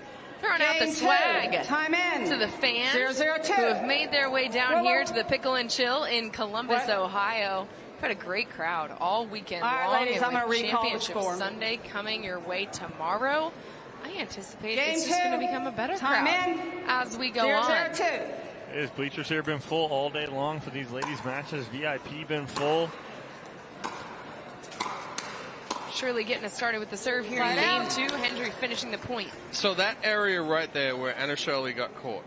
Very rarely do we say there's no man's land in pickleball. It's a transition zone. Anna Shirley just got caught in no man's land. 0-0-1. 2 feet in front one of. step inside the baseline. Yep, that 2-3 feet inside that baseline. Around the post from Hendry. That's how you start off game two right here. Quick side out and then a quick point with an ATP. 1-0-1. Well shades. Hendry with the serve. Oh, and you have Whitwell feeding off that ATP there from Amanda Hendry as she steps into that backhand. Well, it's already much better tempo here from Hendry and Whitwell. And it's a 2-0 lead. 2-0-1. Still on their first serve. Oh, that lands in too. It's Amanda Hendry gets that ball inbounds. Just closing their eyes and throwing darts. Everything's landing in. Perfect ball down the line there for Hendry. No doubter.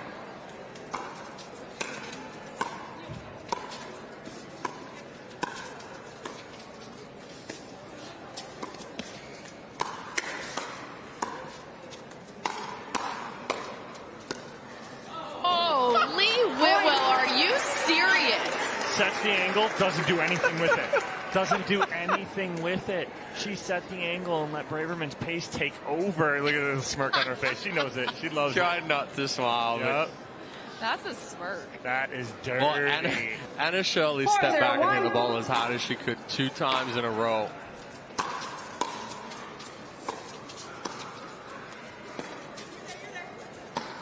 Nice lob there from Whitwell. Looked like off the edge guard Yep. of Shirley. Sails deep, and it's a 5-0 lead still on their first serve. And that's where it happens, where that ball gets so far back behind you. You try to hit that overhead. There's no way to bring it forward. Second Whitwell serve. just leaving it short, so it finally pushes them onto their second serve. 5-0-2. Whitwell with it, 5-0-2. Nice drive from Hendry, and again, the key there, that's a low ball, so it's a tough drive. She's really got to take something off it, and she does. Goes right at the body of Anna Shirley. Beautifully done.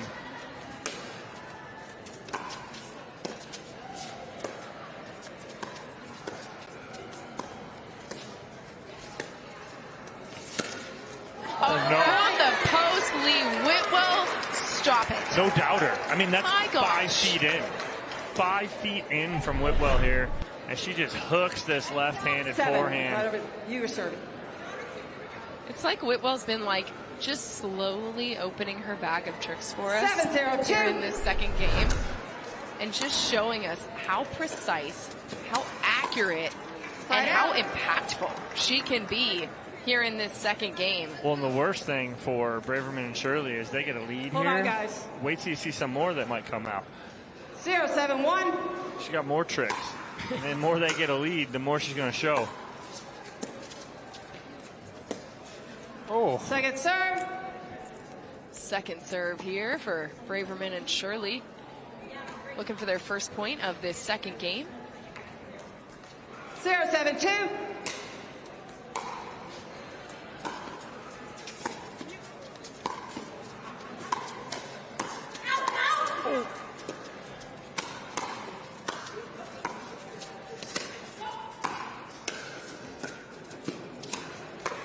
Braverman taking over in that point to ensure that it goes their way. After Braverman said out on one ball twice to Anna Shirley, she's like, well, if you're going to play, I'm playing everything after this. 1-7-2. So it is 1-7-2 for Braverman's serve.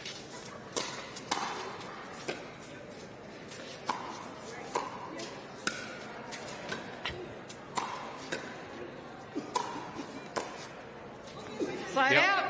Whitwell missed a couple of set of forehands trying to overhit them. This time she's like, I'm just going to push it back. 7-1-1. She's so tight on that forehand. And it seems like she's choosing the angle over the pace. But Dom and I always talk about it, on a higher ball or overhead, a lot of the time.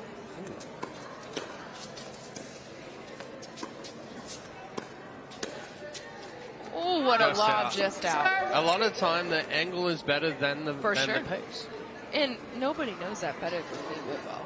Yeah, oh yeah. She knows it. But when the ball's sitting up like that, so much self-control, not to just want to have the highlight finish. So it's a 7-1 lead here. Hendry with the second serve. There it is. There's the one-hander right there from Lee Whitwell. But again, right there, Shirley and Braverman don't uncoil. Braverman sit in middle of the court, trying to buy time for Shirley to come forward. Slide out. Whitwell wants that one back. Heat check right there going, hey, do I have it again? Let's see. Instead, it's a side out. 1-8-1 and a second point here for Braverman and Shirley.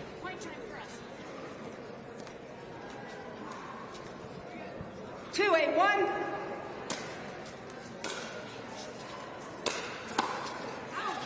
Point. So a little too big of a take back there for Hendry. Decent drive from Jill Braverman. Put some pressure on.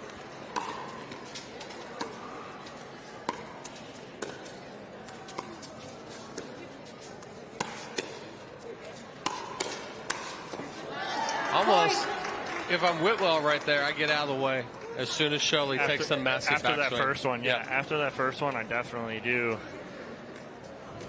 Because the issue with it was what happened was on the second one, Whitwell stood straight up. If she's going to do anything, get low. If it's low, play it. If it's anything higher, let that go. Point. Don't look now, but Braverman and Shirley working their way back into this game. It's a 4-0 run so far. Slowly but surely. Okay. What?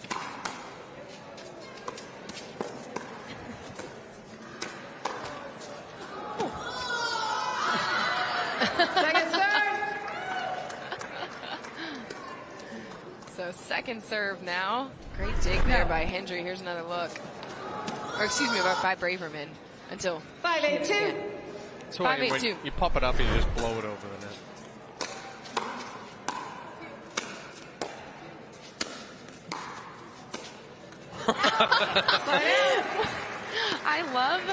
I don't know that how Lee Whitwell puts so much sass on so little movement. But that's what she does on that point. 8-5-1. Gets the ball back on their side, up by 3. Point. And another point for Hendry and Whitwell. Point of contention in the middle right there, AJ. Whose is it? Mine? Yours? Yours? Mine? Mine. Now you just sound like take it. 9-5-1. Mine. Oh my gosh, you two really do. We have the same brain. You just realizing this? No. It is not the first time I am realizing this, boys. Second serve here, Hendry and Whitwell have put together a fantastic second game to be up 9-5.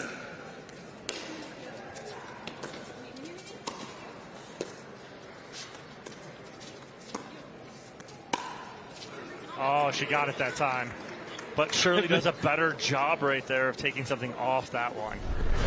Well, it wasn't as big of a take back, and she kind of rolled it a little bit more, where the other ones were, she just hit it as hard as she could. Yep.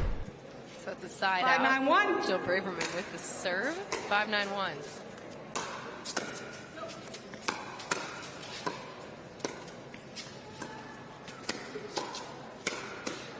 Second spot there by Whitwell. Braverman can't get under it enough to get it back over the net. Second serve.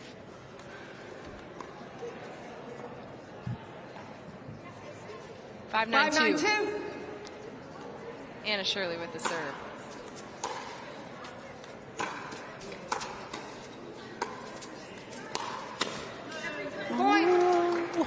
That's the body lunge. Right, stuck the butt out backwards, and when you do that, your weight goes with you backwards, and now she's pulling away from the ball. Just mishit that enough. It goes off the tape.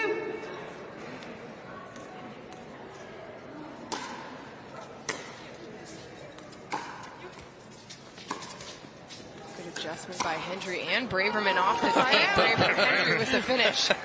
Braverman a little trickery right there, tries it, but Hendry all over it. Was Anna Shirley yelling across the court.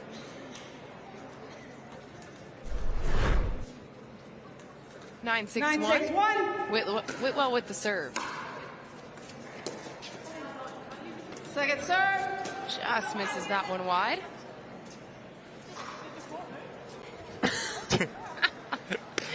Whitwell, as she's walking back, asking just the general air. 9-6-2. If the court moved. Yeah. I don't think it has from where we're sitting.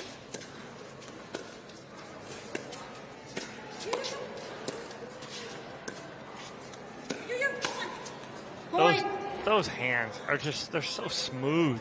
She makes it look so easy. It's just graceful. Little flick of the wrist.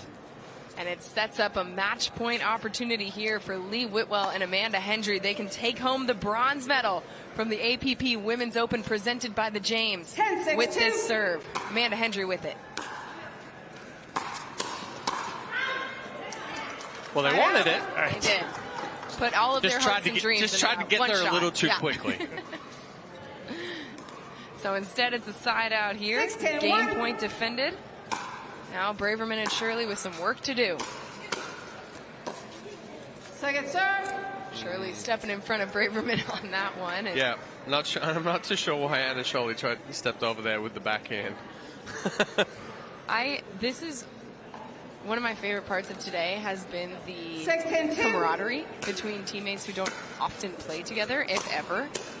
We've seen it, I feel like, in every round. There's just like an added level of, I don't know, looseness, sass.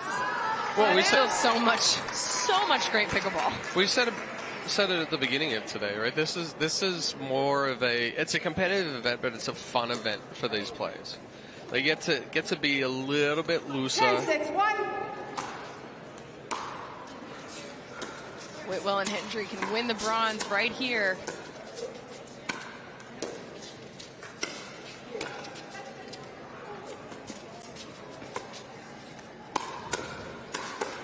Oh, but Braverman and Shirley will not go away. So it isn't. I just wish, well, I think it's probably a good thing they can't pick it up quite that well, but I do wish the court mics pick up a little bit of the commentary. It had to be about a 15-second delay to edit stuff out. Third match point opportunity here for Whitwell and Hendry.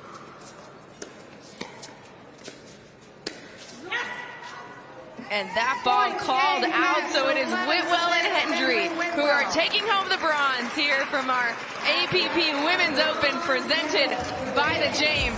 Fun to watch. We'll be right back in Columbus.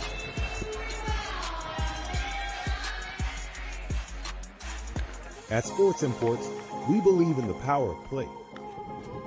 From the first time you step on the court to the thrill of competition, we know that fostering your passion leads to embracing your power, and that the love for the game doesn't fade with time. We're committed to building community beyond the net, because no matter what side of the net you're on, the spirit of community is always in play.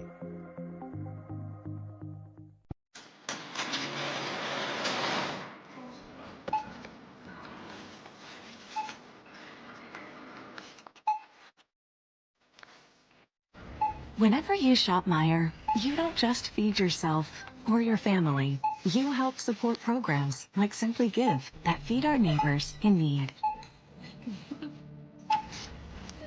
Thank you.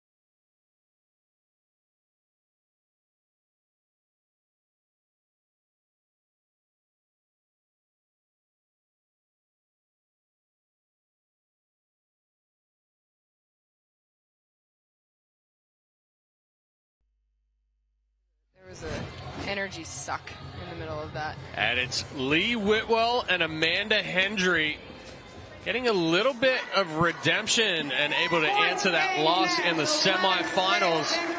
They go ahead and take the bronze medal here in Columbus. They're playing fast, free, and a little tricky. We're going to throw it courtside to Dominic Catalano for our post-match interview. All right, Amanda, I'll start with you. Long day, playing with Lee. What's it mean to you, one, to be here playing in this event, and two, getting a chance to play with Lee? Yeah, Lee's been such a role model for me ever since I started. I mean, she's one of the only lefties, and when I came in, she really took me under her wing and kind of, I mean, she's always at my court coaching me up, yelling at me a little bit. But she's a great person, and she's an even better partner, and, or probably great partner, even better person. But yeah, she's been such a role model to me, and so it's so much fun being out here with her. And then Lee playing with Amanda, two lefties on court. It's very dynamic. How do you guys make that work? And then what's it mean for you to be here this weekend and playing also with Amanda? You know, two lefties is always fun. It gives everybody a different look, you know, and why not mix things up? Playing with Amanda is phenomenal look. I love playing with Amanda. She's an amazing friend, amazing person. And, you know, and I think we're living in a world right now where we do a very good job of cutting each other down at the knees. And it's like finding a partner who wants to lift you up and celebrates your wins, whether you're playing against her or with her. You know, she's in my corner. And I feel like we need to do more of that, because I think we fail as women a lot there. So the more we can do to lift each other up and celebrate all our successes, the better. And being here this weekend and the James hosting this is a phenomenal event. And, you know, I can't wait to come back next year, and hopefully she'll take me back. Well, great words from Lee Whitwell here on Championship Court. Ladies and gentlemen, your bronze medalist here at the APP Women's Open. We're going to take a quick break. We'll have that gold medal match for you next. When you choose the James at Ohio State, you're choosing access to the James, dedicated support services, and an unmatched survivorship program. For your cancer care, the choice is clear. The James at Ohio State.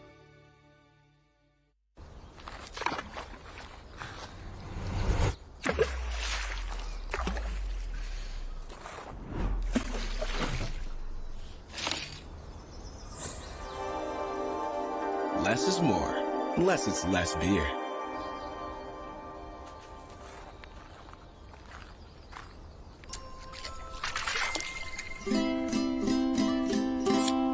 Cat tire.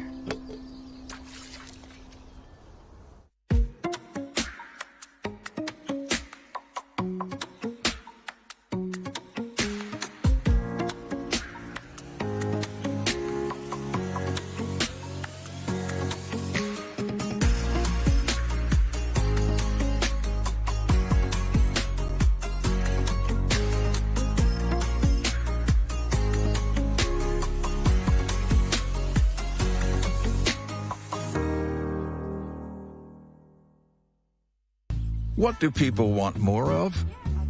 More, oh yeah. More laughs. More hangouts. More, so good. Yeah, give us more of all that little stuff that makes life so great. But if you're older or have certain health conditions, you also have more risk from flu, COVID-19, and RSV. Vaccines help keep you from getting really sick, and that is huge.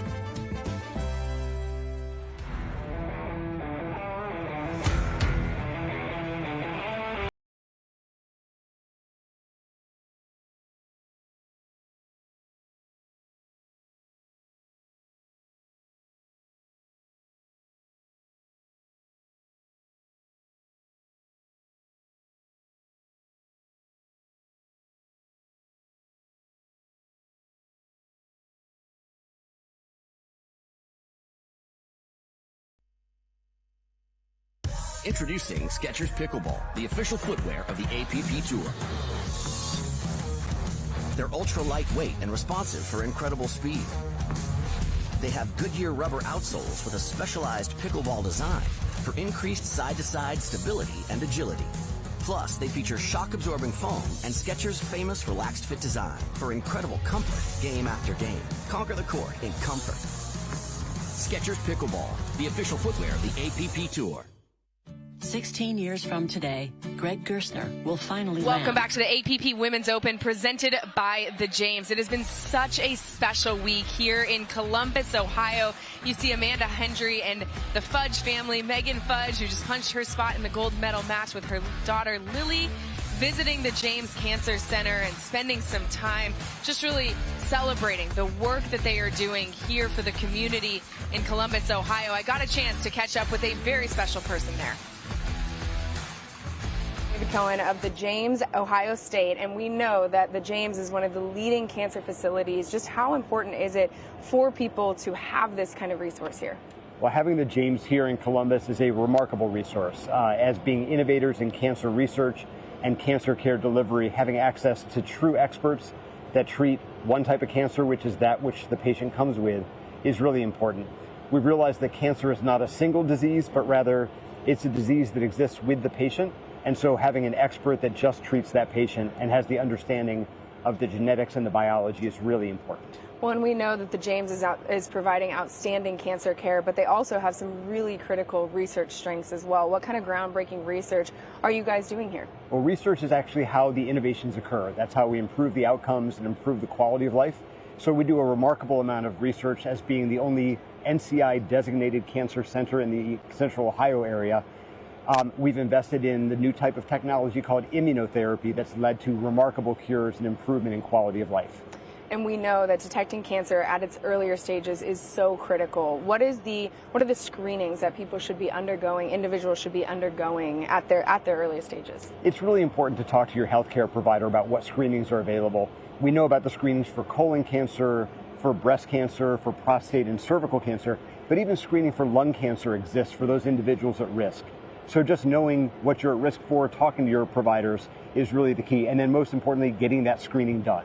When you talk about what people are at risk for, one of the indicators for that is family history. So how does people's family history help dictate what kind of screenings they should undergo? Well, we know that about 1 in 3 women and 1 in 2 men are going to develop cancer in their lifetime, but only about 10% of those are because of a genetic reason.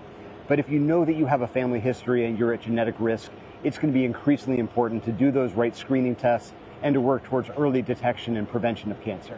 Well, thank you so much, Dr. David Cohen, for being with us, and to everybody here at the James Center doing incredible work. Thanks for having me. The James Center is doing incredible work, and you see some of the things that really stand out. The 3rd largest cancer hospital in the United States, 1,700 cancer researchers focused on every single type of cancer, and nationally ranked by U.S. News and World Report as a best cancer hospital for 26 consecutive years. So the James is doing some incredible work, and we're celebrating that this weekend with some amazing people, including this woman on your screen, Sue Bachman, playing in the 4-0, 4-5, 55 and up amateurs this weekend. How special to have her on the court and now joining us here in the booth. Sue, we're so excited to have you with us, and thank you for welcoming us in to Columbus, Ohio. I know this event means a lot to you personally. It does. So what is it about this event in particular that really is special for you? Well, 36 years ago today, my mom passed away from breast cancer at the age of 61. I was 28, and Dr. Arthur James was her doctor. And he literally would wheel her down the hallway of the Ohio State Hospital at the time and shared his dream. And right outside that window was the construction of the James Hospital. So to have this event with pickleball that I'm obsessed with in my own community, surrounded by really strong women, is just like the stars aligned for me. I can imagine the emotions that you've been feeling this weekend, both taking the court yourself and then getting a chance to see the atmosphere here. Yeah. What has that feeling been like for you? It's just so special. Pickleball has brought so much joy to me, and to see that we have a purpose in our pickleball makes it even more gratifying. And seeing friends, watching the pros, and for 60-year-old people to be able to compete and work hard for something and be surrounded by so many friends and family is extremely special. Well, a big thing for me on a personal level is my mom's battling cancer right now as well. She's got bladder cancer and it's started to spread a little bit. But pickleball has been the outlet for her to get back into the community. Yes. She was told that she couldn't go out and do anything, and that was what was killing her. When they said, hey, she's like, you know what? I have cancer. I'm either going to beat it or I'm not, but I need to get back out to the community. Right. And pickleball they gave her a year. She's now 5 years later. Wow. So, yeah, it's a big thing. And the combination of this, just like you've got your mom and the relationship with the James, but pickleball has been such a massive community. It is. I mean, there's so many aspects to pickleball. It's the competitiveness, it's the social, it's the working hard and training and making yourself better. Yep. Along with the purpose of, there's been Alzheimer's, longest day pickleball tournaments, and now cancer, bringing attention to that cancer, and to have a resource like the James in my community is just such a comfort and a hope for, I'm sure, many people, as it was for us when my family went through that. Well, the unfortunate thing, too, is that, cancer doesn't discriminate. You always want to say, hey, it's not going to affect your lives. It's not going to do anything. You just never know. Right.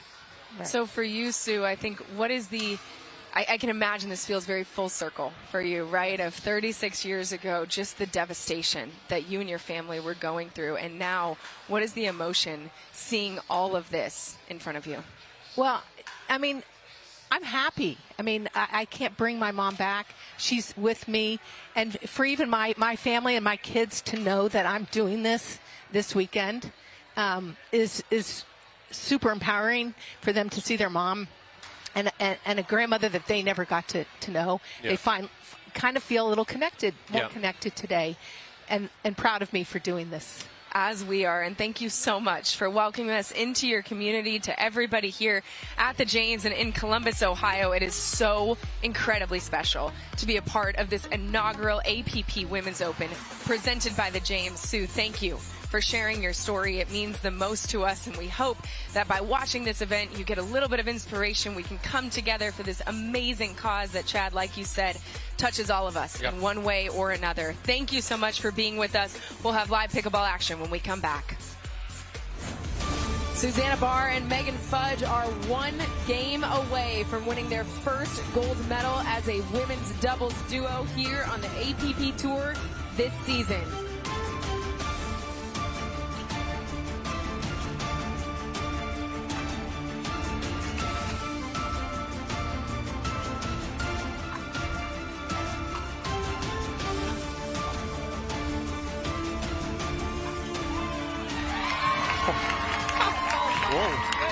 Championship point opportunity here, and that is how they do it.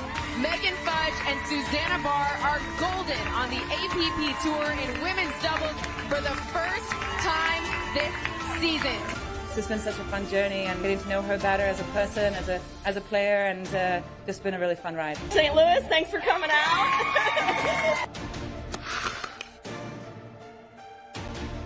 These two were one of the most dynamic duos in pickleball in 2023. Megan Fudge and Susanna Barr pairing up for the majority of that season and bringing home a lot of gold medals to show for it. And then in 2024, the two have played with other partners throughout the year, and each of them bringing home hardware of their own. Now it's a matter of who's going to win this showdown here at the APP Women's Open presented by the James. So, Dom, I said it earlier, but I don't know that there are two people more familiar with each other's games than Megan Fudge and Susanna Barr. How will that impact this gold medal match? Well, it's going to be who can execute, right? We talk about that all the time. We have teams and players that know each other so well, but who can execute their game plan the best? And when you have two players who know each other so well, they know each other's game inside and out, who can execute?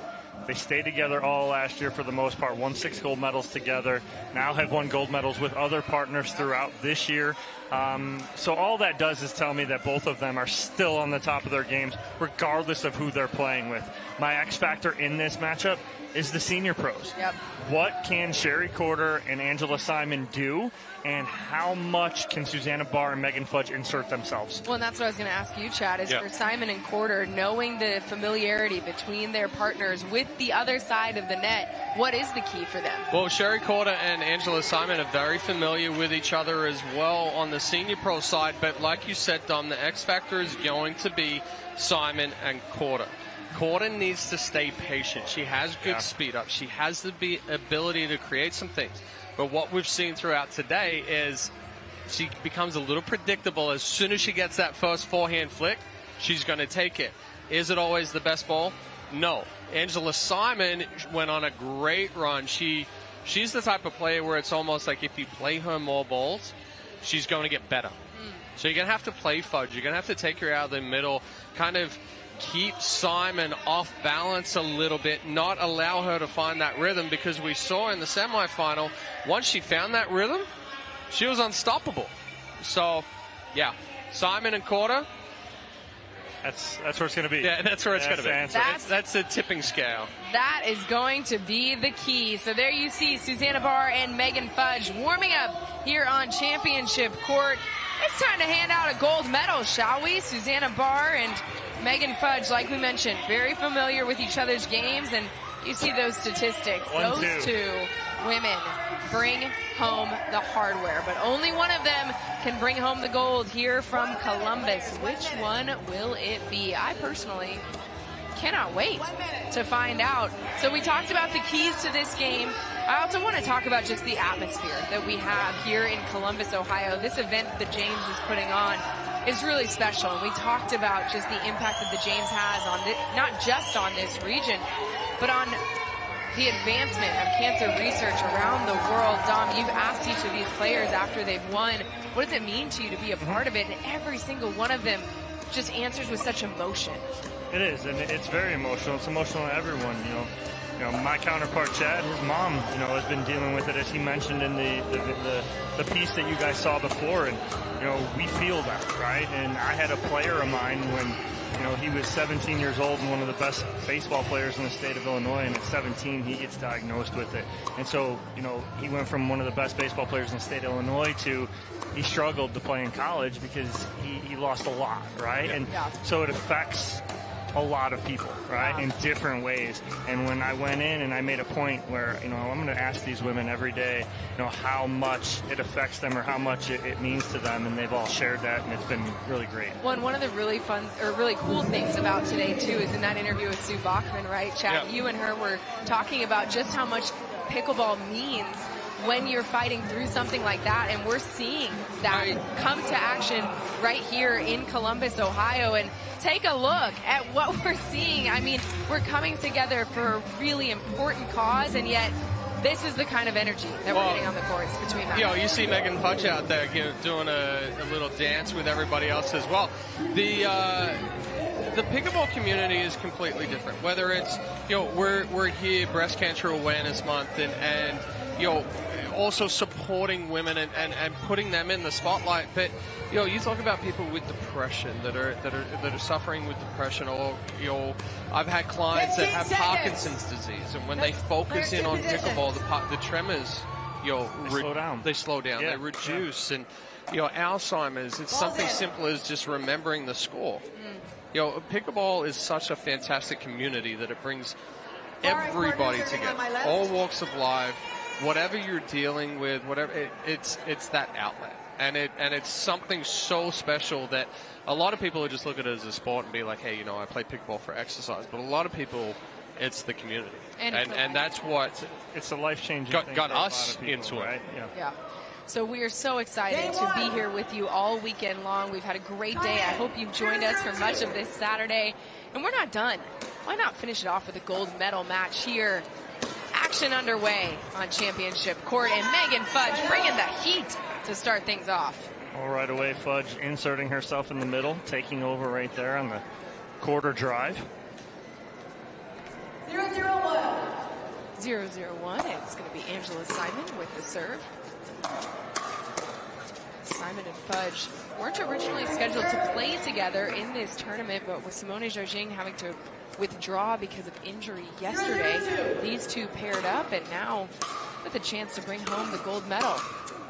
Well, we see Fudge and Barr are so alike that they decided to mimic each other and do the same thing. Both jumping on each respective forehand, getting on top of the ball, hitting it down into the net.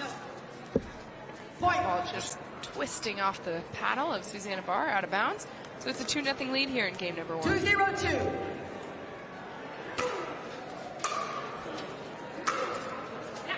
Yeah, it catches the line right there, and Barr thinking that ball's going to go wide. Good start here for Fudge and Simon. 3-0 the score for Megan Fudge on her second serve.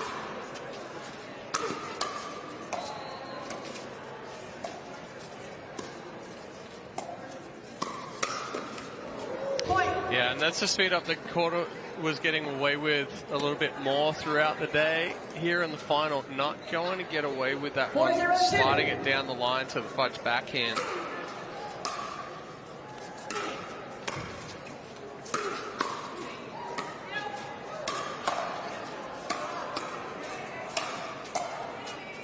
Simon just can't get that ball over the net, but some great defense in the middle of that point from Fudge and Simon as Barr on the attack to get the ball back on their side of the net. It's going to be Sherry Quarter with the serve, trying to get their first point on the board here in this gold medal match. Goes wide. Quarter pointing to the middle right there as she knows where she needs to go with that, but if she does go to the middle with that, she's got to get it down. Can't float it there. Megan Fudge will be all over that.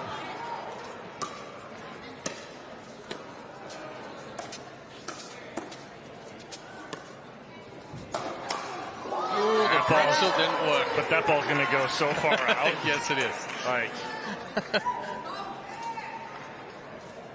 yeah, Angela Simon not disguising that speed up at all.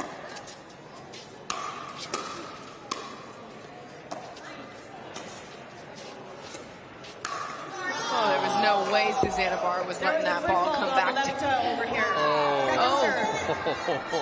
A foot fault. That's not challengeable either. A foot fault called on Susanna Barr. Let's Here's see. a look.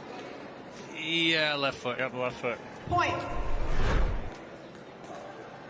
So it's 5-0 here. Fudge 5-0-1. and Simon still on their first serve and gaining traction here in this first game. Second serve. That drop left just too short off the paddle of Simon. Second serve. 5-0-2.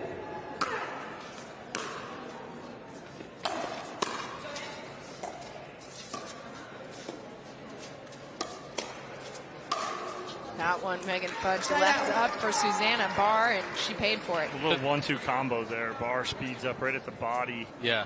Of Megan Fudge here, pops up and put away through the middle. And that's the key, that she went right at the left hip. Fudge sitting a little bit more forehand. Doesn't go there. If she goes wider on the backhand, it's either going to go wide or it gives Fudge time to switch. Second serve, sailing deep off the paddle of Quarter. So it's a second serve here. 0-5-2. Susanna Barr with it. Barr, 46 years old, out of Boise, Idaho.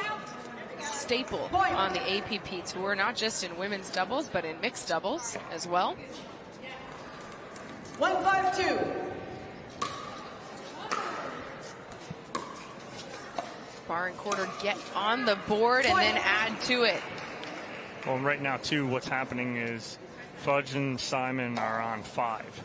They're not switching, so it's a little bit of an awkward situation right now where they're not as comfortable being left and right this way. But right now, that's where Susanna Barr and Sherry Quarter have to make and take advantage right there. 5-2-1. 5-2-1, the score for Megan Fudge. And her serve.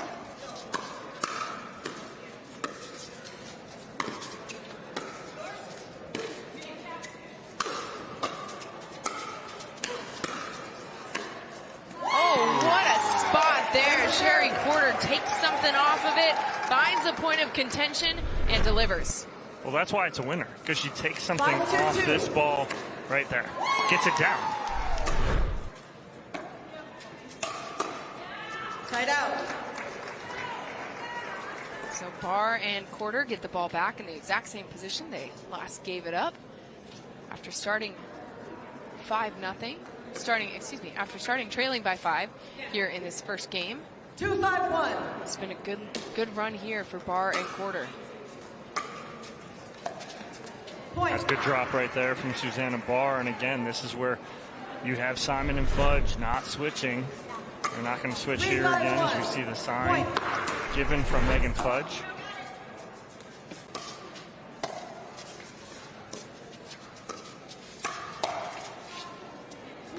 Oh, it's it. We may get a challenge on this one. And they're going to. So a challenge called on the court, ball called out of bounds. 4-5-1. We'll proceed with video review. If the call stands, that is the score, 4-5-1. But we're going to take another look at it here. No idea. Tough angle to tough from that angle. Get an assertive answer. Here we Let's go. see about this one. Oh, it looks out. That looks out. Looks out. But very close. Yeah. So close. One of the things to note here, too, is with it being the APP Women's Open, you're going to see a lot of female referees. You're going to see a lot of women taking a lot of the behind-the-scene roles as well. That's the one we wanted. Oh yeah, that's a little more clear. Chad, do you agree? Might be. Oh. You were sure. He had one assertive call. Now he's done it. Wow, that was like a millisecond of like, no, that ball wasn't even. That was in dark gray. This one. That one looks out. It looks like potentially just out. Extremely close. So like I was saying, you're going to see a lot of female referees around this After weekend. video review, the ball was out. The call stands. The challenge is lost. Servers have 2 challenges remaining. Receivers 3 challenges remaining. We'll resume play at 4-5-1. Ms. Quarter serving. Call stands as out. And the other thing is, if we come back from commercial, Dom, you and I have both noted, great DJ serving. coming in this weekend. She's crushing it. She is. She's doing a good job. She was in Cincinnati last year. Right, but I'm saying she's one of the ones as well. There's a lot of women behind the scenes that you're not seeing on camera. Of course, we have women on the court and both the players and the referees, but a lot of these behind the scenes jobs also being filled by women this weekend as we celebrate here at the APP Women's Open, presented by the James. Susanna Barr with the serve, chance to tie things up. That's another good drop right there, and again going cross court. Well, Angela Simon. And the thing Simon's not doing is she's allowing the ball to get to her feet. She's not either reaching and taking it out of the air before it gets there. See where Fudge takes it out of the air early, or just she lets it bounce, but she doesn't move the feet. Right. Step back to clear yourself and then create something. Right. Don't rush to the line. Yeah. You don't have to get there. Right. Let it bounce. Stay 3-4 feet back.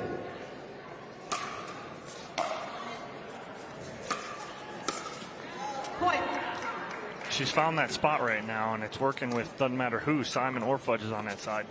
Turn down the line. Turn down the line. 7-5-2. Turn to Sherry Quarter. Make her hit something.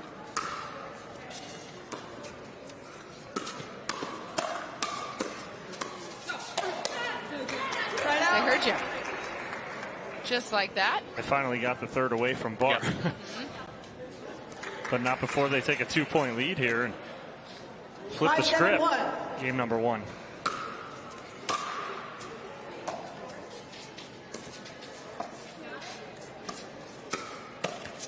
Well, and it's a tough scenario in that situation as well. As far as you want to return to Barr because it keeps her back. It doesn't allow her to come forward, and you got the younger pro coming forward. But you also get them in a rhythm where they're hitting a lot of third shot drops. Nice reset from Fudge. Oh, Second Simon serve. just missing that. Pushes them onto their second serve. 6-7-2. Another opportunity to tie us up here in this first game. Best 2 out of 3 to 11 to decide who brings home the gold and who has to settle for silver. Right now, Susanna Barr and Sherry Quarter making the case they can come back and be the victors in this game 1 that they trailed 5-0 to start. Now a chance to take the lead. 7-6-1. Excuse me, to extend their lead. Point. Sherry Quarter giving a little look right there, a little stare down with a little backhand flick. But again, we talk about all the time, Chad. It's not about how hard, it's where. She just flicks that little roll through the middle. It's a nice spot.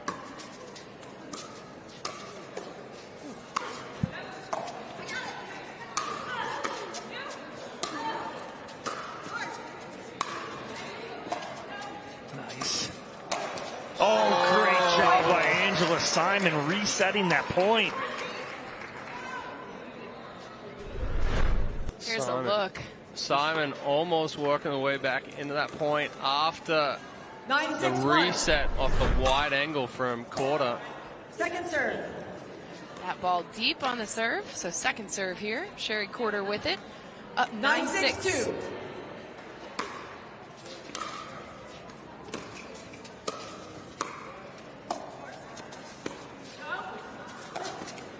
Simon going to trying to get around the lob, but great spot from Quarter and sets up a game point opportunity here for Susanna Barr and Sherry Quarter. Fudge and Simon want a minute to think about it because they had a 5-0 lead to start this game. What is it, Dom, that has gotten Barr and Quarter to the point where they are the ones with the game point? Well, they went on a nice run where Fudge and Simon couldn't find Quarter on the third. They allowed Susanna Barr to take those thirds. When you're playing against her, I don't want her hitting any thirds. Her thirds are great. That's like one of the best parts of her game. Once they found Quarter a little bit, right, it allowed them to get back in some points. They got the side out they were looking for. But right now, if I'm Fudge and Simon, Susanna's playing really well right now. I try and find Quarter a little bit, force her into some mistakes or some pressure where she's going to look to pull the trigger, right? And so if you get to her enough, you're going to look for her to pull that trigger, be ready for it. And if she pulls the trigger at Megan Fudge, it's coming back. And that's exactly what Megan Fudge wants. But Quarter has been a lot more patient than what we've seen her throughout the day. And she would hit a ball and she'd be like, oh my gosh, calm down, slow down, everything. Here she has. She's moving the ball around. And that last ball, that last lob, that was the first one she's thrown up. Yeah. Right? She's not falling in love with it. What I don't want to see here, I really don't want to see her throw up a lob. 15 seconds. I really want them to grind a point out. Unless they've already worked the point. Right. Don't do it too early if you're going to do it. Time in. 10-6-2.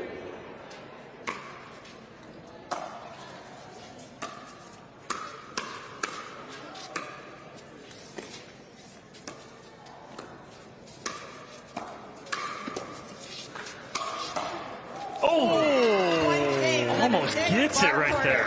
Great point there. Susanna Barr and Sherry Quarter take game 1, 11-6. Game 2 when we return to Columbus, Ohio. When you choose the James at Ohio State, you're choosing access to the James, dedicated support services, and an unmatched survivorship program. For your cancer care, the choice is clear. The James at Ohio State.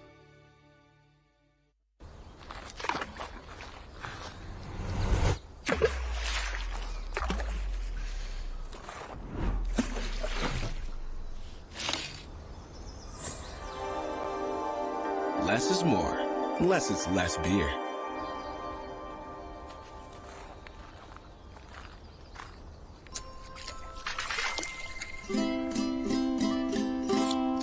Fat Tire. At Sports Imports, we believe in the power of play. From the first time you step on the court to the thrill of competition, we know that fostering your passion leads to embracing your power, and that the love for the game doesn't fade with time. We're committed to building community beyond the net, because no matter what side of the net you're on, the spirit of community is always in play. The APP is sponsored by Fat Tire, crisp, bright, easy drinking, Central Ohio Toyota dealers, and the U.S. Department of Health and Human Services, reminding you to get this season's flu and COVID-19 vaccines. Round one goes the way of Susanna Barr in this showdown between her and her former partner, Megan Fudge, in women's doubles. It is the first time in 2024 that they are facing each other in a women's doubles gold medal match. They have faced each other before, but Susanna Barr and Sherry Quarter facing off here, taking game one by going on an 11-1 run. To finish it off, can Fudge and Simon respond? Let's find out. Oh, just out. If I'm Fudge and Simon, I'm exposing the middle. I am going at the middle, get Barr and Quarter to fight over who wants that ball, because there's been zero communication with that middle ball, and we saw it in the first point here in game two, that they both went through the middle ball and pushed it wide. That's where Whitwell and Hendry had some success against them, is finding that middle spot. And a lot of times it's happening when you're coming up off a return, which that should be the least. Oh, that's big finish there from Angela Simon. Well, and you mentioned earlier that she's one of those players that the more you go at her, the more she finds her rhythm. So it's something for Barr and Quarter to watch out for here, is that two-handed backhand perfectly placed. Ooh, good setup right there from Susanna Barr on a good drop from Quarter. Just hits it and it goes deep. So side out. Megan Fudge with the serve.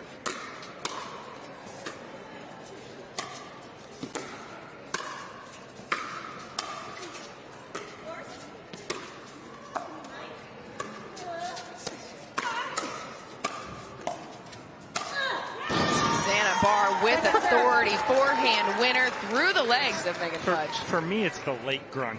Yeah. She hits it, and it's through Megan Fudge's legs, and then she grunts. Something about the speed of sound that if I knew more about science, I could make some sort of joke, but I don't have it. Yeah. Her ball is not breaking the sound barrier. The sound barrier. For the grunt to be delayed. Definitely not. Hence why I could make a joke. I could have figured it out. 2-1-2. Angela Simon with the serve. Ooh, just wide. Side out. And not for nothing, this is a good side out for Megan Fudge and Angela Simon. It keeps them left and right. Oh, yes. They're odd. They want it. If they're going to side out, they want to side out even. Correct. Because that's where they ran into problems.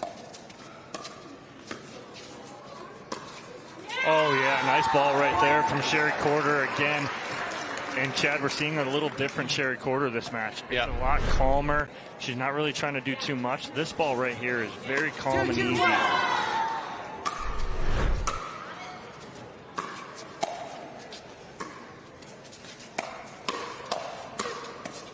And again, right there. But again, it's exactly what she talked about. She likes that speed up there. But before, she was trying to force the issue for it. This one, she allows it to develop, stays nice and balanced there in the transition, gets a ball down, steps up, balanced again, and everything's under control.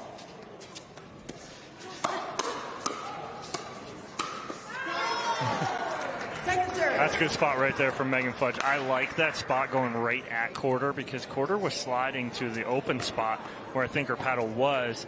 and Fudge jams her up. Perfect, 3-2-2. perfect execution.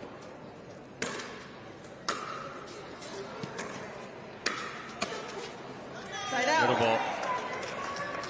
Exactly what you called it. Middle ball when they're both coming up. All right. 2-3-1. 2-3-1. The score for Angela Simon's serve.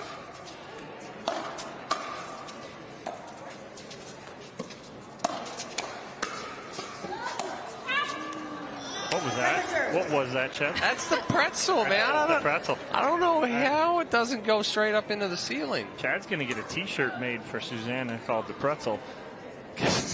we never could figure out what it was, and that's exactly what it is, Chad. You've kind of hit it on the head, I think. I mean, twist your body in whatever direction you want to go and just flick the paddle at it somehow.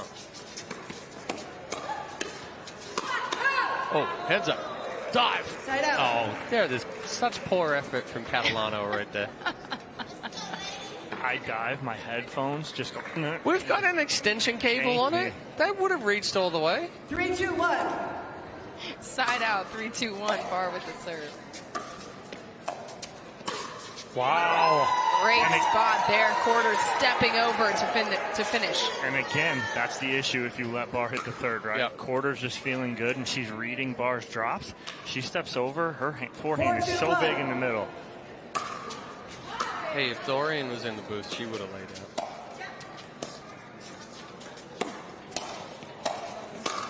Oh, got a point. So a point there off the paddle of Susanna Bar as it bounces off of Fudge. So it's a 5-2 lead here.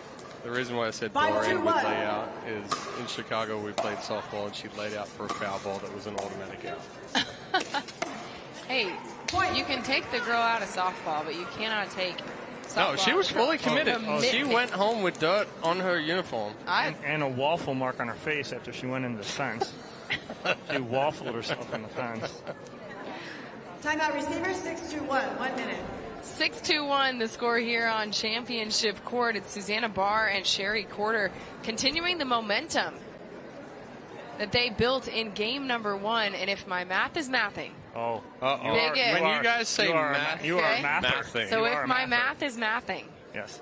It is a 17-2 run that Bar and Quarter are on from carrying over from game 17-3. 17-3. Your math so wasn't close. mathing. Your 1 plus 2 is 3. You were so close to I was mathing. so close. Wow.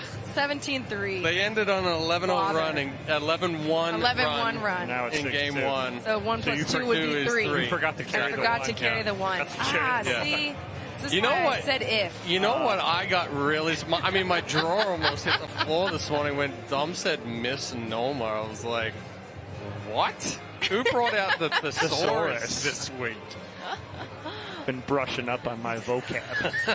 I love it. Kids are back in school. It's October. We're hitting our rhythm here. Yes. Obviously, I haven't been attending that many math classes. I will work on that before college. You know why you didn't bring your fingers out for that one? You know, I really thought that I could do it. Time in. It's all right. We should have known better. Anyway, Susanna Bar with the serve. Oh, that's a little short. And does not negate the fact that Susanna Bar and Sherry Quarter have found a rhythm after starting out slowly in game number 1. A 17-3 run since then to get themselves a lead here in game number 2. As we get the ball switched for the side out, Chad, what do you think has been the key to that for them? Well, they're controlling the pace and the tempo. But again, they're not trying to force the issue. They're not speeding up balls that aren't really there to be sped up. Second serve. I think for Fudge and Simon, their rhythm is a little off right now. They came out, they were hot, they're up 5-0. And then they kind of got caught back on their heels 2-6-2. once Bar and Quarter started to find their own rhythm, and they've never been able to really adjust it.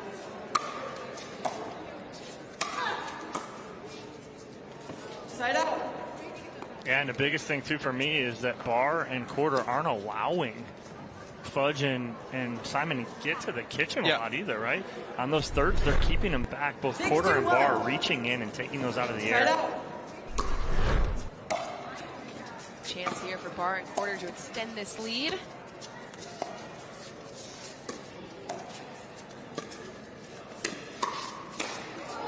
Great finish there from Megan Fudge. Gets up for it. It was a great read from Fudge. She read the speed up off of Quarter's paddle too well. 6-2-2.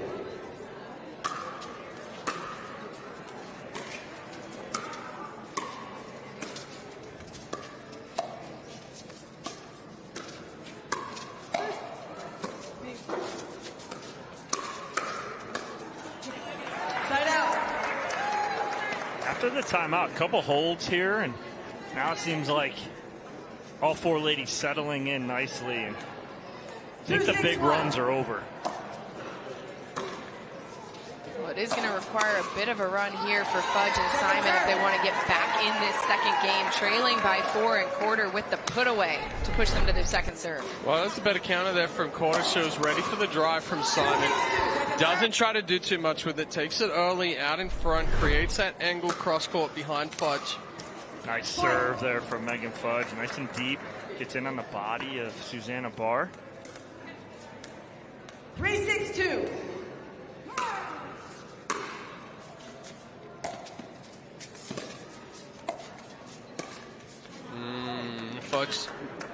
Barr needed to be up at that kitchen line there. A little bit of hesitation taking the step forward. 4-6-2.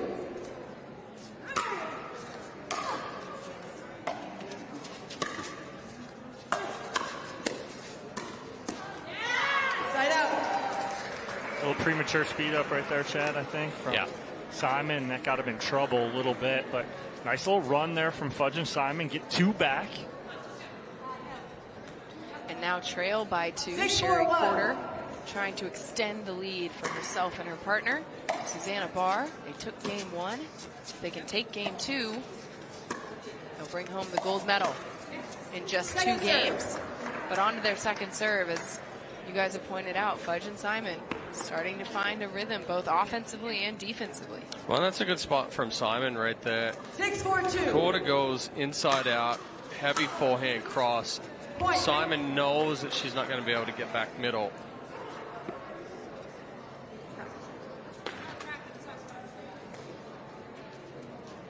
Getting the ball looked at here. So new ball coming in.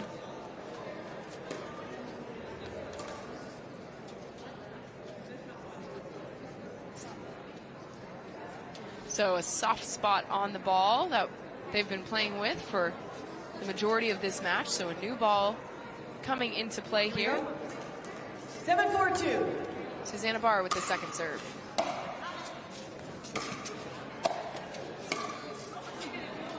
Stood up straight through it, and Chad mimicking, just come through and rip that. Step forward and rip it. Yeah. No thought process in that one.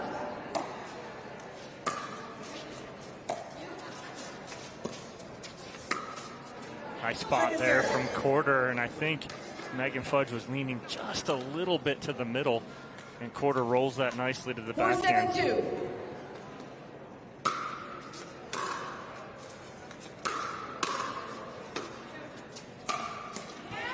Great spot there from Susanna Barr. So a side out gets the ball back on their side of the court. Well, both Fudge and Simon thought Barr was going to go cross court or middle with that one, and she just slides it down the line.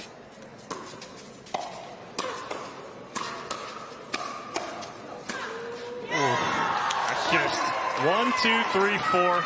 But you're right, Chad. You're showing it right here is that paddles are out in front, right? Nothing got big. Both Quarter and Barr paddle out in front, find the spot, get the ball down. 8-4-1, Barr with the serve. Just leaves that third shot drop a little short. Well, that's why if you're going to make Barr hit a drop, go wide to the backhand side. Forehand is consistent.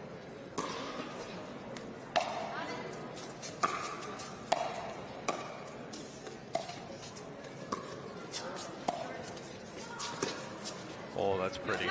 Oh, just wide. Just deep, I mean. So a side out here. Barr and Quarter do get a point, or they have to give it back up. 4-8-1. Now it's Fudge and Simon trailing by 4 here in game number 2.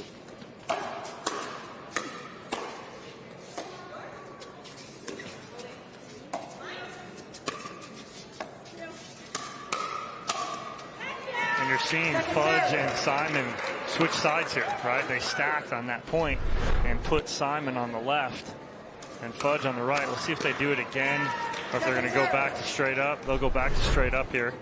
4-8-2. 4-8-2, Fudge with the serve. Nice dig from Simon.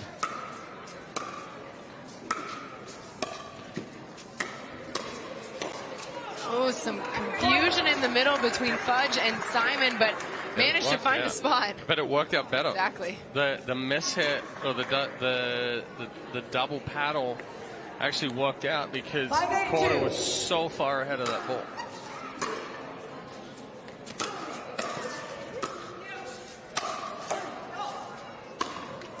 Angle. Beautiful. Almost another Chet, almost another miscommunication in the middle, though. Barr reached out in front of Quarter and got that. But Simon and Fudge get back within 3. 8-5-1. 8-5-1, Sherry Quarter with the serve. Yeah, it's a good ball there from Barr. Goes deep behind Fudge. The ball gets back behind the body. So difficult to try to pick up. 9-5-1. 9-5-1. Sherry Quarter with the serve.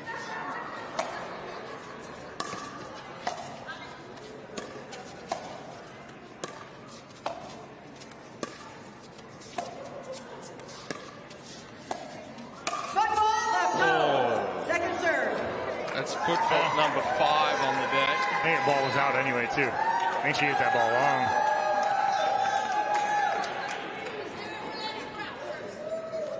I think the crowd's happy that they see the pros do it, too. Not just any pro either. The best pros on the APP Tour. Beautiful placement. Oh. Susanna Barr recognizing Simon and Fudge were pulled to the opposite side of the court. She puts it perfectly to get them to a match point opportunity here. Susanna Barr with the serve and can bring home the gold medal.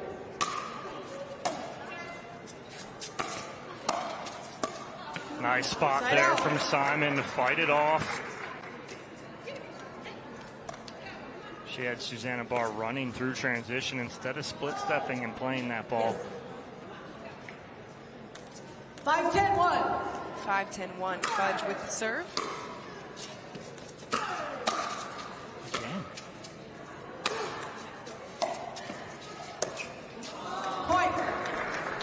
Again in the middle, just no communication between Barr and Quarter. Well, even on that last ball, Barr's hesitant to come all the way over and fully commit to that ball.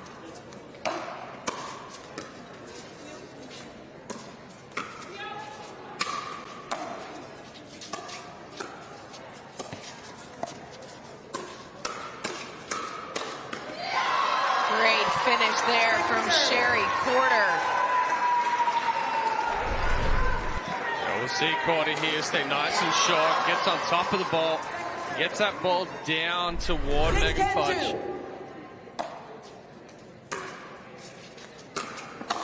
Again, the communication in the middle, it's just unreal. It's a rush to get to that ball. You see right there, Barr rushes the swing to try to get there before Quarter can get a paddle into it.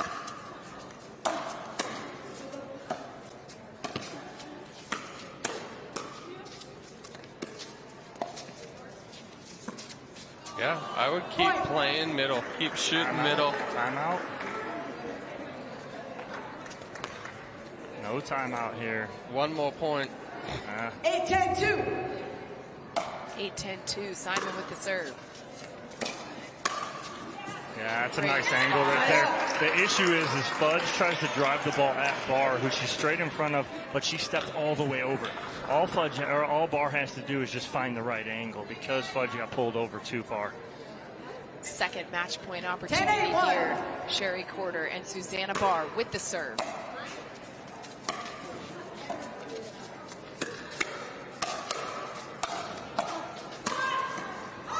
And they get it done. Susanna Barr and Sherry Quarter win the gold medal here at the APP Women's Open, presented by the James. After falling early in game one, they found their rhythm, they found their reason, and they're taking home the gold. We'll hear from them when we come back to Columbus, Ohio. Introducing Skechers Pickleball, the official footwear of the APP Tour. They're ultra lightweight and responsive for incredible speed.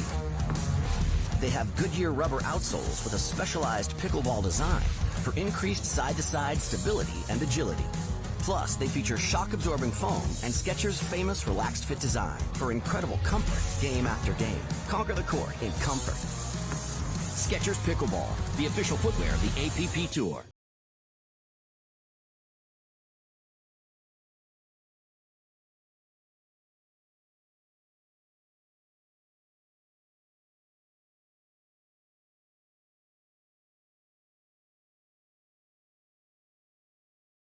Volunteer and community events. They'll keep Greg active, involved, and mischievous, and help make sure his happiness lives as long as he does. That's why the younger you are, the more you need AARP. At The Botanist, we always look further, seeing potential where others may not. We sustainably hand forage 22 Isla Botanicals to make a beautifully balanced gin, capturing the essence of our Scottish island home, consciously crafted by our community to be enjoyed by yours. Look further.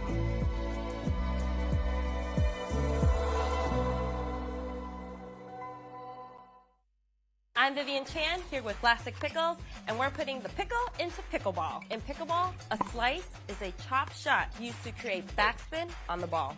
I'm going to show you how to make a fried chicken sandwich topped with classic sandwich dill pickle chips that will put your taste buds into a spin.